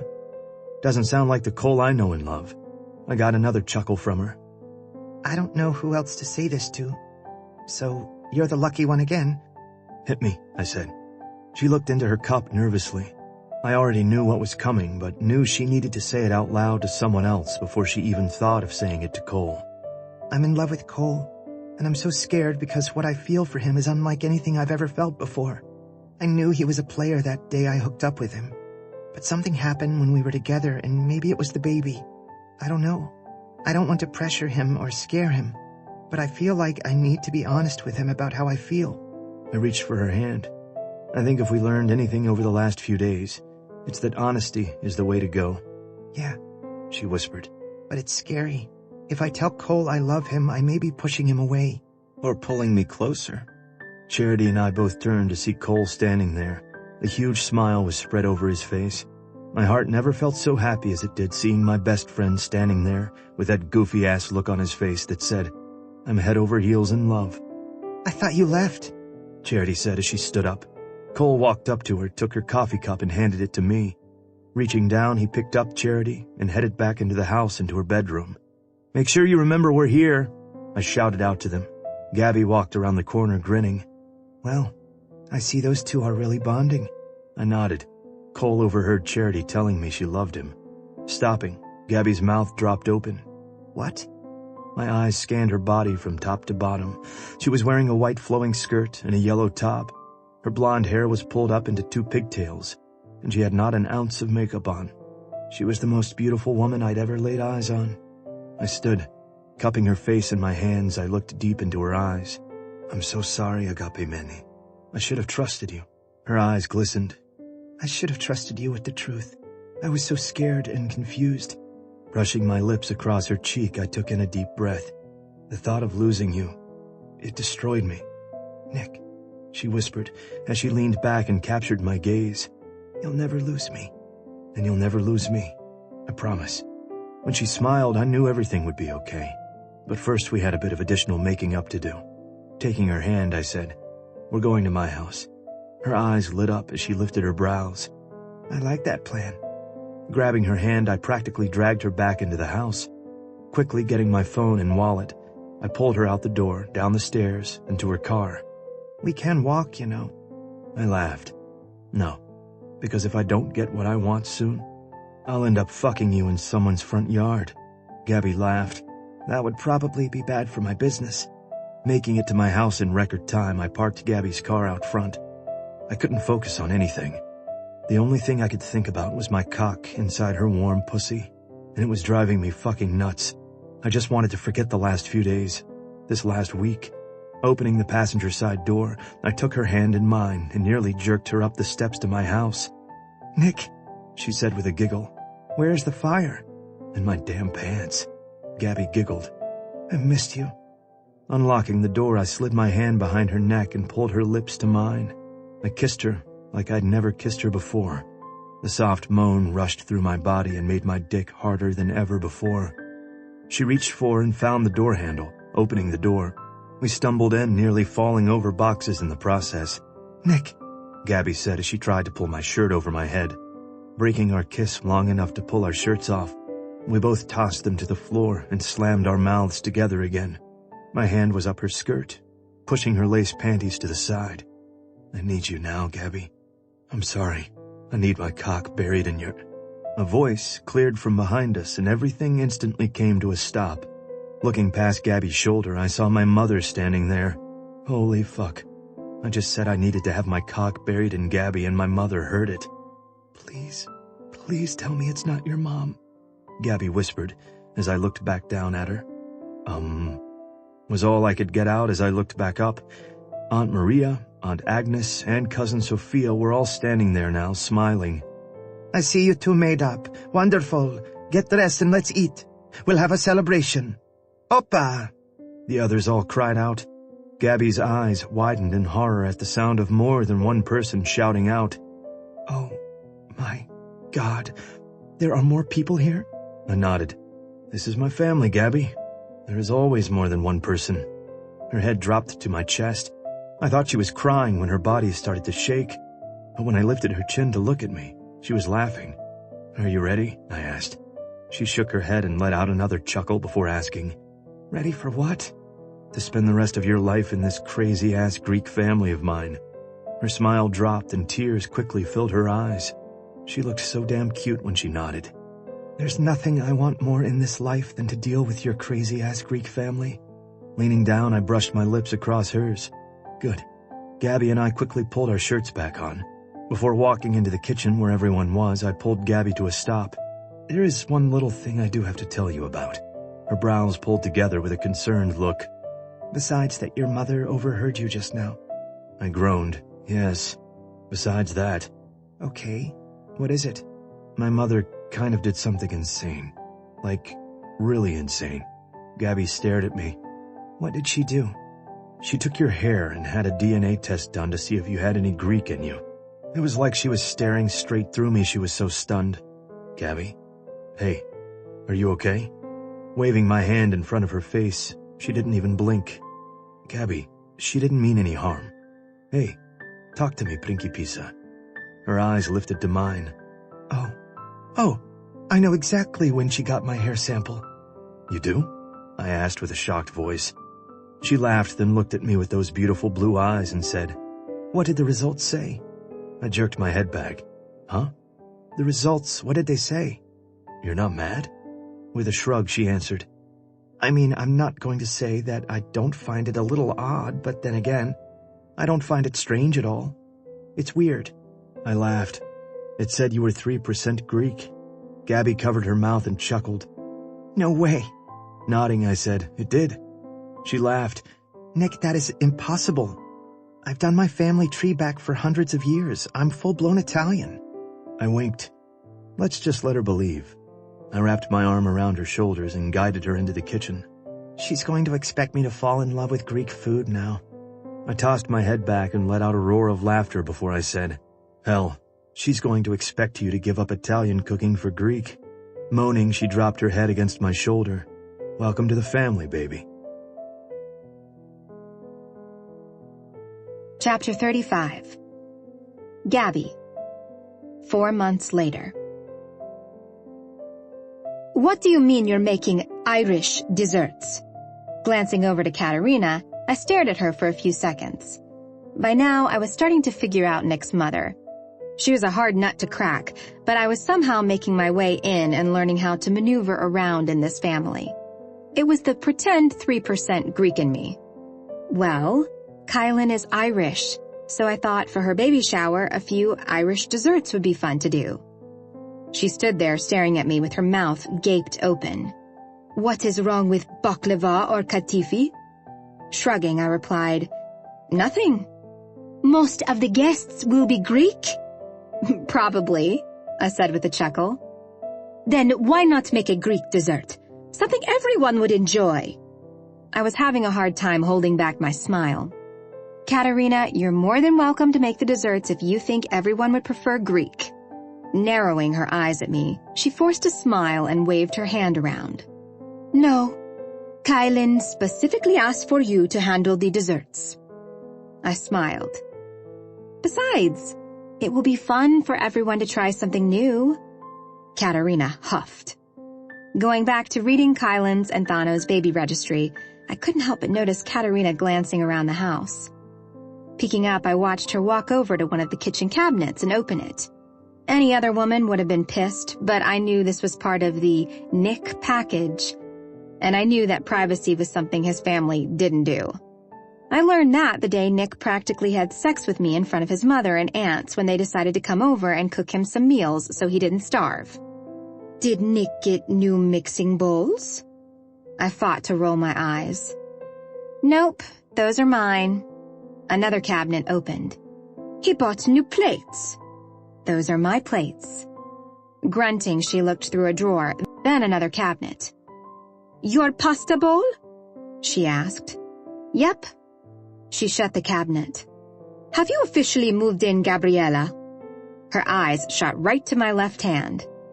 I guess you could say I have, since I'm here every night. What about your place above the bakery?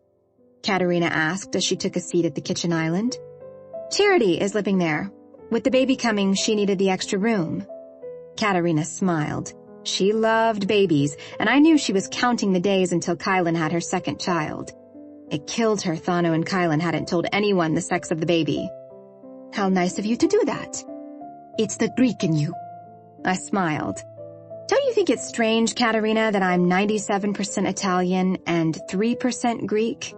No, someone in your family history had the good sense to sleep with a Greek man.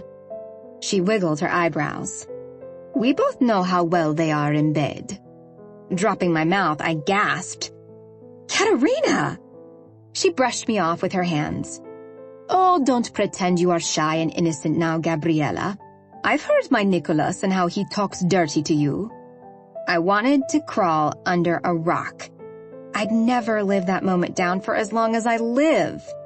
If my Nick makes you as happy as my Dimitris does, I know why someone in your family went Greek. You know what they say about Greek men? Grinning, I asked. No. What do they say? Once you've had Greek, you can't walk for a week. I could feel the heat on my cheeks as she sat there and stared at me with a deadpan face. When she lifted her brow as if to challenge me, I closed my eyes and wished for a time machine to go back an hour and not answer the door. My phone beeped, causing me to open my eyes and glance down at it. It's Max. Katerina chuckled. It's always Max. I couldn't argue with her on that. Standing, I knew she was waiting. Would you like to drive over there with me? A smile exploded on her face. I'd love to. Katerina and I talked a little more about Kylan's baby shower on the way to the bakery. It was a short drive, less than 5 minutes. I was lucky enough to find a parking space right out front, so we walked in through the front door. My eyes immediately went to the display cabinets. Oh, no, she did not.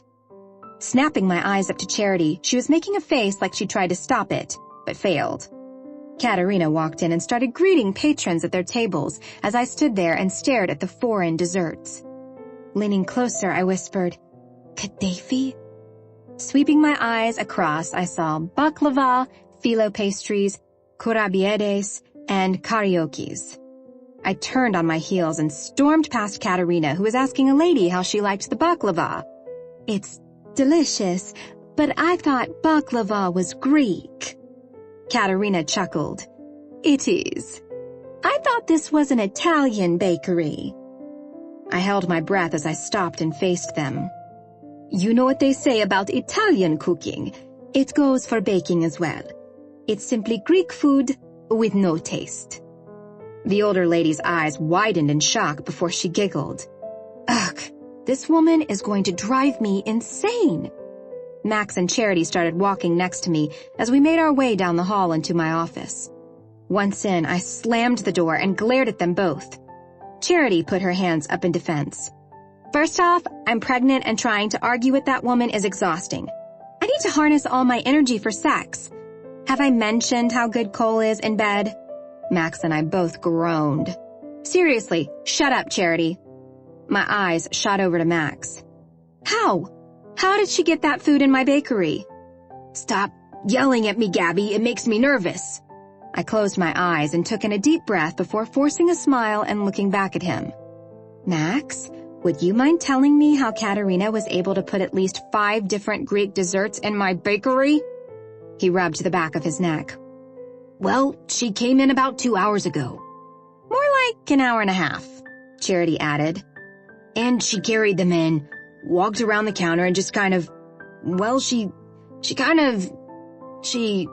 oh my gosh, just say it. She started putting them in with the other desserts. Charity asked if you had said she could, and all she did was laugh and replied with, "What do you think, Charity?" Charity nodded. And what I really wanted to say was I think she would say fuck to the hell no, but then I got scared. I shook my head. Why did you get scared? They both shrugged. She's scary, Charity whispered as Max nodded in agreement. Pointing to Max, I said, "Take them out." Right now? With her here? Yes. Why do I have to do it? Make Charity. She's pregnant and Katerina won't do anything to her. Hell no, Max. She told you to do it. I pulled out my phone and hit Nick's number. Hey, Agape Manny. She's gone too far. Nick was silent for a few seconds. What did she do now? She put Greek desserts in my bakery. My Italian bakery. Wait, she did what? I sighed. She walked into the bakery, went behind the counter, and started to put Greek desserts in with mine. Max held up his finger. Oh, she kind of took some of yours out and gave them away to customers. If looks could kill, Max would have been on the floor. Nick, I've got to let you go. I need to throw out some Greek food. Wait, did she happen to make karaokes? Pulling the phone out, I looked at it before putting it back to my ear. I can't even with you right now, Nick Drivas. Hitting end, I pushed past Max. As I reached for the door and opened it, he softly spoke to Charity. I think she's gonna do it. We'll live to see another day. Ugh! I cried out. I knew I was on edge. Hell, anytime Katerina was around me, she put me on edge. But I had to give a deposition on Monday regarding Dante and the night he shot his father. All I wanted to do was put that life behind me. Making my way back into the bakery, I watched as Katerina sat down at a table with an older couple. I shot her a dirty look and wished I had the power to shoot daggers at her. The bell to the bakery opened and Kylan walked in. She saw Katerina sitting at the table and her eyes widened in surprise. Then she turned and saw me. Walking up to me, she plastered an, "Everything okay?" smile on her face. Hey, I see you and Katerina are hanging out. Glaring back over at her, I tried not to growl. Or maybe not. Focusing back on Kylan, I said, she put Greek desserts in my bakery. She frowned. Huh? I motioned for her to walk to the end of the counter. Leaning down, she gasped. Oh, no. Yes, and they are all going in the trash. Kylan jumped up. What? There's some good stuff in there. I'll take it home. Don't throw it away. I narrowed my left eye on her and she took a step back. Or you could throw it all out. Max! I called out. Yep, right here. Will you package all of this up for Kylan, please? She smiled and licked her lips as she watched Max reach in for the Greek desserts. Katerina looked up at me. Pointing to her, I motioned for her to meet me in the back. What are you doing? Kylan asked. I'm going to set her straight. Max, Charity, and Kylan all gasped. It's about time, Liza said, walking up tying on an apron. I looked at her as she shrugged. Sorry, but this has been going on for too long. This is your turf.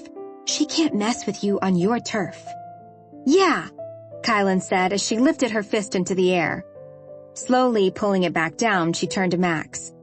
If you've got that ready, I'll just be leaving before the shit hits the fan. Later, guys. Chicken, I called out. Lifting her hand, Kylan gave it a quick wave and was out the door with her goodies. And to think I'm planning her baby shower. Spinning around, I made my way to my office, where Katerina was already sitting behind my desk. I shut the door and took a seat. Before I had a chance to even start talking, she went first. "Don't be upset, Gabriella. I only meant it with good intentions. Breathe, stay calm, you've got this. Katerina, this is my bakery. My business. My livelihood. My dream. You cannot come in here and act like you are a part of it. You especially cannot come in and bring food. For one, it is a health violation. I could get in trouble."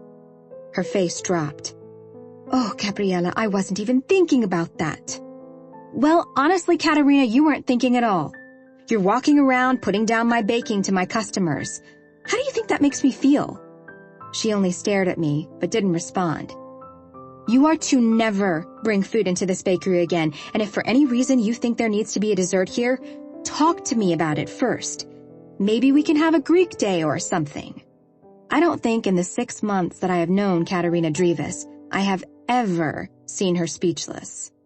Standing, she smoothed out her hair and smiled. "Well, it appears I have been put in my place." Sighing, I dropped my head. When I glanced back up at her, she was moving around the desk. "I'm not trying to put you in your place. I'm simply asking that you not interfere with my business. I've worked very hard to make this bakery what it is. I know you wish I was Greek, and I'm sorry I'm not." She smiled. "You're 3%. Slowly shaking my head, I smiled softly. I could tell her the test was false, but what good would it do? "I'm very proud of my Italian heritage, just as you're proud of your Greek. I'm very passionate about my cooking, like you're passionate about yours. It's okay to be different. It's okay if Nick loves an Italian dish, because no matter what I cook or what I bake, you'll always be his mother, and he'll always love you with every ounce of his heart and soul. I'm not competing with you on that, Katerina. We both love the same man, but in 2 totally different ways." Katerina glanced away for a few moments while she cleared her throat before focusing back on me. "You are a strong woman, Gabriella, and I see why my Nicholas loves you so." Smiling, I walked up to her and kissed her on the cheek. "You raised an amazing man, Katerina. I'd be lost without him." With a quick pat on my arm, she stood up straighter. "Now, if you'll bring me back to my, Nicholas's house, I will get my car and head home. I have some planning to do for the shower." Narrowing her eyes, she flashed me an evil smile. "Kylan thinks she snuck in the bakery today without me seeing her, but I saw her. I also saw her taking all of the desserts. I knew that girl loved my karaokes." I covered my mouth to hide my smile as Katerina marched out of my office. With a deep exhale, I looked up and said a quick prayer. As I made my way out of my office, couldn't help but chuckle. Life with Katerina Drivas was going to be interesting. Exhausting. But very interesting. Chapter 36. Gabby. This was such a bad idea, I mumbled to myself while I climbed up 1 step at a time. Swinging my leg over the ladder, I stepped up onto the roof. Smiling, I let out the breath I'd been holding. Oh, wow. The view was breathtaking. Charity was right. This would be the perfect place. Reaching for my phone in my back pocket, I pulled up her name. Me. I can see the mountains perfectly. Charity. Told you. Me. This was a great idea. Charity. LOL. I'm surprised you got up there. I stared at her text like it was a snake about to bite me. Oh, God. I closed my eyes and sank down onto the roof. Pulling my knees to my chest, I dragged in a deep breath. This was my karma, coming back to me for the way I snapped last week at the bakery when Katerina put the Greek desserts in. I quickly typed my response back. Me. OMG. Charity. I'm on the roof. I'm on the damn roof. Charity. Okay, I thought you had already made that clear, but... Me. No! I'm on the roof. I'm afraid of heights. My phone rang. Hello? You didn't go all the way up alone, did you? Well, of course I did. I had to see what the view looked like. I said put the ladder up and climb up as far as you can and look. I didn't tell you to go on the roof. I gulped as I looked around. I'm so high. Oh my gosh. I'm going to die. She laughed. My jaw dropped open as I pulled my phone out to stare at it. Putting it back to my ear, I huffed. You're laughing? Yes. You're barely one story up. Just climb back down. Standing, I walked over to the edge of the roof. My knees instantly hurt when I peeked over. I can't do it. I can't. Lord almighty, do I need to come over and help you? No, you're 5 months pregnant. You can't be climbing a ladder. I climb onto coal every night. Gagging, I shook my head to erase the image. Throw up in my mouth. Charity giggled. Oh, stop. I'm only trying to make light of your freak-out moment. Just hold on to the ladder, swing your leg over, and step down. It is not that simple, Chair. Really? I'm pretty sure it is. Christ, I'm on my way over. She hung up before I could argue with her. I pushed my phone back into my pocket and slowly backed away from the edge. Hi, Gabby, Mrs. Hawk yelled from her front porch across the street. Waving, I called back. Hey, Mrs. Hawk. What are you doing on your roof, dear? How do I explain I came up here to see if it would make a good picnic spot for me to surprise Nick with the news that I didn't have to testify in Dante's case. He had confessed to killing his father in exchange for some deal the FBI made with him. Antonio was pissed, I was pissed, but relieved at the same time. Checking something, that's all. She smiled and waved again before going back into the house. Sighing, I sat down and pulled my knees up to my chest again. Okay, you've got this, Gabby. You are a strong, independent woman who owns her own business. You can do anything you set your mind to. All you have to do is take one step down. That's it. I stared at the ladder peeking up over the roof. I am so fucked. Charity popped her head up, making me scream. What in the hell are you doing? You're pregnant. Cole will kill you if he sees you on a ladder. She stepped up and flashed me an evil little smile. I had to show you what a baby you're being. If I can get up here and get back down with a belly, then so can you. You're not even that big, I said, my eyes wandering down to her little tummy sticking out. Rolling her eyes, she reached for my hand. Shut up. Come on. We'll be late for a knitting club and Nancy is showing me the yarn she got for the baby. I tried to hide my smile as I followed her back over to the ladder. Why do you go? You don't even knit and the bed has long since been over. Charity shrugged. I like it. Sue me. When she stopped at the ladder, I patiently waited for her to show me how to get off. But she didn't move. What's wrong? I asked. Nothing. I just need a second. I nodded. Okay, is anything wrong though? Glancing back at me, she gave me a nervous smile. No. With a lift of my brows, I asked, Are you sure? She nodded. Uh-huh. Yep. I need a moment. My shoulders dropped. Please don't tell me you're afraid to get down. Charity turned to face me. Oh, you have no right to judge me. You were sitting up here in a fetal position. I huffed. It was not a fetal position. She quirked her brow. Really? I waved my hands around like a crazy person. It doesn't matter. How are we going to get down? Girls, are you okay up there? We both turned to see Mrs. Hawk standing out from the house looking up. Yes. No, Charity cried out. Hitting her, I smiled. We've just hit a bump in the road, that's all. What bump is that, sweetheart? Mrs. Hawk asked. We're too afraid to get back down, Charity cried out. Reaching for her phone, Charity said, I'm calling Cole. I grabbed it. Are you insane?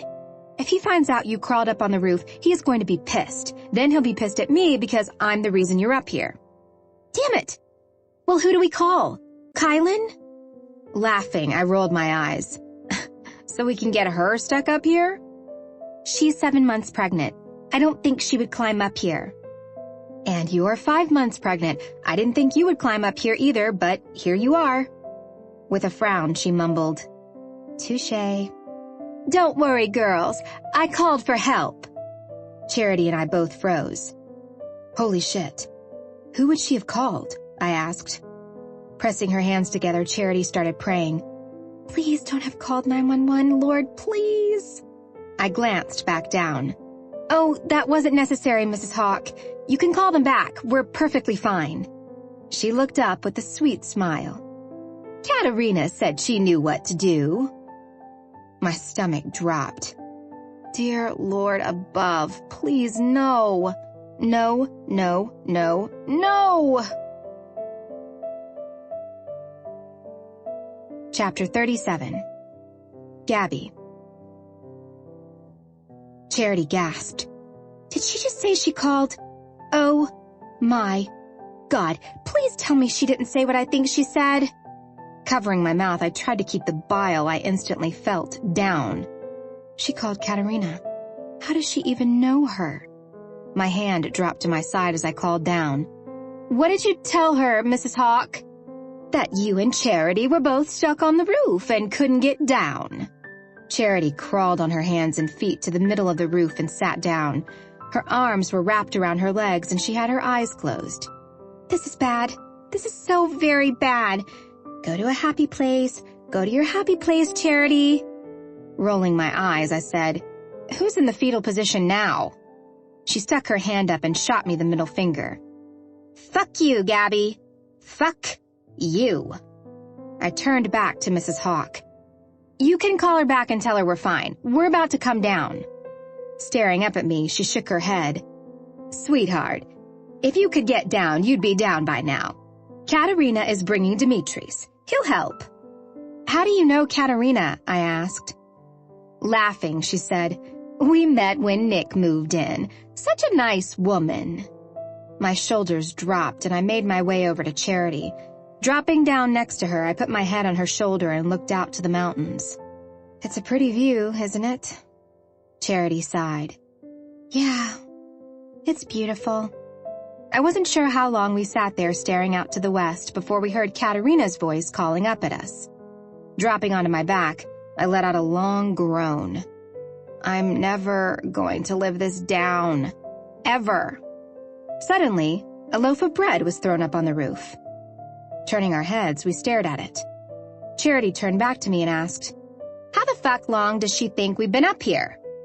Laughing, I got up and walked over to the edge, but not too close. Oh, no. How many people are with her? I glanced back over my shoulder to Charity. There are at least 3 Marias, Aunt Agnes, Cousin Angie, and Phoebe, with the baby. She covered her mouth to hide her laugh. It's not funny, I stated as I giggled myself. So much for keeping this from Nick, she chuckled. Eat the bread. It will give you energy, Katerina called up. Focusing back on the group, I said, Katerina, we've only been up here for a little bit. I think we're good in the food department. Charity needs to eat. For the baby. Oh dear God, she's screaming out my name for the whole world to know. My breath caught in my throat when I saw Dimitris and Thad pull up. Jumping out of the car, Thad looked up and started laughing. I shot him a dirty look and walked back over to Charity. The whole family is showing up. Her eyes about popped out of her head. What do you mean? I mean, Thad just showed up with Dimitris. Nick and Cole have to know by now. As if on cue, both of our phones rang. I'm not answering it, Charity cried out. Oh, stop being a baby. Answer it, because if you don't, Cole will be here next. We both answered at the same time and said the same exact thing. Hey babe, what's up? I covered my mouth to hide my laugh as Charity rolled her eyes, but smiled. I don't know. You tell me what's up. Shrugging as if he could see me, I replied, Not much. I'm sitting here chatting with Charity. Uh-huh. That's it? Thad popped his head up over the ladder and grinned like a silly fool. Hey girls. Lifting my hand, I answered, Hey, Thad. I see my brother made it up to you guys. With a sigh, I responded, Is nothing kept a secret in this family? Thad lost it laughing, as did Nick. Put that on, baby. I handed Thad the phone. He winked and started talking to Nick. Yeah, right, I know. I will. Okay. Well, things were looking okay until the news showed up. The news? I practically screamed. Thad chuckled. I'm kidding, they're not here. Yet. Charity had a look of pure horror on her face. Cole, I need to go. I love you.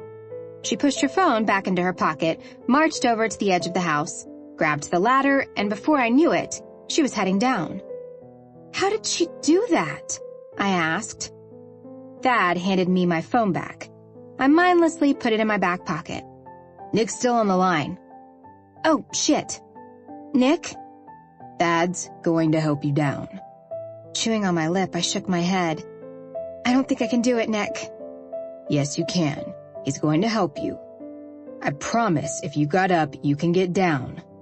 I took in a shaky breath. Oh, okay. I love you. Love you too. It wasn't lost on me. I could hear the smile in his voice. He was laughing at me. I'm going to go do this now. Okay, be careful. See you soon.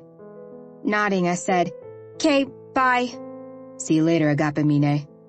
I hit end and looked at Thad. I can't do it. Yes, you can. Peeking over the edge, I asked, "Can I just, jump into the bushes? Or maybe can you hold my hands and help me get to them?"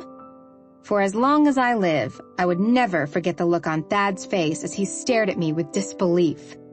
You want me to drop you into the bushes rather than help you down the ladder? My arms wrapped around my body. It's the swinging my leg over. I can't do it. Thad took my hand in his and led me over to the ladder. Look at me, Gabby. I did as he asked. I'm going to put your hands on the ladder, and you're going to hold on to the ladder, but I've got a hold of you.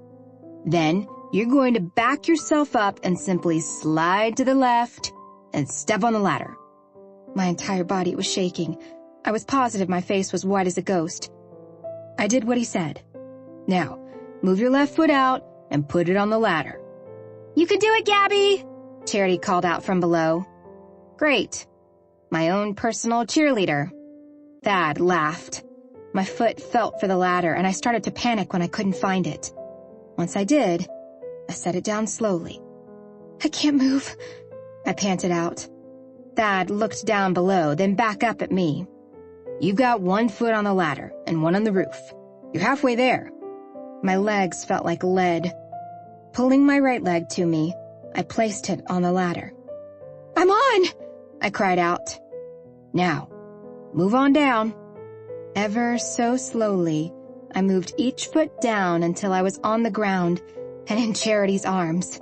We almost died! We need to go shopping. I laughed at her, then realized there was a plethora of people staring at me. When did all these people get here? I asked, as I looked around to see the Marias, cousin Angelo and his wife Christine. Their daughter Mariana was holding out her little camera and taking pictures. Great. The family documenter. Aunt Agnes was ushering everyone over to the back of her SUV where she had some food out if anyone was hungry. Cousin Sophia stood next to Katerina, who was informing Mrs. Hawk I had officially moved in with Nick, but there had been no formal engagement. Pressing my fingers to my temple, I groaned. Thad bumped my shoulder. It's not that bad. My hands fell to my sides. Not that bad? Thad, the entire neighborhood is out and your Aunt Agnes is feeding everyone out of her SUV. Where in the hell did she even get all that food? He chuckled and Phoebe walked up carrying little Michael. Man, Kylan will be so tickled to hear this one. I shot her a dirty look. I'm not babysitting for y'all this weekend. Thad jumped into the conversation. She takes it back. Take it back, Phoebe. Take it back. My brows lifted. I guess someone needs a night out. With a sigh, he nodded. You have no idea. The pain of jealousy ripped through my chest. No, I don't. Phoebe tilted her head and looked at me. When I smiled, she returned one, but I knew she saw the hint of my jealousy. The next 3 hours were spent with the entire Drivas clan entertaining my neighbors. At one point, I looked over and saw Charity sitting on a chair chatting to Phoebe as if they were at a damn family reunion. Finally, people started leaving, and the questions about why I was on the roof finally stopped. The only 2 people left were Katerina and Dimitris. I stumbled into the house exhausted from the day's events. Katerina immediately headed to the kitchen. "I'll whip up a dinner for Nicholas to have when he gets home." I didn't have the energy to stop her. I had made fresh pasta this morning for linguine with my lemon pesto sauce, but I could make it tomorrow. By the time Katerina and Dimitris were ready to leave, I had 4 different meals put in my freezer. Dimitris had fixed the door that creaked and had installed the new light I bought for over the kitchen island. Katerina had made arrangements for her and I, and I'm sure at least 3 Marias, to go get our nails done the following afternoon, even though I told her I was working at the bakery. Her response was, "You're the boss. Take time off." As I walked them to the front door, Katerina turned back to me. "You had some pasta that looked a bit old, so I tossed it out for you." I balled my fists and took in a deep breath. "I made that this morning." "Really?" she asked, pinching her brows together. "Huh." And like it wasn't a big deal, she breezed through the door and was gone. After I shut the door, I leaned against it and whispered, "Bath. Hot. Bath." Making my way to the bathroom, all I could think about was how I needed this day to end. Chapter 38. Nick. The sound of running water caught my ear as I made my way into the bedroom looking for Gabby. From what Thad had said, there had been a lot of action here today, and with the evidence of my mother in the refrigerator, I was sure Gabby was spent. Peeking in the bathroom door, I smiled at the sight before me. Gabby was sitting in a tub filled with bubbles, a glass of wine in her hand, and her eyes closed. My dick instantly grew hard while my eyes roamed over the barely exposed skin. The bubbles hid those perfect breasts of hers, as did her long blonde hair that fell over her shoulders. My mouth watered. I wanted a taste of what was mine. "You're home," she softly said without opening her eyes. Smiling, I quickly stripped out of my clothes. "I am. How did you know?" A gorgeous grin graced her face. "I felt you." Slipping into the hot water, I pulled her legs to me as she wrapped them around my body. "You're really going to feel me now." Her stunning blue eyes opened, and I swear they caught every beam of light in them. "Rough day?" I asked with a wink. She giggled. "You have no idea." Drawing her closer to me, I leaned back while she crawled on top of me. Her fingers traced my jaw. "You haven't shaved." I'd been gone for 3 straight days. We had a standoff that lasted nearly 12 hours and 2 felony warrants we had to serve. To say I needed this as much as she did was an understatement. Been a crazy few days. Smiling, she brushed her lips over mine. "I've been lonely without you." My hands grabbed her ass while she pressed that sweet pussy against my cock. I moaned and said, "Sounded like you had a house full." She looked into my eyes and shot me a look. Laughing, I pulled her sweetness closer to me. "I haven't touched myself since you left. I'm aching for you, Nick." Fucking hell. I wanted to fuck her senseless, but I needed to take my time and enjoy her. We both needed an escape, and being with each other slowly was the ultimate escape. Her breasts pressed against my chest, and I could feel her hardened nipples. It drove me badass crazy. I wanted her mouth on mine. I want to be buried deep inside you. But first, I want your lips pressed to mine, Gabby. Without hesitation, our lips collided in a beautiful dance, her tongue keeping pace with mine, slow at first, then hungry for more. Gabby lifted her hips, guiding my cock to her entrance. She slowly sank down on me, both of us letting out a moan until she had taken all of me. Her head dropped back and I gave each nipple the attention they deserved, sucking and biting on one while I twisted and pulled the other with my fingers. "Oh, Nick. Yes, don't stop." Her body slowly rocked against mine. The feel of the hot water moving over us as we slowly made love was fucking heaven. "Goddamn, Gabby. I need to be deeper." Her hands gripped my shoulders as she lifted slightly and ever so slowly sank back down over my cock. "Yes," she hissed. Gabby leaned forward, her lips inches from mine, those blue eyes sparkling as they looked deep into mine. Her body rocking so slowly I thought for sure I would come from the pure ecstasy I felt from being inside her. My chest squeezed as our gaze locked. I loved this woman more than anything. She was the reason I breathed in and out. My heart was full of nothing but love for her. I needed her, desired her, craved her. She was mine, and I needed her to know. Lifting my hands, I cupped her face, our eyes so drawn to each other that nothing else in the world mattered but this moment. Marry me, Gabby. Her body stilled. Tears filled her eyes as she slowly smiled. With a nod of her head, she whispered, "Yes." I lifted my hand up and pushed her wet blonde hair away from her gorgeous face. "When?" Giggling, she replied, "I'd marry you this very moment if we could." My brows lifted. "A wedding?" I asked, hoping like hell she would say no. The last thing I wanted was a dog and pony show for a wedding. No. I love your family, Nick. Honest to God, I do. But if we get married, I want it to only be the two of us. Relief swept over my body as my heart raced to my chest. If someone had told me 6 months ago I'd be whisking a woman off to marry her, I'd have laughed in their face. But for the last few weeks, it was all I could think about. Watching Charity and Cole and Thad and Phoebe, as well as Thano and Kylan. I knew I wanted that life with Gabby. There was no doubt about it. I wanted to watch the sunrise as the moon set for the rest of my life with this woman. I agree. I took vacation this week so we could paint the house. We could blow that off. Excitement danced across her face. What are you saying, Nick? I'm saying after we get done fucking in the tub, I'm taking you to Lake Tahoe, making you my wife, and spending the next 4 days buried inside of you. With a concerned expression, she asked, What about the bakery? For once, I don't want to care about anything. The only thing I want to think about is the fact that I want to marry you. I want to take you away and spend every minute of the day with you. My fingertips traced her jawline. I want to make love until we can hardly move. Her mouth rose in a sinfully sexy grin, causing me to smile. Gabby, I want to make a baby. I watched as her eyes went from happy to shocked to pure bliss. A sob slipped from her mouth as she started to laugh, while tears slid down her face. I want that too, Nick. So badly. Slipping my hand around her neck, I drew her mouth to mine. Then we better get to starting. Our mouths crushed together as Gabby picked up the pace. The sound of the water sloshing was hot as hell. Neither one of us gave two shits it was getting everywhere.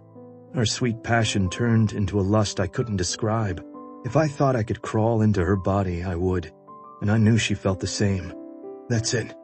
Fuck me faster. She did what I asked, her tits bouncing as the water went everywhere. Nick, I'm going to come, she cried out. Her hand splayed across my chest when her orgasm hit her, causing her entire body to tremble and her pussy to squeeze around my cock. Jesus, I cried out as we came together, my warm cum pouring into her body. Heaven on earth. When she collapsed onto me, I wrapped her up in my arms, the once hot water now seeming cold as Gabby shivered. I reached for the drain and sat there holding her while the water level slowly fell. Reaching for the towel that was on the stool, I wrapped it around her.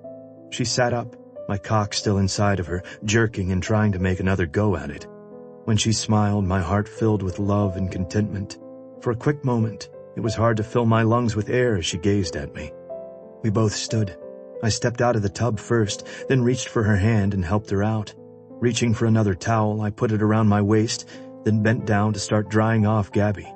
She never took her eyes off me while I dried off every single inch of her body. With a grin, she said, I love you. Standing, I cupped her face with my hands. And I love you more than anything. Gabby covered her mouth and giggled. Her towel dropped to her feet, and my eyes swept over that perfect body. Are we really going to elope, Nick? Fuck yes, we are. If you're down for it. She nodded. We have to tell someone, though. Cole and Charity. I don't trust anyone in my family. Absolutely. Even Thano and Kylan can't be trusted. She's been binging on your mother's desserts. Who knows what she would say to get more kataifi? My hand was itching to touch her body. Pushing my towel down, I watched her eyes turn dark while taking in my naked body. When are we going to go? With a smug grin, I drew her body to mine, sliding my hand between her legs. I slipped my fingers inside her, moaning at how ready she was for me again. After I fuck you here in the bathroom, then we'll figure it out. Yes, she responded breathlessly. Lifting her, I pushed inside her and did exactly what I said I was going to do. Chapter 39. Nick. You're doing what? Cole asked. I watched as Gabby packed up a small suitcase, a huge smile playing across her gorgeous face. We're heading to Reno, then up to Lake Tahoe. You're eloping? Are you fucking insane? Not only will you have to deal with your mother, but we're all going to have to deal with Charity. Laughing, I shook my head. Gabby will call her here in a bit, unless you want to tell her. Cole huffed. I'll pass on that invite. Are you sure this is what you guys want to do? Positive. My family is in our business so much, and Gabby would really like for this to be something we do together. Alone. Is it something you want to do? Yeah, it really is. Then all right. I'm happy for you, Nick. With a chuckle, I pushed the back door open and stood on the porch. A year ago, would you have imagined our lives to be like this? You have a baby on the way, me getting married? Crazy what happens when you meet the right person. Yeah, I was thinking about that earlier when I was watching Charity baking in the kitchen. She was humming and looked so damn happy. I was pissed at the little stunt she pulled earlier by getting on the roof. But when I realized why I was so mad, it didn't freak me out. A weird warmth spread through my chest. Nodding, I replied, I get that feeling a lot when I'm with Gabby. We're lucky bastards, I can tell you that. So what about you? What about me? You ever think of asking Charity to marry you? He was silent for a moment. All the damn time. I think I'm going to wait until after the baby is born. I could hear the smile in his voice. Sounds like a good plan. Oh, hell. I think Gabby called Charity. Why? I just heard her scream, "You're doing what?" Laughing again, I walked back into the house. Gabby was standing there holding the phone out with a frown. We'll call you guys when we land and then after the deed is done. Cole chuckled. Sounds good. Have a safe trip. Gabby shook her head and smiled. She's listing all the reasons why we can't elope. I lifted a brow. Any good ones? She shook her head. They're all about her. She needs to be the bridesmaid. She has to throw me a shower because she's always wanted to throw a shower and a bachelorette party. Covering her mouth, she whispered, Oh, this is the best one. We have to wait until she has the baby so she can fit into a sexy bridesmaid gown. While you have made valid points on a few of your arguments, I'm still leaving on a flight tonight to Reno. Gabby said. I know you want to be there, but how about you throw us a shower when we get back? She rolled her eyes. We both know that is a promise I can't make, but I'll try. If you want to close the bakery, you can since I'll be gone. You sure? Okay. I love you too, Charity. Please don't work too hard. We will. Bye. Gabby let out a long sigh. I have a feeling that was a preview of what is to come with your mother. I tossed my head back and let out a roar of laughter before focusing back on her. Baby, that is the calm before the storm. Gabby giggled, then looked at me with a questioning look. Are you sure? Pulling her into my arms, I ran my thumb over her lips. I've never been so sure of anything in my life. She smiled, and my heart skipped a beat. Did you leave your birth control pills here? Her cheeks turned a beautiful rose color. Yes, she softly said. Good. We need to get in some serious practice on making a baby. Gabby put her arms around my neck. I like the sound of that. Leaning down, I kissed her gently on the lips. If I wasn't careful, I'd take her again here in the living room. You ready to head out? She chewed on her lip, then grinned wide. Never been more ready. Lake Tahoe in September was beautiful. The warm afternoon sun shined down on us, keeping things comfortable as we stood on the beach. We never usually have openings, but it looks like you lucked out. My eyes swung over to the wedding planner from the Hyatt, and I grinned. I'd say we did for sure. We had flown in last night, stayed in Reno, and got our marriage certificate in the morning before we drove out to the lake. Gabby smiled as she looked out over the crystal blue lake. I'm going to owe Charity big time. My arm slipped around her waist. She did good. Charity had called ahead to the Hyatt to see if the beach location would be available for a wedding today. Totally last minute. Minimal wedding, she told the wedding planner. Of course, it didn't hurt that Charity's family had been coming to this hotel for years, and she had attended a few weddings here. We were walking in blind, but Charity had taken care of everything for Gabby. It was her way of being a part of the wedding. So, Ms. Rossi, would you like to see the bridal bouquet that Ms. Evans had designed? I wasn't used to hearing people call Gabby by her real last name. Each time it threw me. Gabby turned to the wedding planner. No, I think I'll be surprised. The older lady smiled. Well, the ceremony is scheduled for 7. The sun will be setting at 7:11 this evening. That's perfect, Gabby said, with a little excited hop. Glancing between the two of us, the wedding planner asked, Will you need any help with anything? I turned to Gabby. She shook her head. No, thank you. I'm going to take care of my makeup and hair. The older lady nodded. Well, you should have something delivered to your room by now. A gift from Ms. Evans. Gabby looked surprised. Oh, okay, thank you. Now, if you'll both be down to the reception area at 6:50, you may want to come a few minutes apart if you don't want to see the bride before the ceremony, Mr. Drivas. I laughed and replied, Yes, ma'am. You have my number. If you need anything, we are here to help. We want this to be the perfect day for you both. Gabby laced her fingers with mine and said, It will be, Mrs. Mitchell. Thank you. With a nod, the wedding planner excused herself and started back to the hotel. Gabby and I faced each other and smiled. Biting on her lip, Gabby asked, Are you nervous? I chuckled. Not in the least bit. You? She squeezed my hands. A little. There is a little dress shop up the road. I'm going to head over there and look for a dress after we get settled into the room. I agreed. We had driven straight here, checked in, and went straight over to the wedding coordinator's office. When we landed last night, Charity had sent a text saying she had set up the wedding for today as her and Cole's wedding gift to us. I had to admit, it was nice having the plans already made. And I knew Gabby felt the same way. We were totally going to fly by the seat of our pants, and no matter what would have happened, I knew it would have been perfect. This plan of ours was insane, but at the same time, it was perfect for us. Knowing that we were going to be able to spend something so special with just each other made it feel more magical. We made our way back into the hotel and up to our room. When we opened the door, Gabby gasped. Holy shit, I whispered. The only thing you could see was a wall of windows and the lake in front of us. This is stunning. Hell, we could have gotten married here with this view. Gabby chuckled. This room is amazing, Nick. Smiling, I drew her to me. Well, if we're in Lake Tahoe for our wedding and honeymoon, we had to stay in the honeymoon suite, right? Her lips found mine, and we quickly got lost in one another. Then she pulled back and looked past my shoulder. Her eyes widened in shock. She didn't. Turning around, I saw 2 garment bags hanging up. One white, one black. I think she did, I said. Gabby raced over and grabbed the white bag. Turn around, Nick. Let me open it. The excitement in her voice made my heartbeat pick up. I could hear the zipper and then a loud gasp. Oh, my goodness, it's a dress. Nick, it's a dress. What's in the black bag? Another zipper. A tux. With a chuckle, I asked, Can I turn around? 1 second. Let me take this in the bathroom and try it on. The sound of the bag rustling was followed by the bathroom door closing. Okay, make sure the tux fits, Gabby called out. I did what she asked and tried it on quickly before she came back out. Fits like a damn glove. How in the hell did she do this? I asked while walking over to the bar and pouring a small amount of bourbon into a glass. I'm not sure, Gabby answered. I walked around the giant suite, taking everything in. There was a king-size bed that faced the wall of windows, a small living room area where the bar was at, and a small kitchen. Hell, we could order food and never leave the room.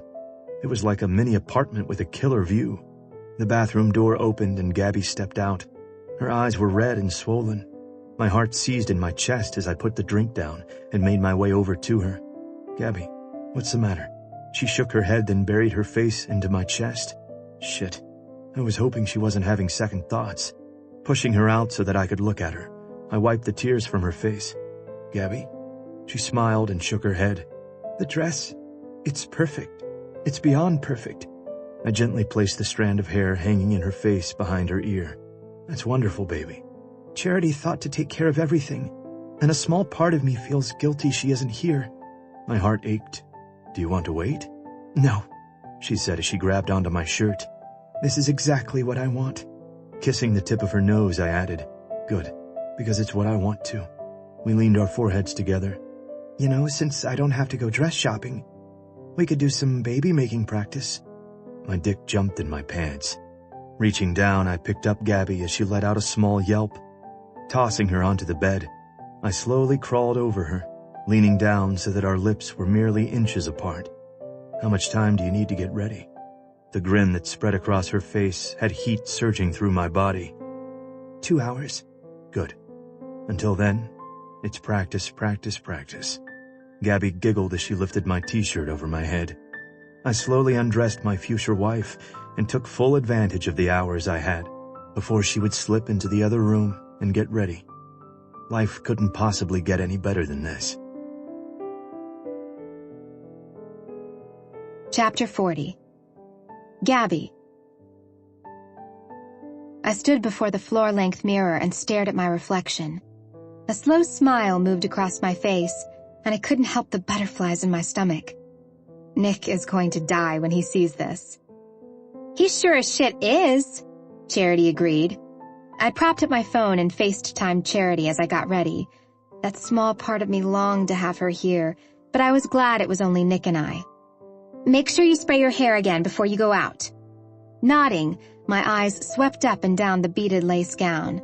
The sweetheart neckline showed the perfect amount of cleavage, and the dropped waist in the back left little to the imagination. I wasn't sure how Charity got a dress to fit me like a glove, but this dress did.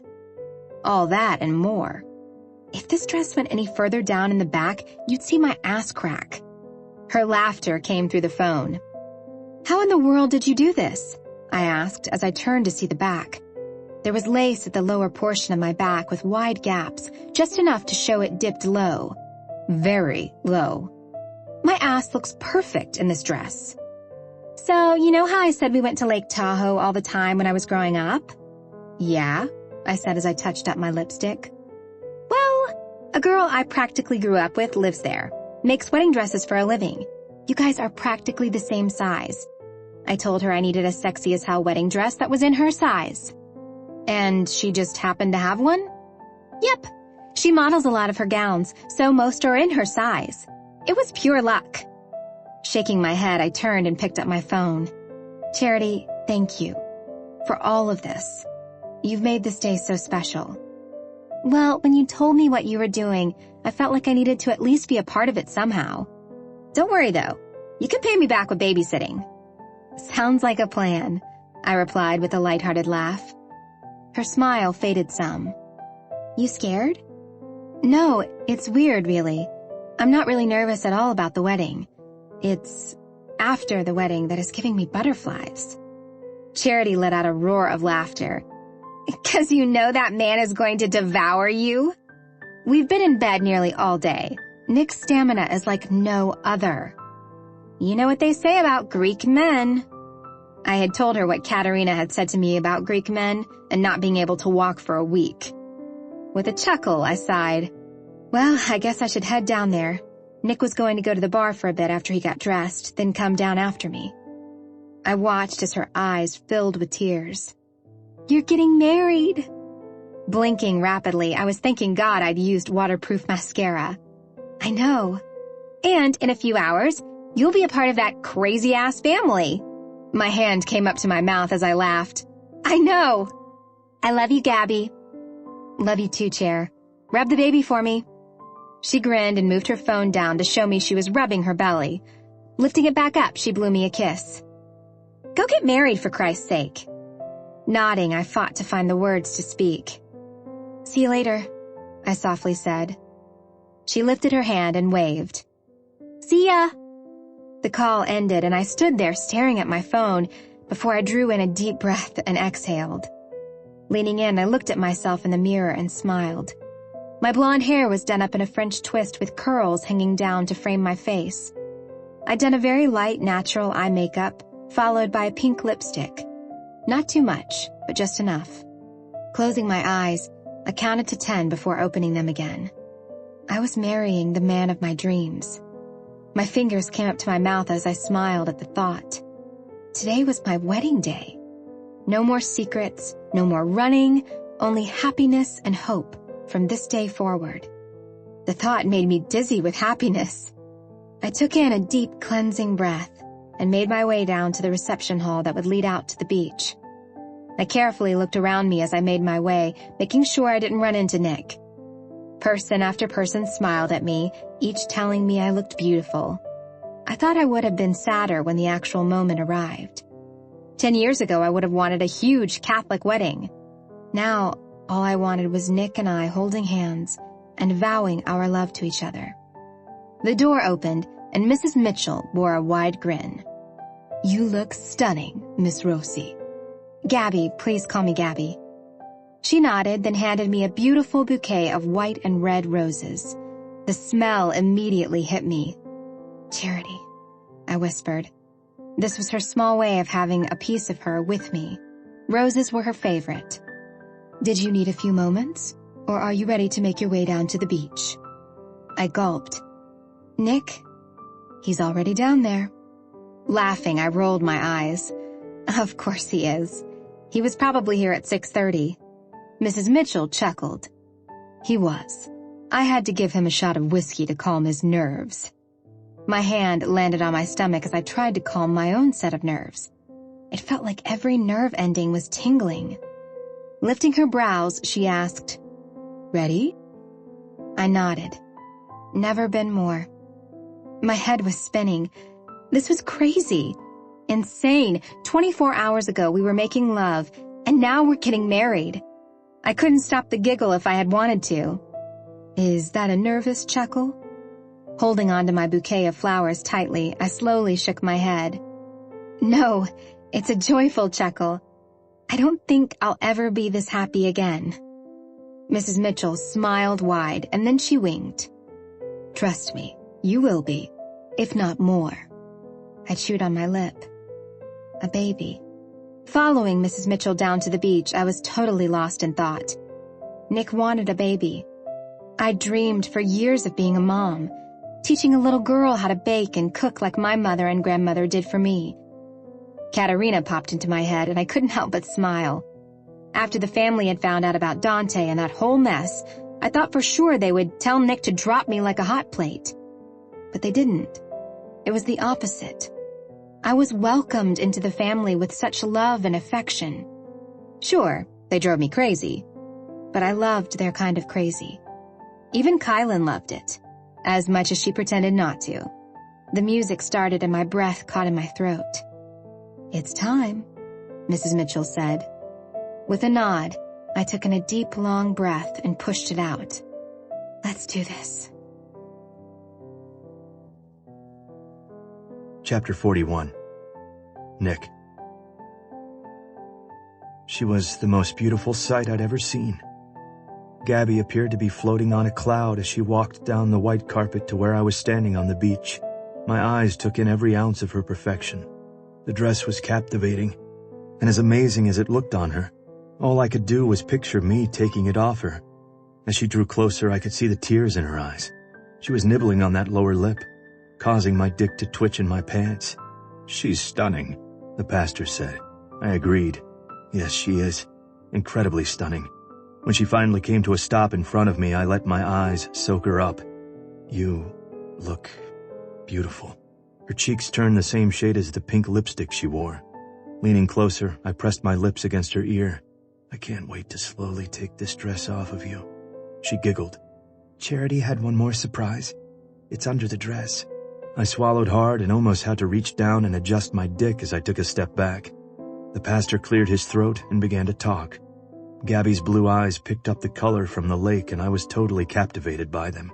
The color of the setting sun against her skin was a picture I never wanted to forget. She smiled and cried as she repeated her vows. My voice shook, and I fought like hell not to shed a tear, to which I lost the battle when I said the last vow.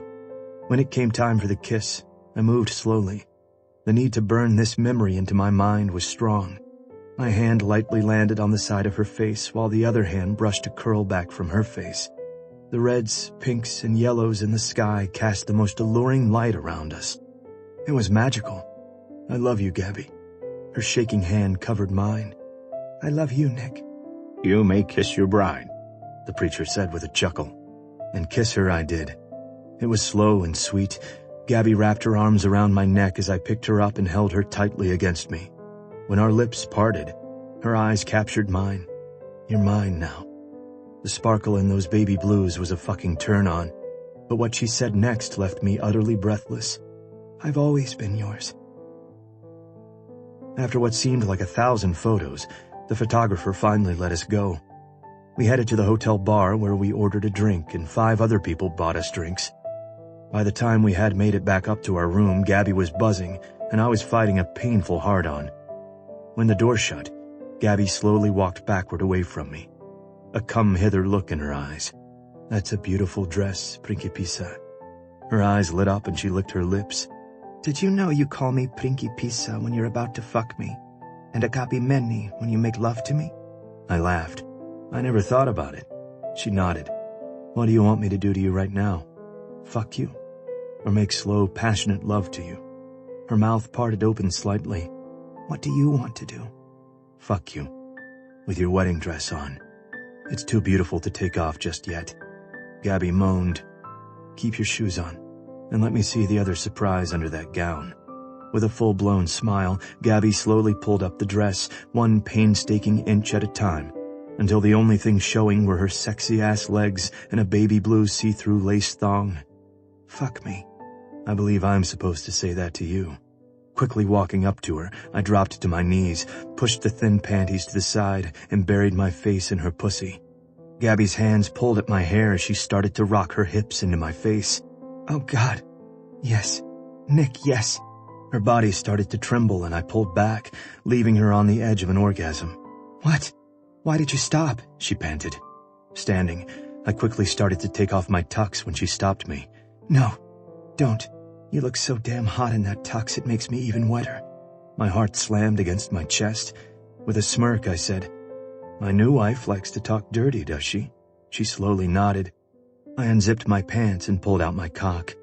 Slowly moving my hand over my shaft, I watched her as she stared at me working myself. You like that, baby? Yes, she hissed. My other hand went between her legs. Slipping 2 fingers in, I about dropped back down to my knees. She was dripping wet.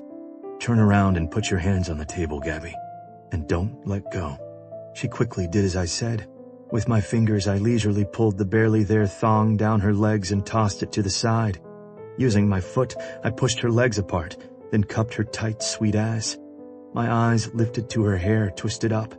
Reaching over, I took the pins out until her long blonde hair fell around her shoulders.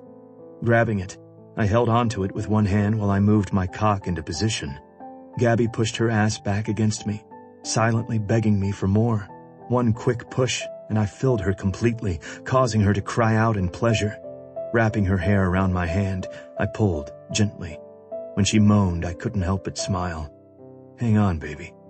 This is going to be quick, so you better come fast. It didn't take Gabby long to cry out my name as she fell apart with each pounding movement. As soon as she grew quiet, it was my turn. Her pussy tightened around my cock as she pulled every ounce of cum out of me when her second orgasm hit. Slowing down, I stayed inside her and leaned against her back. Fuck, this gown was sexy as shit. I placed light kisses on her bare skin as my cock twitched and jumped inside her. That was amazing, she panted. I stood and slowly pulled out of her. Watching my cum trickle down her leg was the hottest fucking thing I'd ever seen. I ran my fingertips along her bare back as she stood. Glancing over her shoulder, she flashed me a sexy smile. The rest of the night was going to be about loving this woman, showing her how happy she had made me, and whispering how much I loved her. Chapter 42. Gabby. My body was tangled up in Nick's as I laid there and stared out the windows, while my fingers lightly brushed over his arm. I gently sighed as contentment settled in. Glancing down, I smiled as I looked upon Nick sleeping so peacefully. His head laid on my stomach, and his arms and legs were wrapped around my body like a pretzel. It was crazy insane how much my life had changed since he came into it.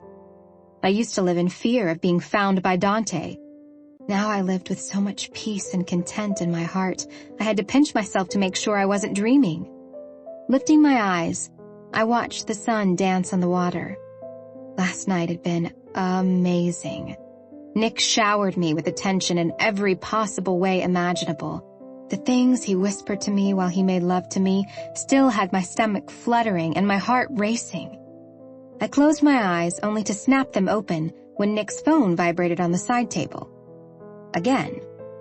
Last night he had silenced it, refusing to answer his mother's texts. Pulling my lip in between my teeth, I glanced over at the phone.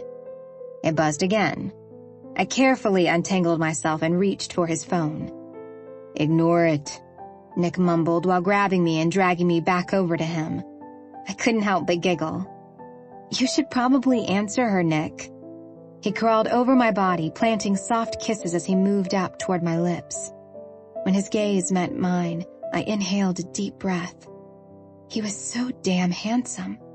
His dark hair and hazel eyes were just the icing on the cake. Nick had a body to die for. Rock-solid muscles that knew how to hold me perfectly, whether he was making love to me or being a little rougher. The scruff on his face had me moaning as it brushed against my hypersensitive skin. His mouth sucked on a nipple, causing me to gasp and arch my body up for more. Finally, making his way to my lips, he whispered, "I'll call her after I make love to my wife." Slowly sinking deep inside me, we were soon lost in a world of utter bliss. A world where it was only the two of us. Soft, sweet kisses, whispered words of "I love you," and touches that were sure to set my body on fire. Heaven. This was heaven. Sipping my coffee, I pulled my knees up to my chest and took in the view.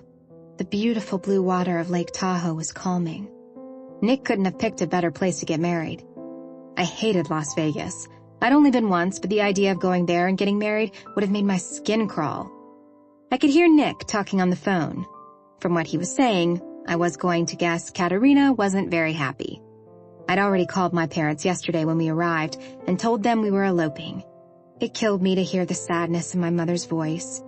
She'd missed so much the last 6 years, and in a way it was selfish of me to deny them this. But it was only fair.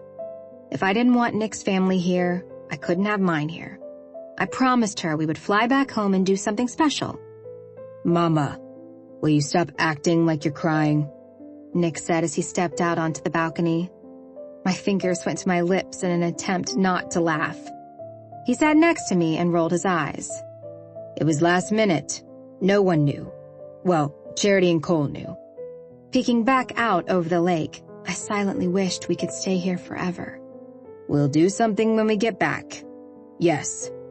We can have a reception. I'm sure Gabby would love to invite her family out for that."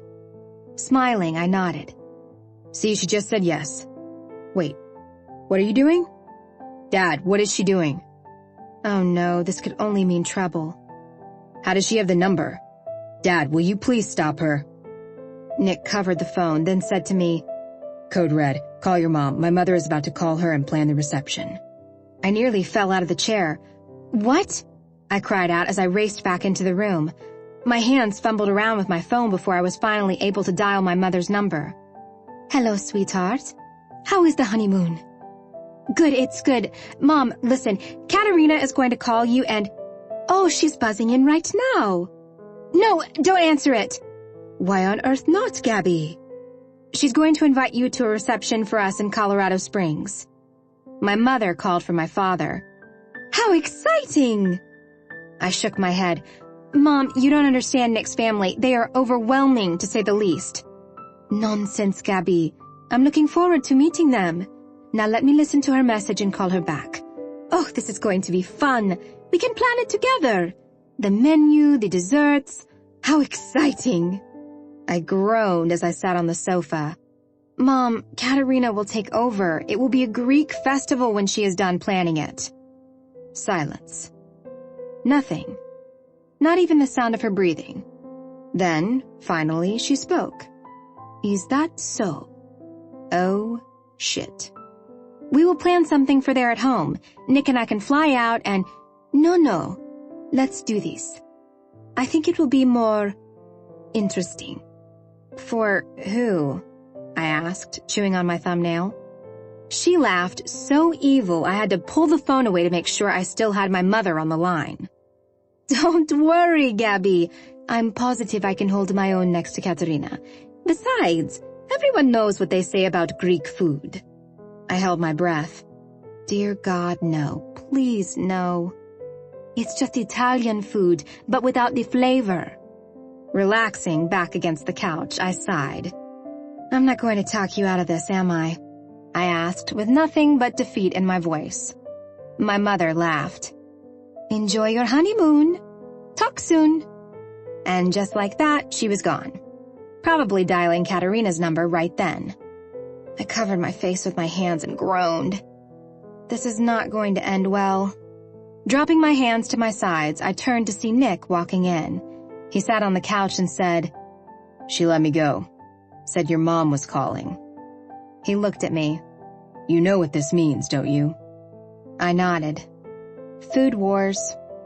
With a slow smile, he fist-pumped. "Yes!" Sitting up, I looked at him like he had two heads. Are you crazy? You want our moms to compete? Now it was his turn to look at me like I was crazy. You're kidding, right? Italian food made by your mother. Have you tasted her food? Laughing, I nodded. Nick and I had flown back to New Jersey a couple months ago so I could properly introduce him to the family. He never left my mother's kitchen. Yes, but you know your mother won't let you take a bite of Italian food. He brushed me off with a gruff laugh. I'm not worried. Standing, he pulled out his phone again. What are you doing? I asked. Texting your mom. I'm going to see if she'll make that pasta with artichoke in it. I watched him walk out onto the balcony as he typed away on his phone. Shaking my head, I leaned back against the couch. This ought to be interesting, I mumbled. Chapter 43. Gabby. It was the beginning of October, and the weather in Colorado Springs was perfect for Kylan's baby shower. I'd gotten to Thano and Kylan's house early this morning to do some last-minute baking. Kylan had given me the house key and told me to come anytime. The house had been quiet until I heard Kira up and running around. Kylan walked into the kitchen and smiled. Her hand rested on her very pregnant belly. Hey, how are you feeling? I asked with a wide grin. Like a beached whale. I am so regretting pushing the shower off this close to my due date. It doesn't bother me any, and I'm sure it won't the guests. You're the one who is about to pop out a baby. She rolled her eyes. He is all over the place this morning. Kylan and Thano had decided not to tell anyone the sex of the baby. It was their little secret to hold on to, and I totally got it. Each day Kylan would either call the baby he or she. She alternated. It was kind of evil how it threw Katerina off each time, but I also knew Kylan got her kicks from driving Katerina insane. Who has a baby shower 2 weeks before her due date? I laughed. A mom who is busy? She chuckled. I finished my last house design yesterday. I'm off for 10 weeks. It's going to feel like heaven. I bet, I replied. Tea? Kylan asked as she filled a kettle up. Sure. Turning back to my work, I started back up at frosting the oat flapjacks. Oh my God, is that apple cake? Peeking over to the table with more desserts on it, I grinned. Yep. Where's the custard sauce? I remember my grandmother making a custard sauce. Laughing, I pointed to the refrigerator. It's in there. Kylan was soon dipping her finger into the custard sauce and moaning in delight. What's going on in here? Thano asked as he walked in with Kira in his arms. She gasped as her little eyes looked at the kitchen island filled with different desserts. Your wife is getting a little frisky with the custard sauce. Thano laughed as he put Kira down. So, where are all the whiskey cakes? Don't the Irish put booze in almost everything? I chuckled. Pretty much. I've got some barmbrack sliced up on that plate. It's like a fruitcake, but 10 times better. The fruit is soaked in Irish whiskey and tea, so be sure to cover it up when you're done. Thano reached in and took a piece out. He practically melted on the spot when he put it in his mouth. Damn, that's moist. Just don't eat too much of it, I said with a wink. Mommy, can I have pancakes? Kira asked. How would you like to eat traditional Irish pancakes, I asked. Kylan beamed. Crinkling her nose, Kira asked, Are they good? I shrugged. Depends. Do you like strawberries and chocolate? Nodding her head, Kira replied, Do I ever? Laughing, I motioned for her to follow me over to the stove. You know how your mommy likes to make crepes? Kira nodded. These are kind of like that. Oh, Kira said. Kylan laughed. They are that. Leaning in, I whispered, Don't listen to her. The Irish pancakes are special. Kira's eyes grew wide. Why? I looked around as if to make sure no one could hear me. They have magic in them. Cool. What kind of magic? Good luck magic. Kira was entranced. I loved having her help with the pancakes. It reminded me of when I used to help my mother make breakfast sometimes. Plus, it gave Thano and Kylan a little bit of time to enjoy breakfast on the back porch, just the two of them. Kira sat at the kitchen island and ate her pancakes as I went back to work. Have you always liked to cook, Aunt Gabby? My heart seized in my chest. Aunt Gabby. I loved being called that. I nodded. Yep. When I was your age, my grandmother used to teach me everything she knew about cooking. Baking is what I really loved to do, though, so we would make the most amazing Italian desserts. She hardly spoke English, so I had to learn Italian to be able to speak to her. That's cool. Can you still speak Italian? I can. Not as well as my parents, but I can hold my own. She laughed and finished eating her pancakes, while I finished up on a few other things. Phoebe would be by later with the cake she had decorated. Do I get to stay for the baby shower? Kira asked. I think so. Your Mitra and Papu will be here, plus Yaya. Kira smiled with delight. It warmed my heart to see how much she loved her grandparents. It also made me sad knowing they were all she had since Kylan's parents had died. The doorbell rang and Kira jumped down to get it. Kylan came into the kitchen with a confused look on her face. Who could that be? The shower isn't for another 3 hours. Mitra! Kira called out. My hands went to my hips. Why is she here? I asked. Kylan tilted her head and gave me a dumbfounded look. Katerina walked in with her best friend Maria, Aunt Agnes, and Aunt Maria. I would never get used to all the Marias in this family. What are you guys doing here so early? Kylan asked. Katerina glanced over to me and smiled. We came to help Gabby, of course. I added the last touch to one of the desserts and stood tall. Done. Everything is ready to go. All eyes landed on the desserts. Everything looks amazing, Aunt Maria whispered. I could feel my chest stick out a little bit more as pride raced through my veins. Even I had to admit everything looked amazing. Katerina walked over and stared down at the cake. You baked all of this, Gabriella? I nodded. Yes. It all looks amazing. Smiling, I said, Thank you, Katerina. She eyed the other desserts, then turned to the other Greek women in the room. All right, ladies, let's get everything set up and we can start bringing in the food. Food? Kylan and I both asked at once. Katerina glanced over her shoulder at us. Yes, you can't expect people to eat only cake and ice cream. My jaw dropped open and I took a step toward her, my finger in position to tell her off. Kylan stepped in front of me, blocking my move. Katerina, I thought we decided to only do desserts. That was the plan. She waved her hand to dismiss Kylan. Nonsense, people need food. A good Greek salad and some meat will do them wonders. You can't live on desserts alone. Kylan turned to face me after Katerina left the kitchen. I'm so sorry. I was still glaring at the spot where Nick's mom had just retreated. Oh, it's on now, I mumbled. The rest of the day was spent with me and Katerina trying to shove desserts and food down people's throats.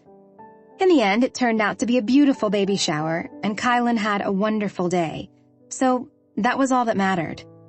Sitting back in the chair, I kicked my feet up onto the other chair and smiled. Thano came walking in. He stopped walking and looked down at me. If that isn't a victory smile, I don't know what is. Blowing on my knuckles, I rubbed them against my chest. Not one piece of dessert left. Nothing. Nada. Zero. But there is a shit ton of food left. I won. He laughed. I wasn't aware there was a contest going on. Neither was I until your mother showed up with her gang of Marias and tried to take over. Well, not today. Victory was mine. Thano stood there with a shocked look on his face. You do know this isn't healthy. If my mother thinks you're competing with her, she won't stop. I folded my arms over my chest. I won't either. And to think when Nick first told me about you, I was worried. With a wink, I stood and started to clean up the kitchen.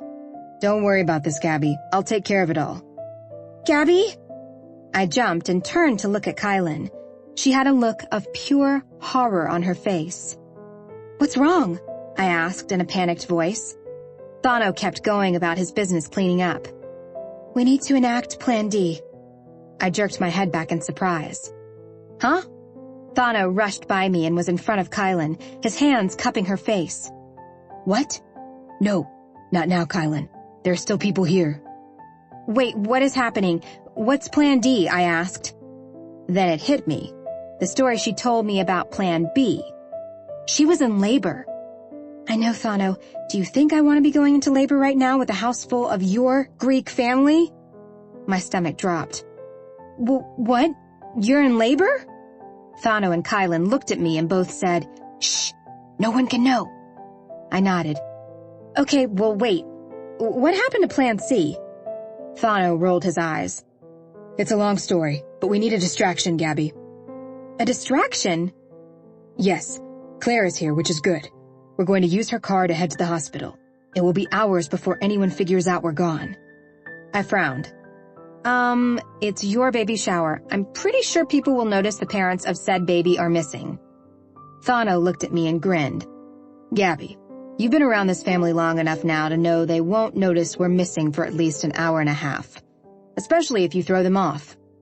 I wrung my hands together. Damn it. I wish Nick hadn't had to work today. Okay, Claire knows?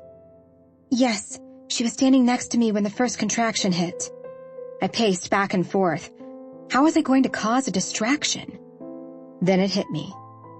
I think I can buy y'all a few hours at least. Furrowing her brows, Kylan asked, How?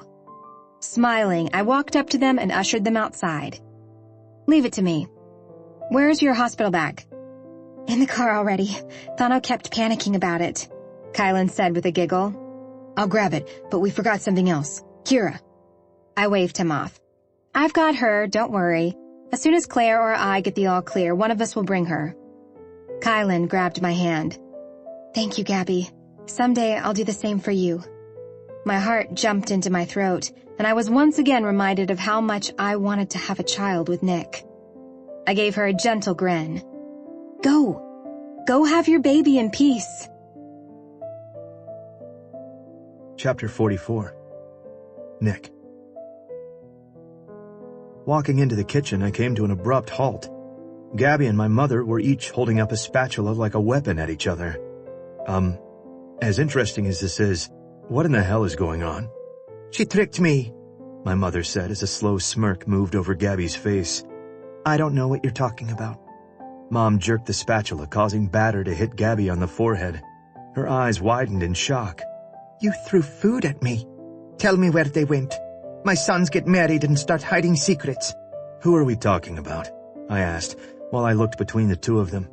And where is everyone? Everyone left after I won the cook-off. My brows lifted. A cook-off? Yep. I challenged her to see who could make the better moussaka. I clutched my chest. Had Gabby gone insane? You did what? We did a blind taste test and Gabby cheated. She thinks she won. Gasping, Gabby flung her spatula at my mother, spraying white batter all over her face. I did not cheat, Katerina. Admit it. Everyone liked my moussaka. None of the Marias could tell the difference. My mother groaned. Traitors. They're all traitors. I closed my eyes and shook my head while asking the Lord for strength. Looking back at Gabby, I said, I knew from the beginning you knew what you were getting into with my family, but baby, I never dreamed you'd turn into my family. Gabby's phone went off. Narrowing her eye at my mother, she said, I'm watching you. Her eyes dashed down to read a text. When she looked up, she was grinning. When she looked back up, a tear was rolling down her face. Well now, sweetheart, don't cry because you know I'm the better cook. Mama, I said as I made my way over to Gabby.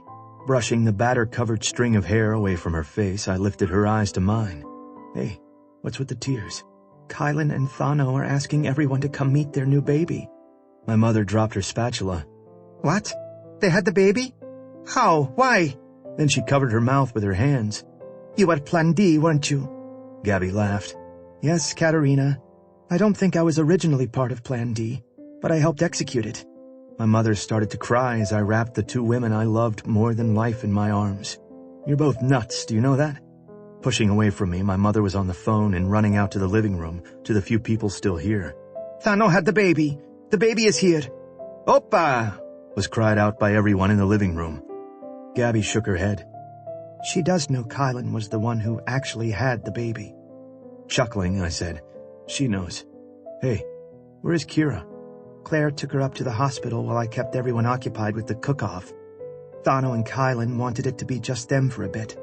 I drew her closer to me, my lips inches from hers. That was brilliant, by the way. The whole cook-off thing? She shrugged. I'm slowly figuring out how to manage your mother. Our mouths crashed together in a slow, sweet kiss. When Gabby finally pulled back, she gave me an evil little grin. By the way, Aunt Maria said she liked my moussaka better than your mom's. You better take that secret to the grave with you. Laughing, she said, I promised her it would stay between the two of us. Come on, let's go meet our new niece or nephew. She pulled my arm back to stop me from walking, then whispered, It's a boy, but I wanted your mom to be surprised. My heart squeezed in my chest at her words. I knew my mother could be a royal pain in the ass, but that small, sweet gesture by Gabby just showed how much she cared for her. Then I realized what she had said. Thano has a little boy. Damn. I'd never in my life been jealous of one of my brothers before, but with them both having kids now, I was finding I was more and more jealous of both of them. Awesome. Then let's lock this place up and go meet the next Drevis heartbreaker. Gabby and I sat in the waiting room and played with Kira while a steady stream of family came in and out of Kylan's room. She has to be exhausted, Nick. This is insane.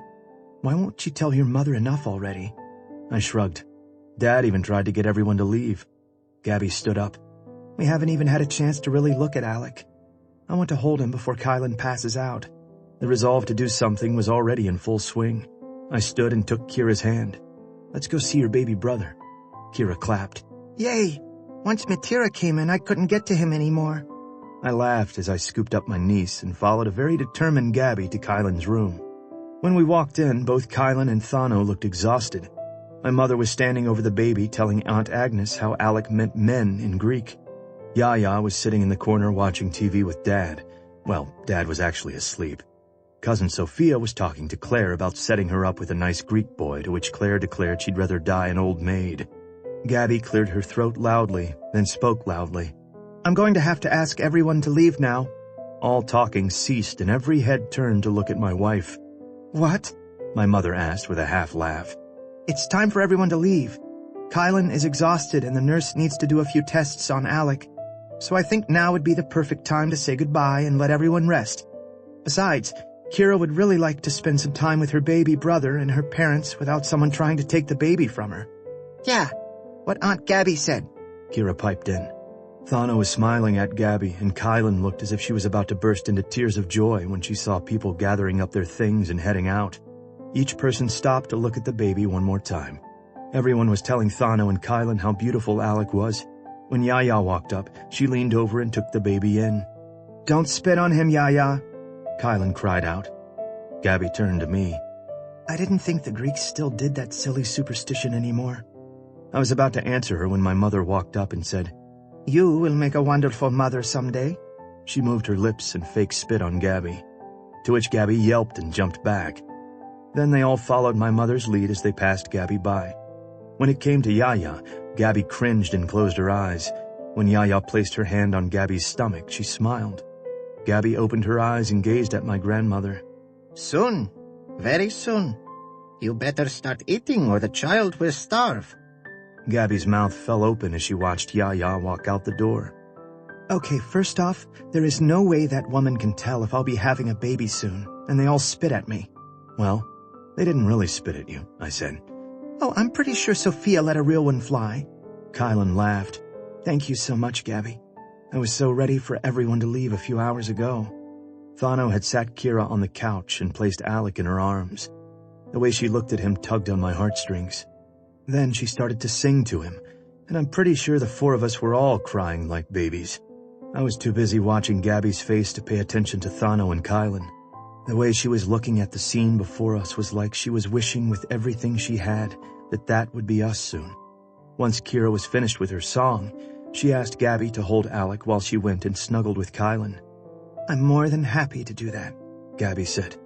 She sat in the rocking chair and rocked Alec as she traced her finger gently around his face and head. I glanced over to Thano. He smiled at me, and I returned the gesture. I walked over to him and stuck my hand out. Congrats, little brother. He's beautiful. Standing, he pulled me into a hug and then asked in a hushed voice, Are you trying? We are. He grinned bigger. That would be awesome to have all the little dudes grow up together. Yeah, your kids, Thad's little one, and God willing, one for me. Just one? Thano asked. My hand pushed through my hair. I'm not greedy. Hitting me on the back, he peeked back over to Gabby. It's a blessing, bro. And I have no doubt you'll be experiencing it soon. Chapter 45. Gabby. Christmas Eve. To say the Drivas household was chaos is putting it mildly. There were people everywhere.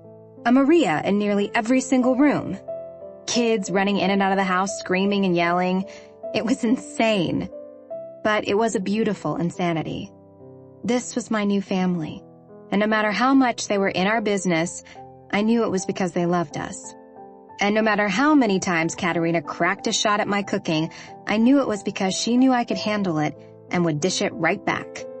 I loved this crazy Greek family, and so did my parents. My father and Dimitris were currently in a debate about a Greek god and the Roman Empire. My parents, Antonio and his girlfriend Kate, had flown in to spend the holidays with us about a week ago.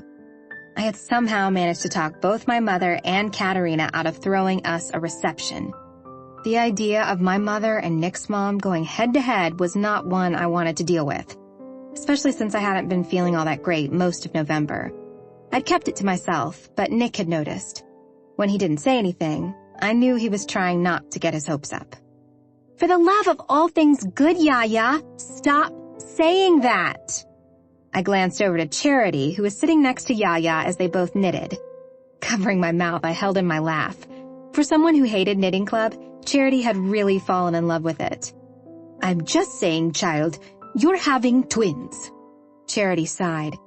Yeah, I know you're old as dirt, but there is this thing called a sonogram.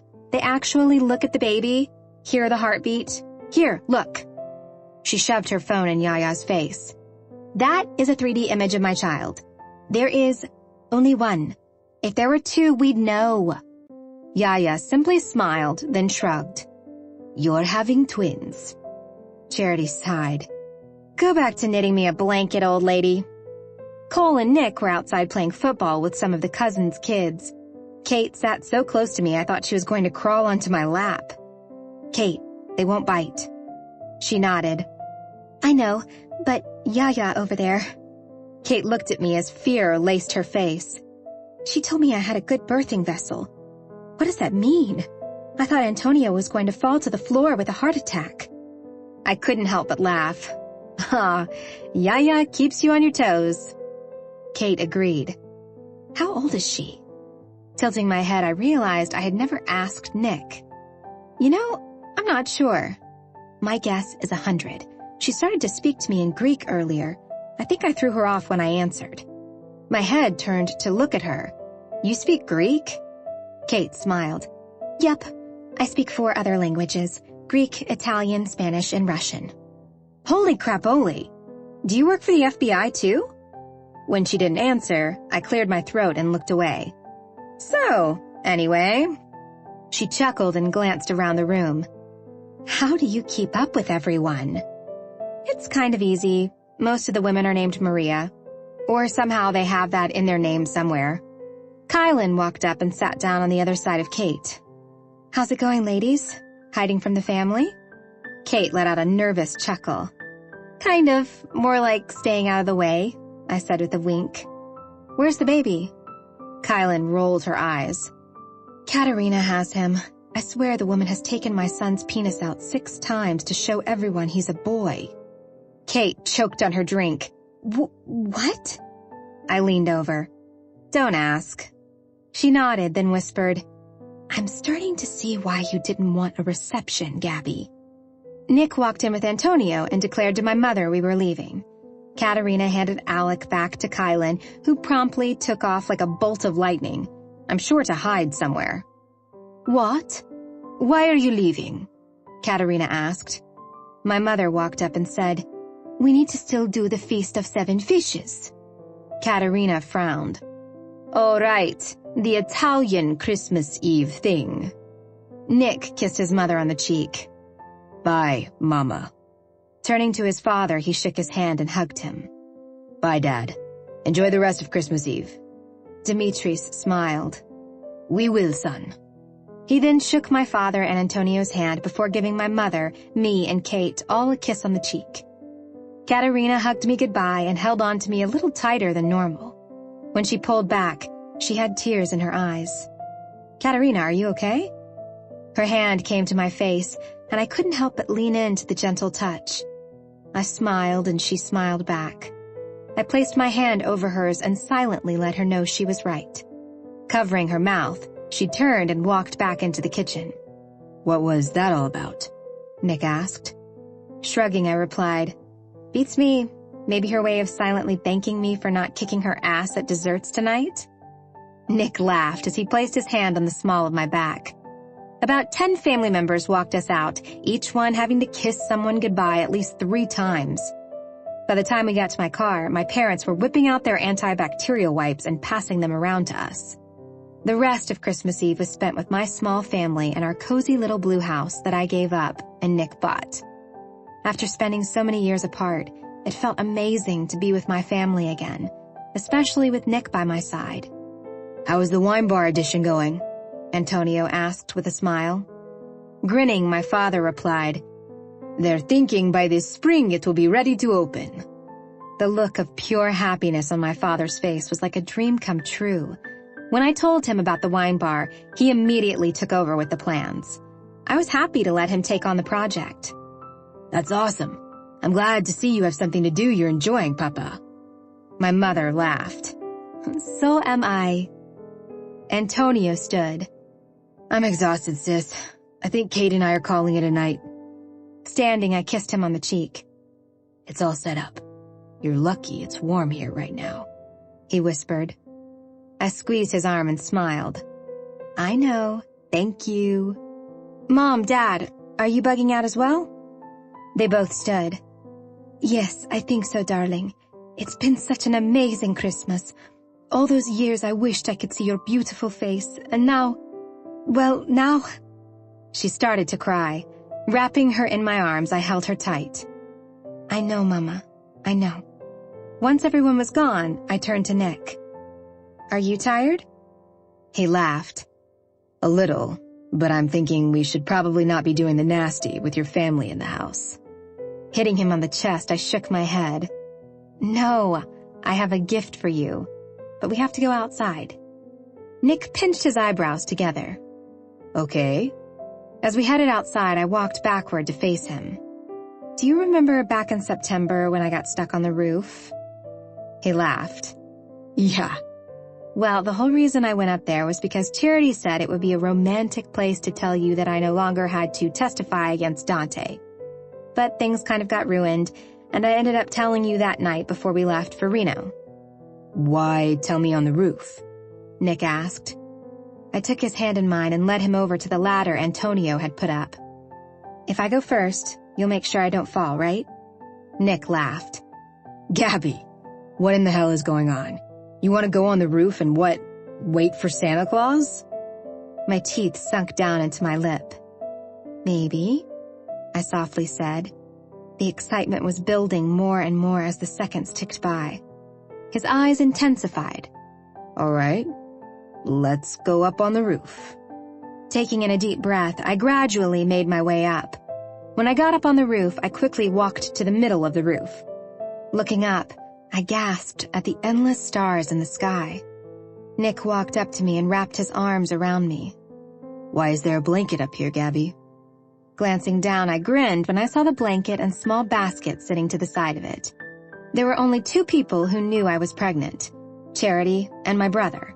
It was her idea to try the roof thing again, and my brother thought it would be a pretty cool way to tell Nick. So, I decided to give it another try. I looked up at the stars again. Antonio put it there. Cupping my face in his hands, he asked, "Why?" The hope in his eyes had my heart beating so loud I was sure he could hear it. Slowly starting to sit, Nick followed me. We sat on the blanket, and I tried like hell to steady my shaking hands. I wanted to give my gift to you up here, under the stars. He smiled that brilliant smile that made my body ache for his. Lay back, I said with authority. Yes, ma'am. I like it when you're bossy. I opened up the basket and saw the 2 bottles of grape juice and the small box. Charity. She thinks of everything. What do you see? I asked as I reached in for the box. Stars. Endless stars. They go on for eternity. They're beautiful. He said so softly I barely heard him. When I was little, I used to lay out in our backyard and look up at the stars, I said as I laid back and looked up with him. I would pretend they were wishes. He chuckled. Oh yeah? How did that work out for you? Taking his hand in mine, our fingers curled together. I'd say it worked out pretty damn nicely. I wished for my own bakery. You got that wish? Nick softly said. Yes, I did. What else did you wish for? A man to love me like my daddy loved my mommy. Nick's head turned to face me. I could feel the heat from his stare. I hope that wish has come true. Meeting his stare, I nodded. It has. He smiled and my heart melted. Any other wishes? Tears formed in my eyes as I looked away and back up at the stars. I wished I would be a mom someday. Nick was still staring at me. Look up at the stars, Nick. Do you see it? He did as I asked. Do I see what? With my free hand, I reached around and held the pregnancy stick out in front of us. My wish coming true. Nick stared at the test for the longest time before he sat up. My heart started to race. Maybe he wasn't really wanting a baby as much as he thought. When I sat up, I was about to ask him when he looked up at the sky and said, "Thank you." His head dropped back down and he wiped his tears away. Turning to face me, I could see the starlight reflecting in his hazel eyes. Cupping my face within his hands, he shook his head, then pressed his lips to mine. Our kiss was filled with so much love it left me feeling breathless. Gabby, I've been wishing since that night before our wedding for this. Warmth radiated through my body. You're happy? He kissed me again. This time he filled it with his answer. Don't you get it, Gabby Drevis? My love for you flows from the bluest of blue skies to the deepest of deep oceans. I can't breathe without you, and what you have given me has made me the happiest man in the world. A sob slipped from my lips. It's always been you, Nick. The moment I met you, I knew I could only live this life with you in it. He smiled. Only with me, huh? Nodding, I clutched his shirt in my hands and pulled him closer to me as I whispered, "Only with you. My love for you will never stop, no matter what." Nick's eyes searched my face. The day you married me, I thought it was the most amazing moment of my life. He chuckled. Now I see that was just a stepping stone to so many more amazing moments. Dropping my head to his chest, Nick wrapped me in his arms. We're having a baby, he softly spoke. I looked back up at him and our gaze locked. Yes, we are. He furrowed his brows. I wonder how long we can keep it from my mother.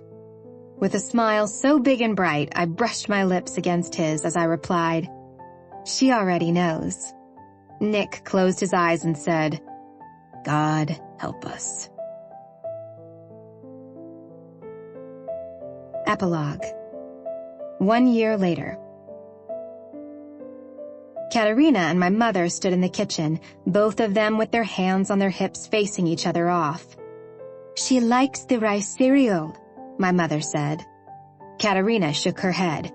"She doesn't. Look at her. She wants the Greek yogurt." My mother sighed. "Katerina, you're only saying that because it has the word Greek in it. If I were to tell you this is Greek cereal, you'd be all over it." I attempted to hide my smile. My mother and Katerina had become the best of friends. Competitive as hell in the kitchen, but best friends nonetheless.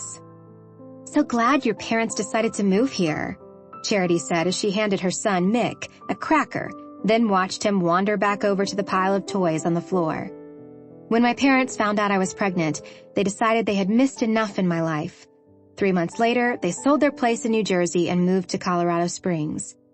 They loved it here, and my brother Antonio and his wife Kate weren't too far behind. They lived in Denver, though, since the FBI office was there. "Me too," I said with a chuckle. "Why don't you mix the yogurt into the cereal?" I said with a smile. Both of them looked at me like I had lost my damn mind. "I know the idea of compromise is something neither of you know, but my daughter is hungry." Morgan was opening and closing her mouth each time the spoon came within reach of her. "Oh, my sweet baby girl, let Nonna feed you your yummy cereal." Katerina reached over and dumped the Greek yogurt into the cereal, causing Morgan to laugh. Then she leaned over and said, "Morgan, your yaya will not let you starve." I couldn't help but laugh as they both took turns spooning food into Morgan's mouth. Nick and Cole walked in and both stopped to look at the sight before them. "Since when does she need 2 people feeding her at one time?" Nick asked with a chuckle. "Hush," Katerina said. Cole leaned down and gave Charity a kiss. "Hey," he softly said as she gave him a warm smile. I couldn't help but smile every time I looked at how happy the two of them were. They'd gotten married this past summer in a beautiful wedding up in the mountains. Phoebe had been itching to get back into cake decorating and had done Charity and Cole's cakes. I loved the Italian cream cake so much, I offered her a position at the bakery as our cake decorator. For years, I'd had people asking me if I did cakes for weddings and showers. I never had the time. But with how well the bakery was doing and Phoebe's desire to get back to work, she jumped on it. She could bring Michael to work with her any time since we had turned half the office into a playroom/nursery. Nick walked up to Morgan and bent down. Her smile grew so big my heart nearly leapt from my chest. "Hey, agape mine." Morgan kicked her feet and reached for Nick. "No, she is eating," Katerina said as Nick lifted Morgan out of her high chair. "Well, right now she wants her daddy." Morgan pressed her face against Nick's, covering him in yogurt cereal. "Well, at least I won't have to worry about you being a good kisser with the boys." I watched as Nick walked out of the room with Morgan. Softly talking to her, he held her attention like he always did. It was as if she was mesmerized by him, just like I was. "You know what she is thinking, don't you?" Charity asked. Shaking my head, I said, "No, what?" "Damn, my daddy is one good-looking Greek bastard." Turning, I hit Charity on the arm. "So, when are we going to introduce her to Liv?" Groaning, I looked back over to where Nick was holding Morgan close to him as they danced. She leaned her head against his chest and smiled. Like everything she ever wanted in this world, she had right there. My heart melted on the spot. Don't act like you don't have mad love for Olivia. Spread it to your daughter. The only thing I want to do right now is soak in this moment. Charity stood and bent down to pick up Mick. Fine, but this conversation is not over. I will have my niece loving ONJ by her first birthday. I ignored Charity as I got up and made my way into the living room, where I leaned against the wall and watched my husband and daughter get totally lost in each other. When his eyes met mine, he smiled and my stomach dropped. He then motioned for me to join them. As I walked up to them, I froze the memory in my brain. My stomach fluttered, and I never felt so happy in my entire life. Nick pulled me to him as Morgan lifted her hand and put it on me. It was as if she knew how special this moment was. Nick brushed his lips over my forehead and whispered, "Say agapo, Gabby." "I love you too, Nick." Morgan pulled her head back and looked up at Nick. He laughed. "Say agapo, baby girl." When she rested her head back against his chest, our eyes met. Placing my hand on my stomach, I took in a slow, deep breath. "So, what are you doing later?" I asked. He kept his eyes on mine when he answered, "Whatever you're doing." My teeth caught my lip as I fought to hold back my emotions. "I'll be on the roof, looking at stars and finding more wishes." Nick's eyes lit up as he said, "Just when I didn't think we could top this moment." This has been an Audible Studios production of Only With Me, written by Kelly Elliott, performed by J.F. Harding and Charlotte North. Executive producers Rena Seth and Mike Charzik. Producer Neil Basic. Copyright 2017 by Kelly Elliott. Production copyright 2017 by Audible Inc. Audible Studios is a division of Audible Inc.